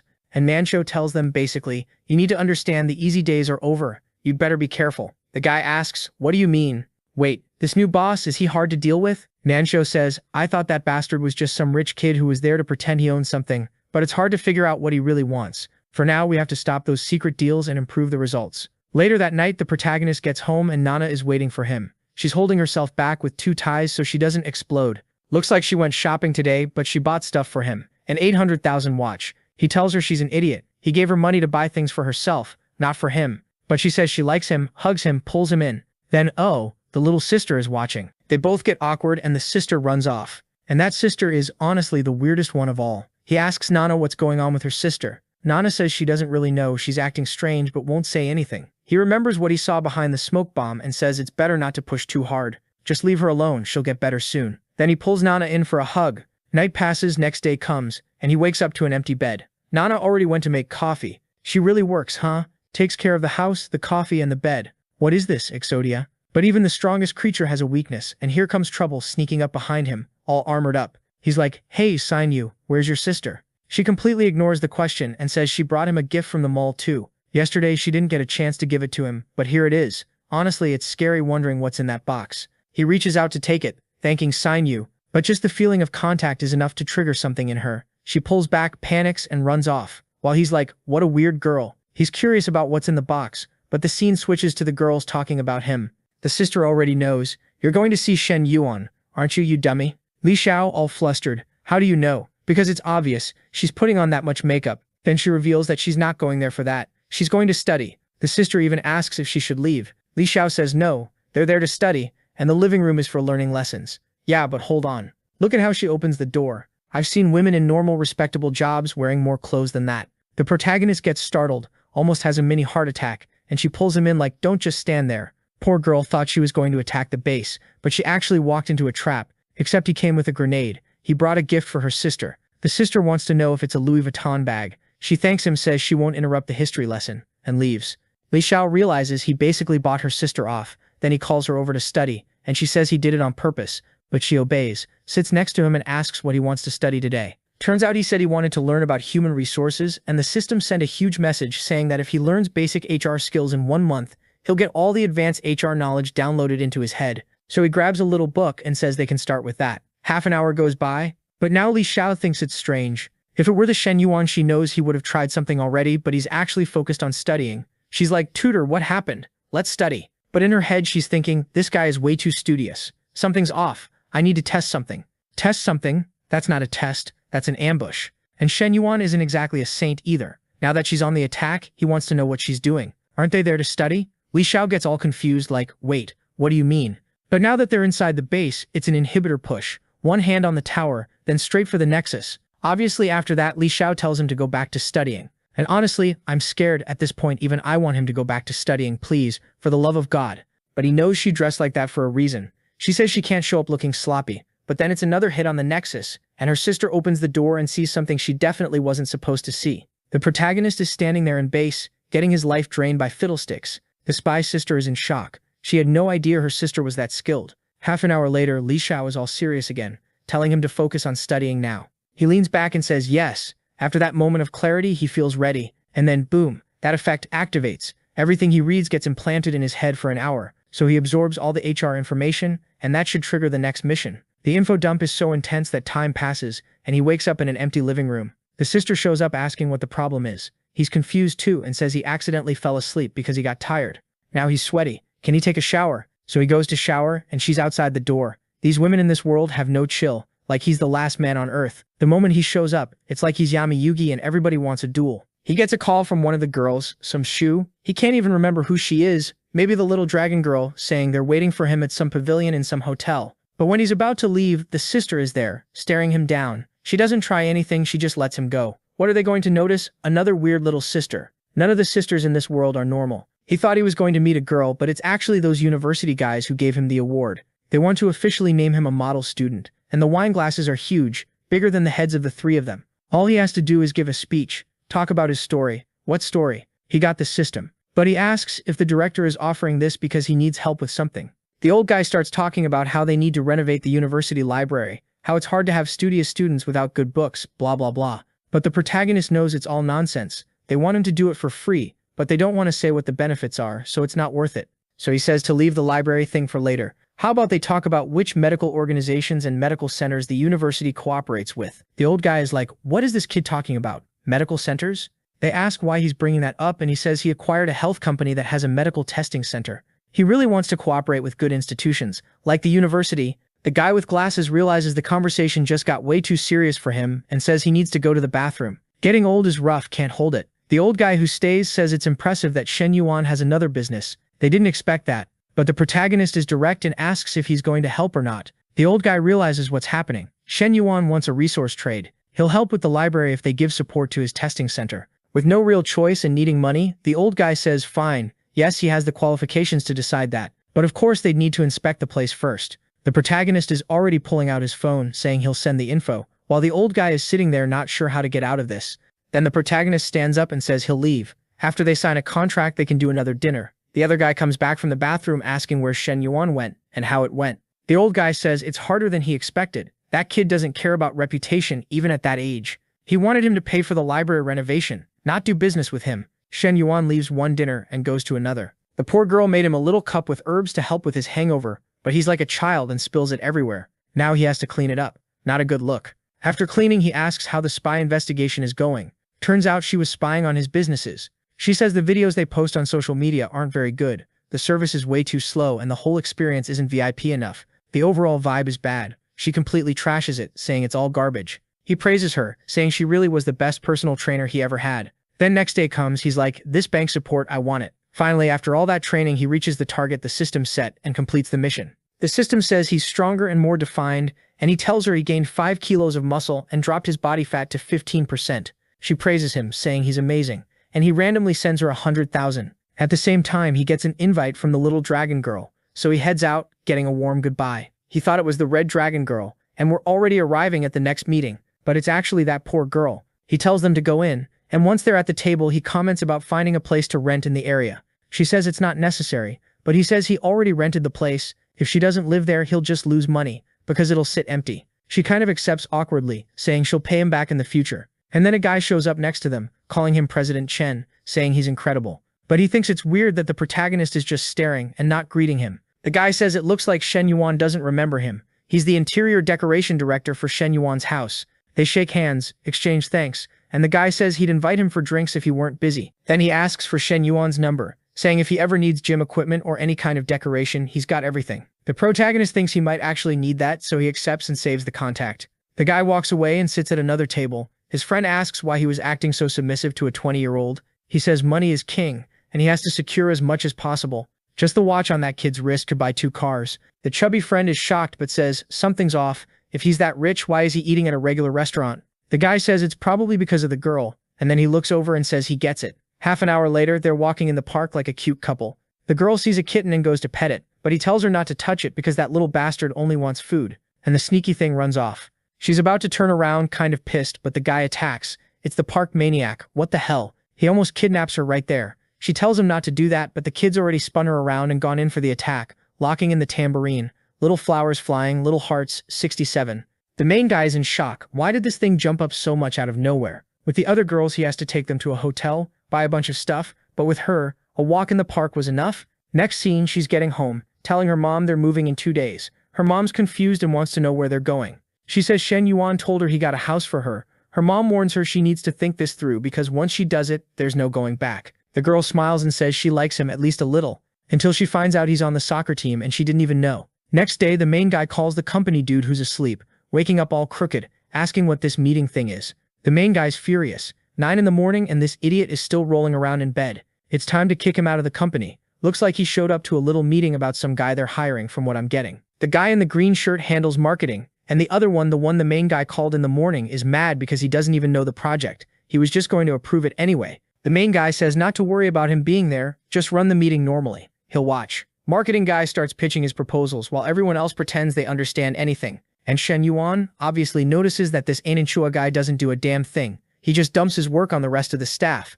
Then he stands up and says he liked the work and won't interrupt anymore. The poor guy thinks he made a good impression at least. Meanwhile, the main guy is trying to figure out why this guy even has a job there. Anyway, he had other stuff to deal with at the office, but now everything's clear. An hour later at the company, who would have thought? The guy is working for once. And this time he's ripping into the women who handle the videos they post on TikTok and Kwai, asking why the videos are so bad. They claim it's too expensive to hire people who make good videos, and good models are expensive too. They don't have that kind of money. He asks why they even need models. Aren't the women at the gym enough? She says some women who work at the gym don't want to be filmed. Some clients don't want to either. Stuff like that, so it's complicated. Then he asks if she didn't already know about this problem. She says she did, but the number of clients in yoga and the gym wasn't that bad. Right away he tears into the other manager, saying the traffic is bad. Yes, the company was stagnant. Apparently even the gym staff don't want to record videos. Total disaster. And she's the manager, so how did she let all this happen? She's standing there all awkward and can't answer. He says he'll give her until tomorrow to bring corrective measures for all these problems. She panics and says she understands.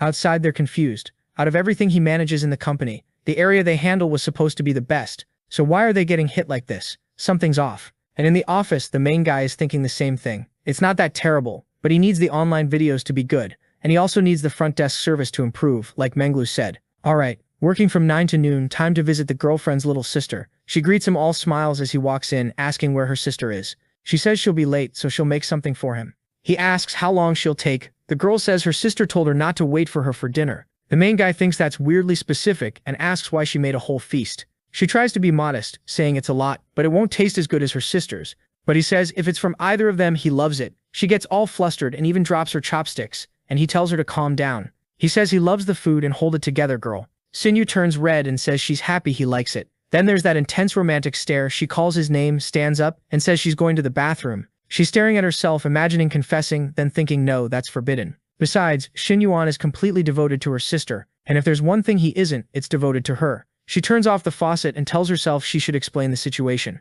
She goes to tell Shin Yuan not to think anything weird, and he says it's fine, it doesn't matter. Her expectations get crushed. She thought he'd say something else. Now she's looking down and the main guy doesn't get it. She came to apologize, so what's wrong with her? He thinks for a second. Whatever he said, she didn't like it. So he goes, Summary, everyone has the right to choose. Don't feel trapped by what other people in this world think is right or wrong. And of course she takes it the obvious way. She steps closer about to speak when the sister shows up asking if they already ate. Summary jumps, backs away, and says yes, they were waiting, but they already ate. They'll just heat up a little. The main guy is praising her. She's working so much at that cafe that she's getting home even later than him. Poor girl doesn't get a second to breathe. She works, comes home, and has to work again. Feels like the sister could help out so she can rest a bit. Another one who works is the sister too. Every morning she's with the coach. He admits he built the perfect setup. Not only does he train with the coach, she's also giving him tips from checking out the other places he got. The gym isn't that bad, but it has few members. Same with the yoga studio. Their problem is marketing. He taps the tambourine, saying she really works hard and deserves rewards. Yeah, but that's a reward for him. She says the obvious. She wants to go on a date. He says okay, and now she's picking outfits while he's paying with the black card. Romantic dinner, who would have guessed? Wine, super chill, little hearts. 93, she's happy and blushing. Seeing those big numbers, he wonders what's going to happen when she hits 100. The artist decided to cool off the pencil, and we're on the next day with the woman delivering supplies to improve the gym. She's criticizing herself while praising him, and he tells her to stop all that. He only wants to hear about the measures, nothing else. She starts explaining and basically wants to set up a bunch of punishments. If employees don't hit targets, they get whipped. He says if you're going to whip people, there also needs to be a good prize. If you're adding punishment, add rewards too. He asks about plans to attract more clients, and she says she hasn't had time to look at that part yet, but she'll talk to the guy who runs social media. He says it's obvious their videos are terrible and the trainers don't seem willing to help. He clinks his cup and says they only want trainers who record TikToks. That's basically the summary. Employee efficiency has to be maxed out. The poor guy realizes he's going to have to suddenly start cutting the TikTok certified crowd. Outside, he's sweating, saying his management style is totally different from the last person's. The company really isn't going to keep anyone who just stands around. Then he's walking down the hallway and sees the woman got chewed out. She, on the other hand, walks into the office smiling, saying she has gossip for him. She calls him Chen, and he tells her to hold it. Here he's the president. She ignores that and keeps spilling the gossip. After reading it like 15 times, I finally got it. The guy in charge used to work at another company, then took over here, but he kept contacts with the old company. So basically he's a spy sabotaging them. The main guy praises her, saying the secretary is amazing. Then he pulls her closer and asks if this talented secretary has a boyfriend. She turns red, confused, looking down. She can't see much. Did he get tired of big things? Or does he want the office experience now? What she understands is, if there's no work to do, then the secretary becomes the work. Girl, relax. He's praising you for surviving. Just keep it together. She's all flustered in her own head, trying to figure out what's happening. She just wanted to be an honest worker. Then he stops messing around and tells her to start implementing the plans. While that's happening, he gets a private message from Mama Lin, who's doing what she always does, coming at him and shaking up his mental palace. She asks what I'm cooking for you means. He says, I'll fix the air conditioner later. She gets it immediately. He smiles and says, send the address. An hour later, we're at a hotel, and there's a woman disguised with a badly placed beanie. The chubby rosy guy goes, wow, who's that girl? So pretty, so amazing. Wait, hold on. Isn't that his wife? Yeah, exactly. She gets into the elevator, he admires her, then he's leaning his head like, she had hips kind of like my wife's. Anyway, he decides to call home just to confirm. Don't call, because she's arriving at the forbidden place, a room with a broken AC, and she even came in a repair uniform. Dedicated. And the artist, after cooling off the pencil, dedicated. And the main guy, after a day of work, dedicated. The one who's dedicated but not living the good life is the husband calling. In the end, there's nothing for the chubby guy. Let's go to the gym because otherwise look what happens to you if you turn into a chubby dude. And she's rushing to get ready, saying she feels like he's heading home, so she has to leave fast. An hour later, the idiot gets home and she's there. She managed to arrive before him and start making the little cakes she talked about. He wants to get adventurous, but she keeps dodging him. He has no idea what happened to her an hour earlier. Back at home, the main guy remembers that woman was supposed to give him info on how they were going to fix the social media situation, but she just stalled him. He needs more business management lessons with Li Xiao, who's already saying summer vacation is coming. She has a lot to do, but she also has a little time. He says he needs help with some international business books. Poor girl. She understands what he's saying, and let's be real, he really is going to study. But if she shows up again in that honest worker outfit, then even I'm blaming Shen Yuan. At her job, that older lady suddenly clings to her and sniffs her, saying she smells like love. Lady, what are you smelling? You're scaring me. She already knows Li Xiao has a boyfriend. She wants to hide it, but the poor girl is burying her face in a book, saying no, she doesn't. The auntie walks off, saying a teacher-student relationship is totally normal. What's not normal is the main guy going there to study and getting welcomed like that. Wait, hold on. It's the sister, not Li Xiao, it's Li Meng. She tells him to grab the books in Li Xiao's room, and he thinks it's weird because she's all tomato red. While he's picking them up, she comes up behind him and says she has something to say. He's scared it's what everyone's thinking. And then, yep, she says she wants to build a house in Minecraft at least once. The poor guy even drops the book. He didn't expect an invite to join the server. She tells him not to get it twisted, it's just to satisfy the urge to kill some creepers. The main guy's got his hand on his head like, what are you talking about? What kind of offer is that? He's getting way too Sigma, he says, without any emotional connection. There's no reason for him to do it. Meanwhile, he's thinking she's trying to use him to absorb his Minecraft experience. No way he's letting that happen. Meng is in shock. She thinks it's impossible for a guy to refuse a Minecraft session like that. He stands up to say he's refusing. Yes, when she grabs him and asks him to wait, wanting to know what the problem is. He just asks if she doesn't consider her sister's feelings. That one went right past her. Forget me, girl. She's left there not understanding anything. Meanwhile, the main guy's in the elevator like, that psycho tested me and I almost fell into that trap. Now she's mad in the room, throwing stuff around. Half an hour later, we find the other little sister all happy. He went to pick her up after work. He says he picked her up because there are lots of perverts out there, and she says the worst one is him. They're joking around in the car, laughing, and he asks if he passed the test. She doesn't get it. What test? He says tonight's test. She says tonight's test hasn't started. They haven't even started studying. Then he realizes the little sister's offer wasn't a scheme. He's laughing to himself while she asks why he's laughing. He says it's nothing, and they head home. Now he's staring straight ahead thinking, I never noticed, but this Li Ming 5'7", everything firm. She's really something. 10 minutes ago he was refusing, and now he's got that maniac look. This is getting worse. The sister goes to her room like, yeah, go ahead, do whatever you want. And the main guy, knowing how the other one feels, goes on the attack. Minecraft session, block here, block there, and the other one is watching everything happening on the server from a distance. Things go down, and the main guy is the only person who, instead of saying, I'm leaving to see if they'll invite him to stay, just invites himself and goes, yeah, it's midnight, I'm gonna have to spend the night here. The sister says it's fine, tells him to stay, but he says he'll sleep in the living room. At night, he's already asking if the other one is asleep. Dude, you can get arrested for this. Watch out for cameras and the cops. He opens the bedroom door and goes in. The biggest victim in all this is poor Li Xiao, the worst little sister she could have. What the hell? That one's a succubus in a woman's body. Obviously, Shen Yuan didn't get the system to just sit still. 2 hours later, the homewrecker of homes that weren't even built yet is sitting there satisfied. They're just chatting while the sister thinks she didn't do anything wrong. Li Xiao still isn't Shen Yuan's woman yet, and Li Xiao at that moment was stumbling out of her room, half asleep and totally groggy. The sister obviously gets startled because she wasn't expecting to see Shen Yuan in the living room. She's standing there in shock while he's on his phone, and 3 minutes later he gets up and asks if she's okay. Looks like they heard the sister knocking on the door and going back to her room, so it wasn't a big deal. Next day, the only person in this whole story I actually feel bad for is they're telling him the coffee is ready. And here comes that bastard acting up again. I'm starting to lose respect for you, Shen Yuan. You can see it on her face. The sister is standing there all red. She went to the bathroom to grab her toothbrush and they're having fun. While Li Xiao, the poor girl getting cheated on, is just there. She's basically almost falling out of her clothes, and the sister pulls her and tells her to get dressed properly because Shen Yuan is home. She apologizes, and Li Xiao says that apparently she's mad so she won't bring Shen Yuan over anymore. Then Meng says no, it's fine, she can bring him, she doesn't care. Li Xiao, poor thing, thanks her like, aw sis, you're so understanding, you don't even mind. Oh my god, but then she actually puts on decent clothes. Miracle, when they go back to the kitchen and see the main guy already ate everything, she thinks it's weird. Shen Yuan, were you that hungry? He says yes, she's amazing in the kitchen, and he needed energy after last night. The sister walks out blushing and Li Xiao is confused. Wait, why did my sister blush when he said that? It's funny how every time the main guy goes to his company,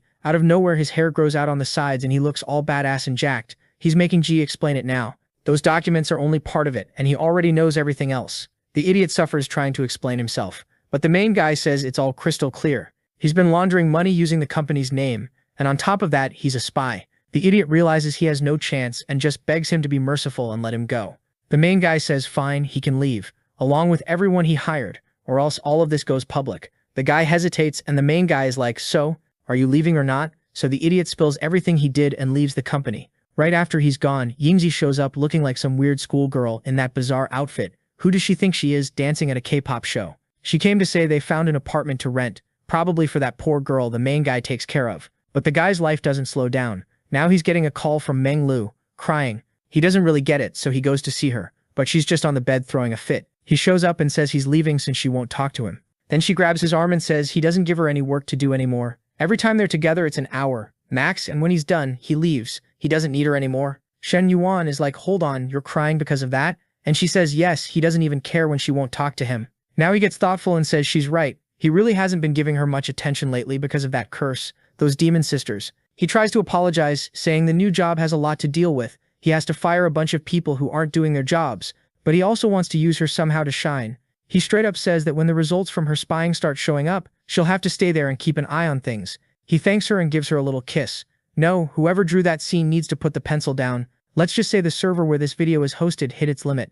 2 hours later, as always, this guy is stuck on 2 hours for a while now, and it still doesn't last. No progress. Now he gets a message, I think from an old class friend, saying they're about to open a bar and they want him to show up. Chill little bar at night. And he shows up dressed like a bum. Some guy taps his shoulder calling him, my god, what a nice haircut. Girls definitely love it. He calls the main guy over saying everyone from university is there and he sits with the group. Interesting detail, look at the main guy's wrist. You can't see his watch. But that girl across the table already smelled it because she knows he's wearing that frost ice worth 800,000 in gold. If that's not talent, I don't know what is.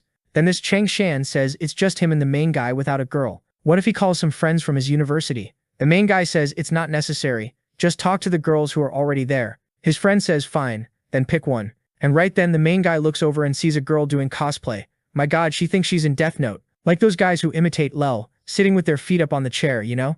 Just the female version. And the main guy says those two are perfect. Clearly another one who's not right in the head. Chang Shan, the proudest guy alive, is all happy. He already flashed the big watch. As soon as they see that Patek, they'll go crazy. Hey cutie, give me your contact. Instant rejection. He comes back to the main guy like, yeah, she said she's doing a live stream, she's an influencer, and after it ends, she'll talk to us. Sure, obvious excuse. The main guy thinks it's weird. Those girls are materialistic, so why did Chang Shan get rejected? He doesn't know, but half an hour later, he's washing his hands when this unhinged girl calls him. She says hi, and he's like, what's up? What are you doing here? She tells him to stop playing games. She noticed that the moment he walked in, he noticed her, and it looks like he sent someone to test her, to see if she'd add that guy on WeChat. She admits she didn't add him, only because it was him who sent him. Shen Yuan is just standing there like, what? This girl is playing mind games by herself. He's like, if I'd seen you earlier, I would have called you over. I wouldn't tell some guy to go talk to you like that. She giggles and says she can go over there, but should she pretend she knows him or not? He tells her to do whatever she wants, but he already finds her interesting. Right after that, she comes over, Miss Imani and her friend saying hi. Chang Shen jumps up excited. I told you, Shen Yuan, they'd come. Come on, sit here, girls. She introduces herself to the main guy, acting all bold. While Chang Shen tries to talk to Miss Imani, the other girl goes after our guy, leaning in and saying she'll only drink once with him. She says it tastes like soda, then suddenly changes the subject and asks if he looked at her startup proposal and if he's going to invest. Wait, I don't think she was one of the girls who got selected, and the main guy says he remembers her offer, opening a media company. But that's expensive. She isn't famous. She doesn't have fans. Where would she get money? She says he doesn't need to worry. Her friends are all streamers. She can use them in the company too. He finds it interesting, but his priority right now is fitness companies. He can't waste all his time on that. While they're talking, some guy off in the corner of the bar starts yelling, yo guys, come up here. Looks like he knows the main guy. I don't even remember him, but he's already saying that every time he runs into Shen Yuan, he's with a different hot girl. The main guy realizes the dude is trying to expose him and says, hey, she came to talk to me. Are you crazy? Then she comes in and jumps in, and out of nowhere, she clings to the main guy. The beta is thinking, damn it, I just got mogged again. Poor guy turns around like, I'm leaving, you guys keep drinking. I'm gonna talk to my friends over there. But now the main guy wants to keep humiliating him and walks up like, what? You're leaving already? Let's talk. Stay close, but the guy is squeezing past people trying to get away. The embarrassment is too much. Apparently they called the main guy to help manage the bar, and the girl is like, wow, you run so many businesses. You're such a big, strong guy. He says she's a big, strong girl too, and she blushes, saying he doesn't have to be so blunt. Meanwhile, the other one with clown makeup says her friend is throwing herself at him. The beta squad is all healed up too. Seriously, the main guy doesn't even have to do anything. Then she says she's a little drunk and needs to rest. He says no way, she drank 1 cup. Even stray dogs can handle more than that. She tells him not to compare her to a dog, she's beautiful. And he asks, are you really? He wants to keep flirting, but she's like, enough, let's go. I'm sleepy. She says bye to her friends, I'm tired. While the guy is basically telling them to get out already, everyone says bye. And the clown makeup girl is like, my friend is usually so slow. What did this guy do to her? Outside, the main guy asks which way the dorm is because he'll take her home. But she says, come on, Shen Yuan. That option doesn't exist. You seriously have no interest. The main guy gets kind of sad and says, it's just, I wanted you to be a little more subtle. You're way too direct. But she says they're adults. Why all the subtlety? You think this is Disney? He laughs and says, okay, let's go. She thanks him but tells him not to forget she signed up for the entrepreneurship project. Basically, she's agreeing to everything for money. The main guy realizes she really is that direct. But then he opens the door and says, go rest. I'm leaving. As he's walking out, she grabs his hand and says, give me a kiss. And he just stares like, are you crazy? You think I kiss women? I'm a man. She says, no. I just wanted to see what it's like. He's getting ready to log into the server. She's all excited, but the guy aimed for the top of the tower and hit the base. And Shen Yuan says he was hungry too. My God, someone stop this guy. She tries to move on to step 2, but he turns around and says he already told her he wasn't spending the night there for that duel. Bye. She's left there wondering why he left. In the end, she was useless. Honestly, girl, you tried everything and still failed. Shen Yuan, on the other hand, goes to visit the sister, the devil one. Better to have 100 enemies than her as a friend. She wants to know what he's doing there so late. He says he was drinking and came to visit. Meng says she's not buying that, maybe it would work on her sister. What does he want? If it's to talk to her sister, she's not in the mood. But he just pushes past her, not caring, saying he's going in and sleeping on the couch. Since there's yelling in the hallway, Li Xiao comes out of her room all messy, asking what's going on. So the two of them have to hide while Li Xiao is like, Meng, where are you? Meng says she accidentally slammed the bathroom door and Li Xiao can go back to sleep. Shen Yuan, completely out of his mind, says it would be perfect if they got caught and turned it into a 3-way relationship. After that, he has an honest little match with the devil's sister, that damn succubus. The story says it was 2 rounds later. I want to know the hours because I joked he only lasts 2 hours. Now they're hiding it. She's mad because the main guy wasn't gentle. He kisses her and leaves, saying next time he'll be gentler. In the morning, Li Xiao asks, "Hey Shen Yuan, big head, when did you come into this house?" He's there like a homeless guy, abandoned on the couch, saying it was 1 a.m. and Meng broke the door. Li Xiao asks if something happened and he says he missed her so much he couldn't sleep thinking about her. She kisses him. Poor girl, I feel bad for her. She was innocent, hesitated, her sister kept messing with her, and now look where she is. Then she asks, Meng, Shen Yuan came. Why didn't you tell me? Meng says, it was late, it was night, I didn't want to mess up your sleep so I just had him sleep on the couch. But inside she's thinking, oh, silly sister, he came to attack me at night, not you. This is worse than I imagined. She's a demon. Half an hour later they call the main guy, he opens his eyes and Li Xiao is there looking beautiful in an apron. He just stares in love thinking she's truly blessed by fate, while Meng is annoyed telling him to focus on the plate and start eating. He doesn't care much, just obeys. Still sleepy. And now Meng is wondering why she suddenly felt jealous.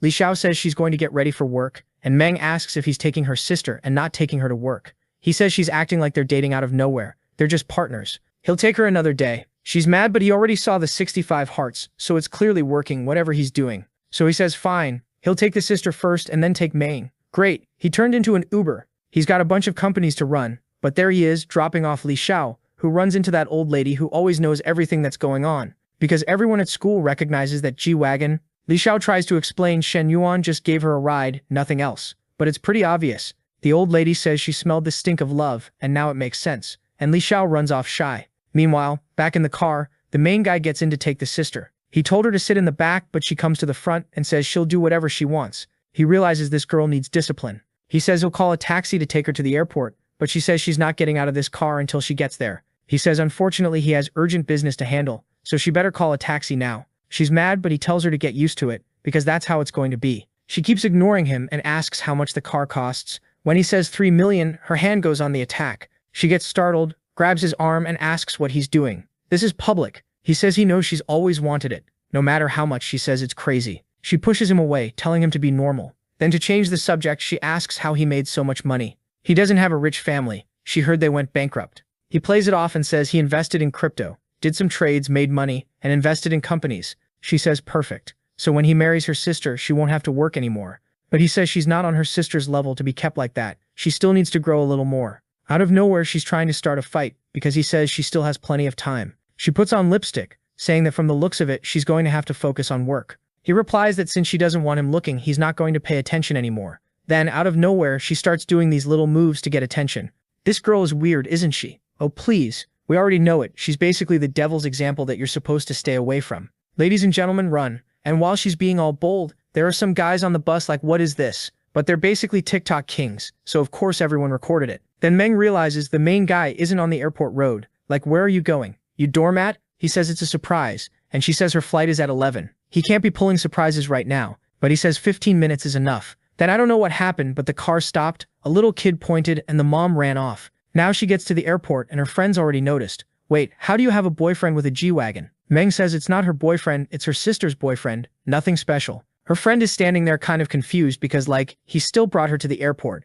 Meanwhile, Meng is mad because that jerk Shen Yuan ruined her socks. Half an hour later, we're at the company because the city is tiny. He walks in telling Meng to hurry up and wants to know what she learned in HR, how things are going. She says she already understands 90% of how it works, and next week she's ready to take over online operations. He says perfect. He's going to bring someone to help her so she has support for all of it. She thanks him, says she got it, and he tells her to get ready. Soon he's going to get rid of all those old employees who don't do anything. But the main guy is kind of worried. The mission is 5%, and so far he only managed to raise it by 1, and he has a 3-month limit. Unfortunately, all he can do is follow what he thinks will work, using what he picked up after that class with Li Xiao. After literally 35 seconds in the office, that friend, poor thing who said he has a house, is calling him to come take a look because everything's ready. He thinks he doesn't even care about the house, but it's been a while since he's seen Shuwei, so maybe a visit won't hurt. And here we are. She's telling him about the smart systems, humidity, temperature, air conditioning, and he says it's amazing. She clearly prepared everything really well, like, wait, I thought it was her house, but I think it's the house he asked to have built.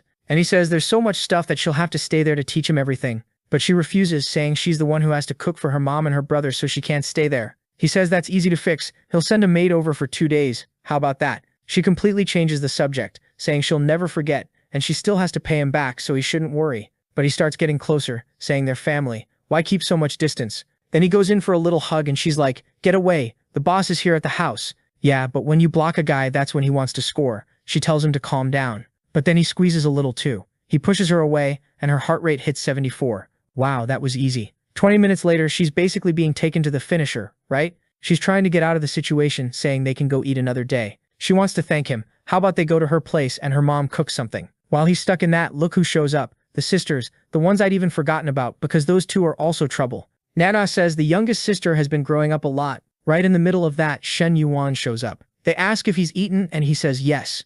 Poor Nana, she's another one you end up feeling bad for. These women are suffering because of Shen Yuan. Honestly, the ones to blame are their friends, their sister. For real, it looks like the author had beef with somebody's sister, because there's no way he made all of them villains. The main guy's sister is walking around the house too, and the place is a mess. Then he scolds Nana, saying she's only eating junk chips and whatever. He snatches it from her hand, saying it's not healthy. He says he'll eat it all, she asks for it back, and suddenly the sister stands up saying she'll go buy more for them. But the main guy notices, yesterday her heart was at 60, now it's 63. It's going up without him even doing anything. Then he turns around, tosses the chips behind him, and waves goodbye. Nana is mad because the younger sister keeps babying the main guy. He says she's just looking out for him a bit since he's always working. But Nana tells her no, you need to stop babying that big kid, that giant baby, he's an adult.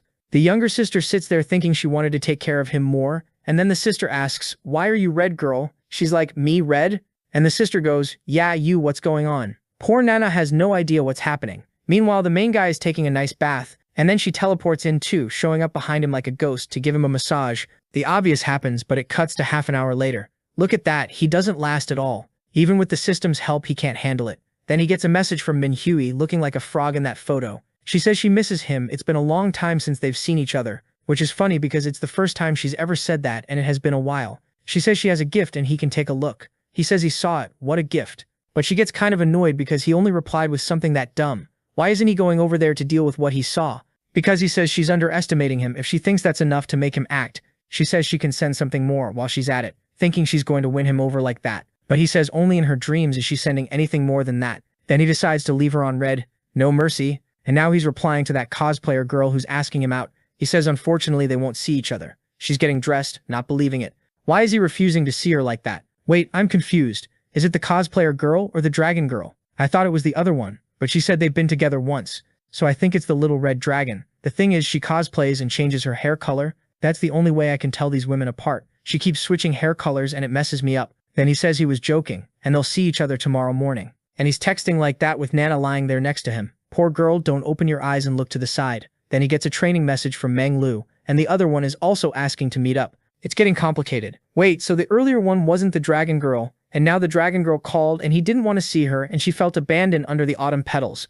Then Nana wakes up after all that texting and asks how he plans to celebrate his birthday, since it's coming up. He says he'll stay with her and they'll go on a trip. Why do I doubt that? I don't know, but there it is, him thanking her. Then after half an hour to make up for it, something happened again. After that, the main guy has a dream with all of them saying, I'm the main one, no, I'm going with you. All of them spamming him, and he wakes up with a headache. Nana says he was talking in his sleep. He gets nervous and asks what he said. She says she didn't really understand, but it sounded like a bunch of names. He plays it off and says it's work, so much to manage that he's going crazy. Then the younger sister calls them for breakfast, and Nana immediately notices, wow, when you cook for Shen Yuan, the table is full. When it's just us two, there's barely anything. She says the sister babies him. She has no idea what kind of babying she wants to do, and Nana doesn't help either. She goes, Shen Yuan, what do you think of my sister's food? I'm starting to think you two have a little team plan going on. He compliments it. She turns red. Nana, you're seeing this right? You should catch on. Even his sister seems to notice something's off. Later, someone asks, Shen Yuan,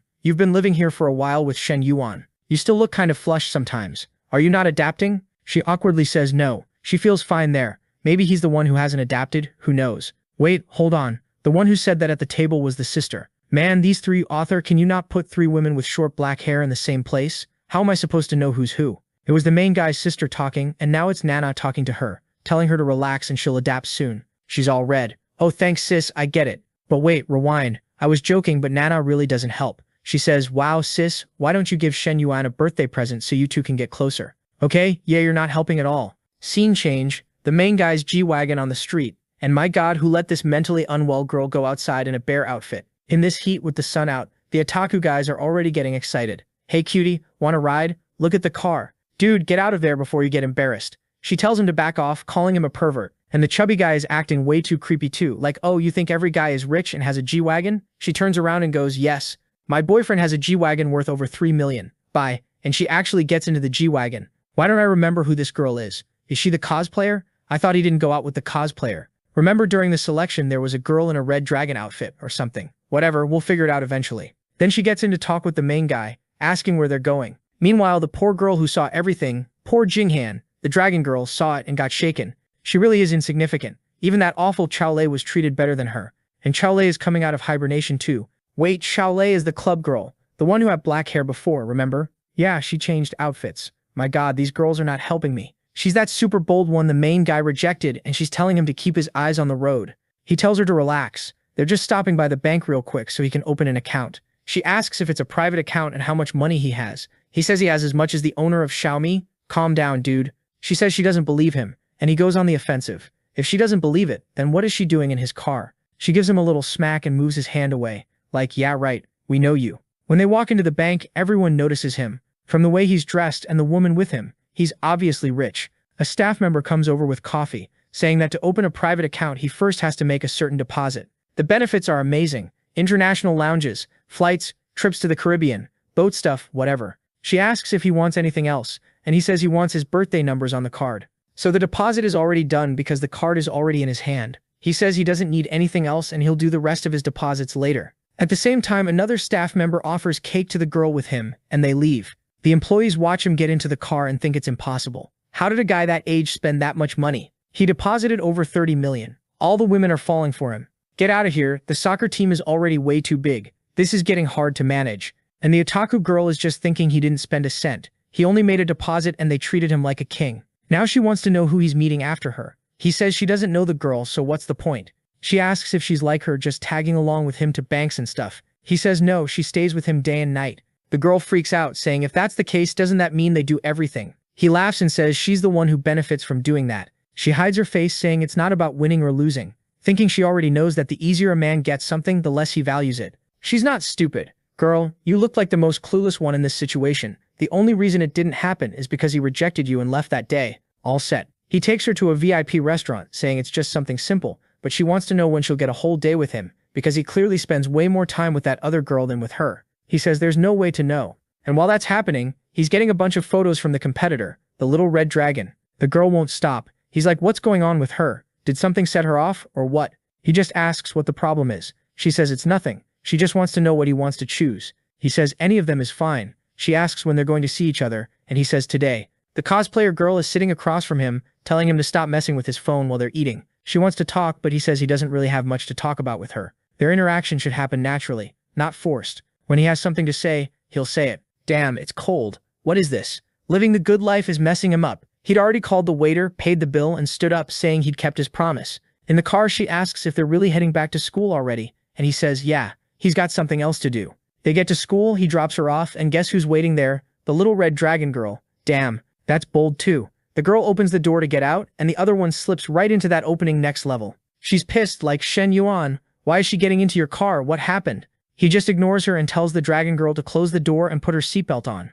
Chonlei's like, how does that even make sense? I got out and she got in? You didn't even close the door. He says he already told her, he had important stuff to handle. She's basically ready to kill someone, and he points like it's no big deal, but she wants to know where they're going. He says the place they're going is obvious. Chonlei's furious, staring, thinking this bastard Shen Yuan could have at least waited until she got into the school. But he asks if she has anything else to say, because if not, they're leaving. She tells him to wait, and he asks what the problem is. Then she climbs into the back seat and says she's coming too. Man, I felt bad for the little red dragon girl. Let her enjoy her day. Shen Wan's there scratching his head, realizing Xiaolei is turning into a headache. He asks the dragon girl if she has a problem with it, and Xiaolei gets mad like he should be asking her, and the tough one says it's fine. She knows if she says no, Shen Wan will look stupid in front of the other girl, so she kind of has to cover for him. Bold, huh? Meanwhile, he's thinking maybe bringing Xiaolei won't be that bad. It'll spice things up. Later, when they go to the hotel, he'll just toss her in a taxi and send her home. At the mall, the dragon girl wants to enjoy the day and asks to hold on to his arm. Shen Wan says sure, and he thinks it's funny how shy she usually is around him, while Xiaolei realizes she's about to get embarrassed. She came along on this date, and now she's the third wheel. No way she's letting that happen. She grabs his other arm and clings to it. But the dragon girl doesn't like all that awkwardness. She lets go. He pulls her back and tells her to hold on even tighter. Then Qiulei asks if he wants her to hold tighter too. Why? He just asks how she wants to stand. This isn't good enough already? While the two of them are basically competing over who gets to cling more, Everyone in the mall is like, what is this? Are they filming something? Yeah, a brand new drama is happening, and Shen Yuan, corrupted by lust, is loving it. All those jealous eyes on him felt weirdly satisfying. He goes into the same store he always goes to, and the women there are like, Mr. Shen, welcome. He says he brought two friends to buy some things. The clerk looks at them and thinks, well, thank God Shen Yuan isn't even pretending it's just one anymore. At least he's managing our time better. He tells Jing Han to pick whatever she wants. Poor Chao Lei is like, wow, the bags here are so pretty. He goes, yeah, the bags are really pretty. And Chao Lei's thinking, you jerk, why don't you offer to buy one for me? Why is he treating her so well and acting like I'm not even here? 10 minutes later, the sweet little dragon girl picks out a pair of shoes that must cost a fortune, but he says she should have picked more. Just that. She says it's fine, it's more than enough. He says no, she's being way too polite, she has to spend at least 100,000, otherwise she's not taking anything. Because if she only spends 10,000, the system cashback will be tiny. The couple just listens and Chao Lei is in shock. Shen Yuan spent 2,000 on that dinner and she thought that was a lot. But with this girl, he's forcing her to spend at least 100,000.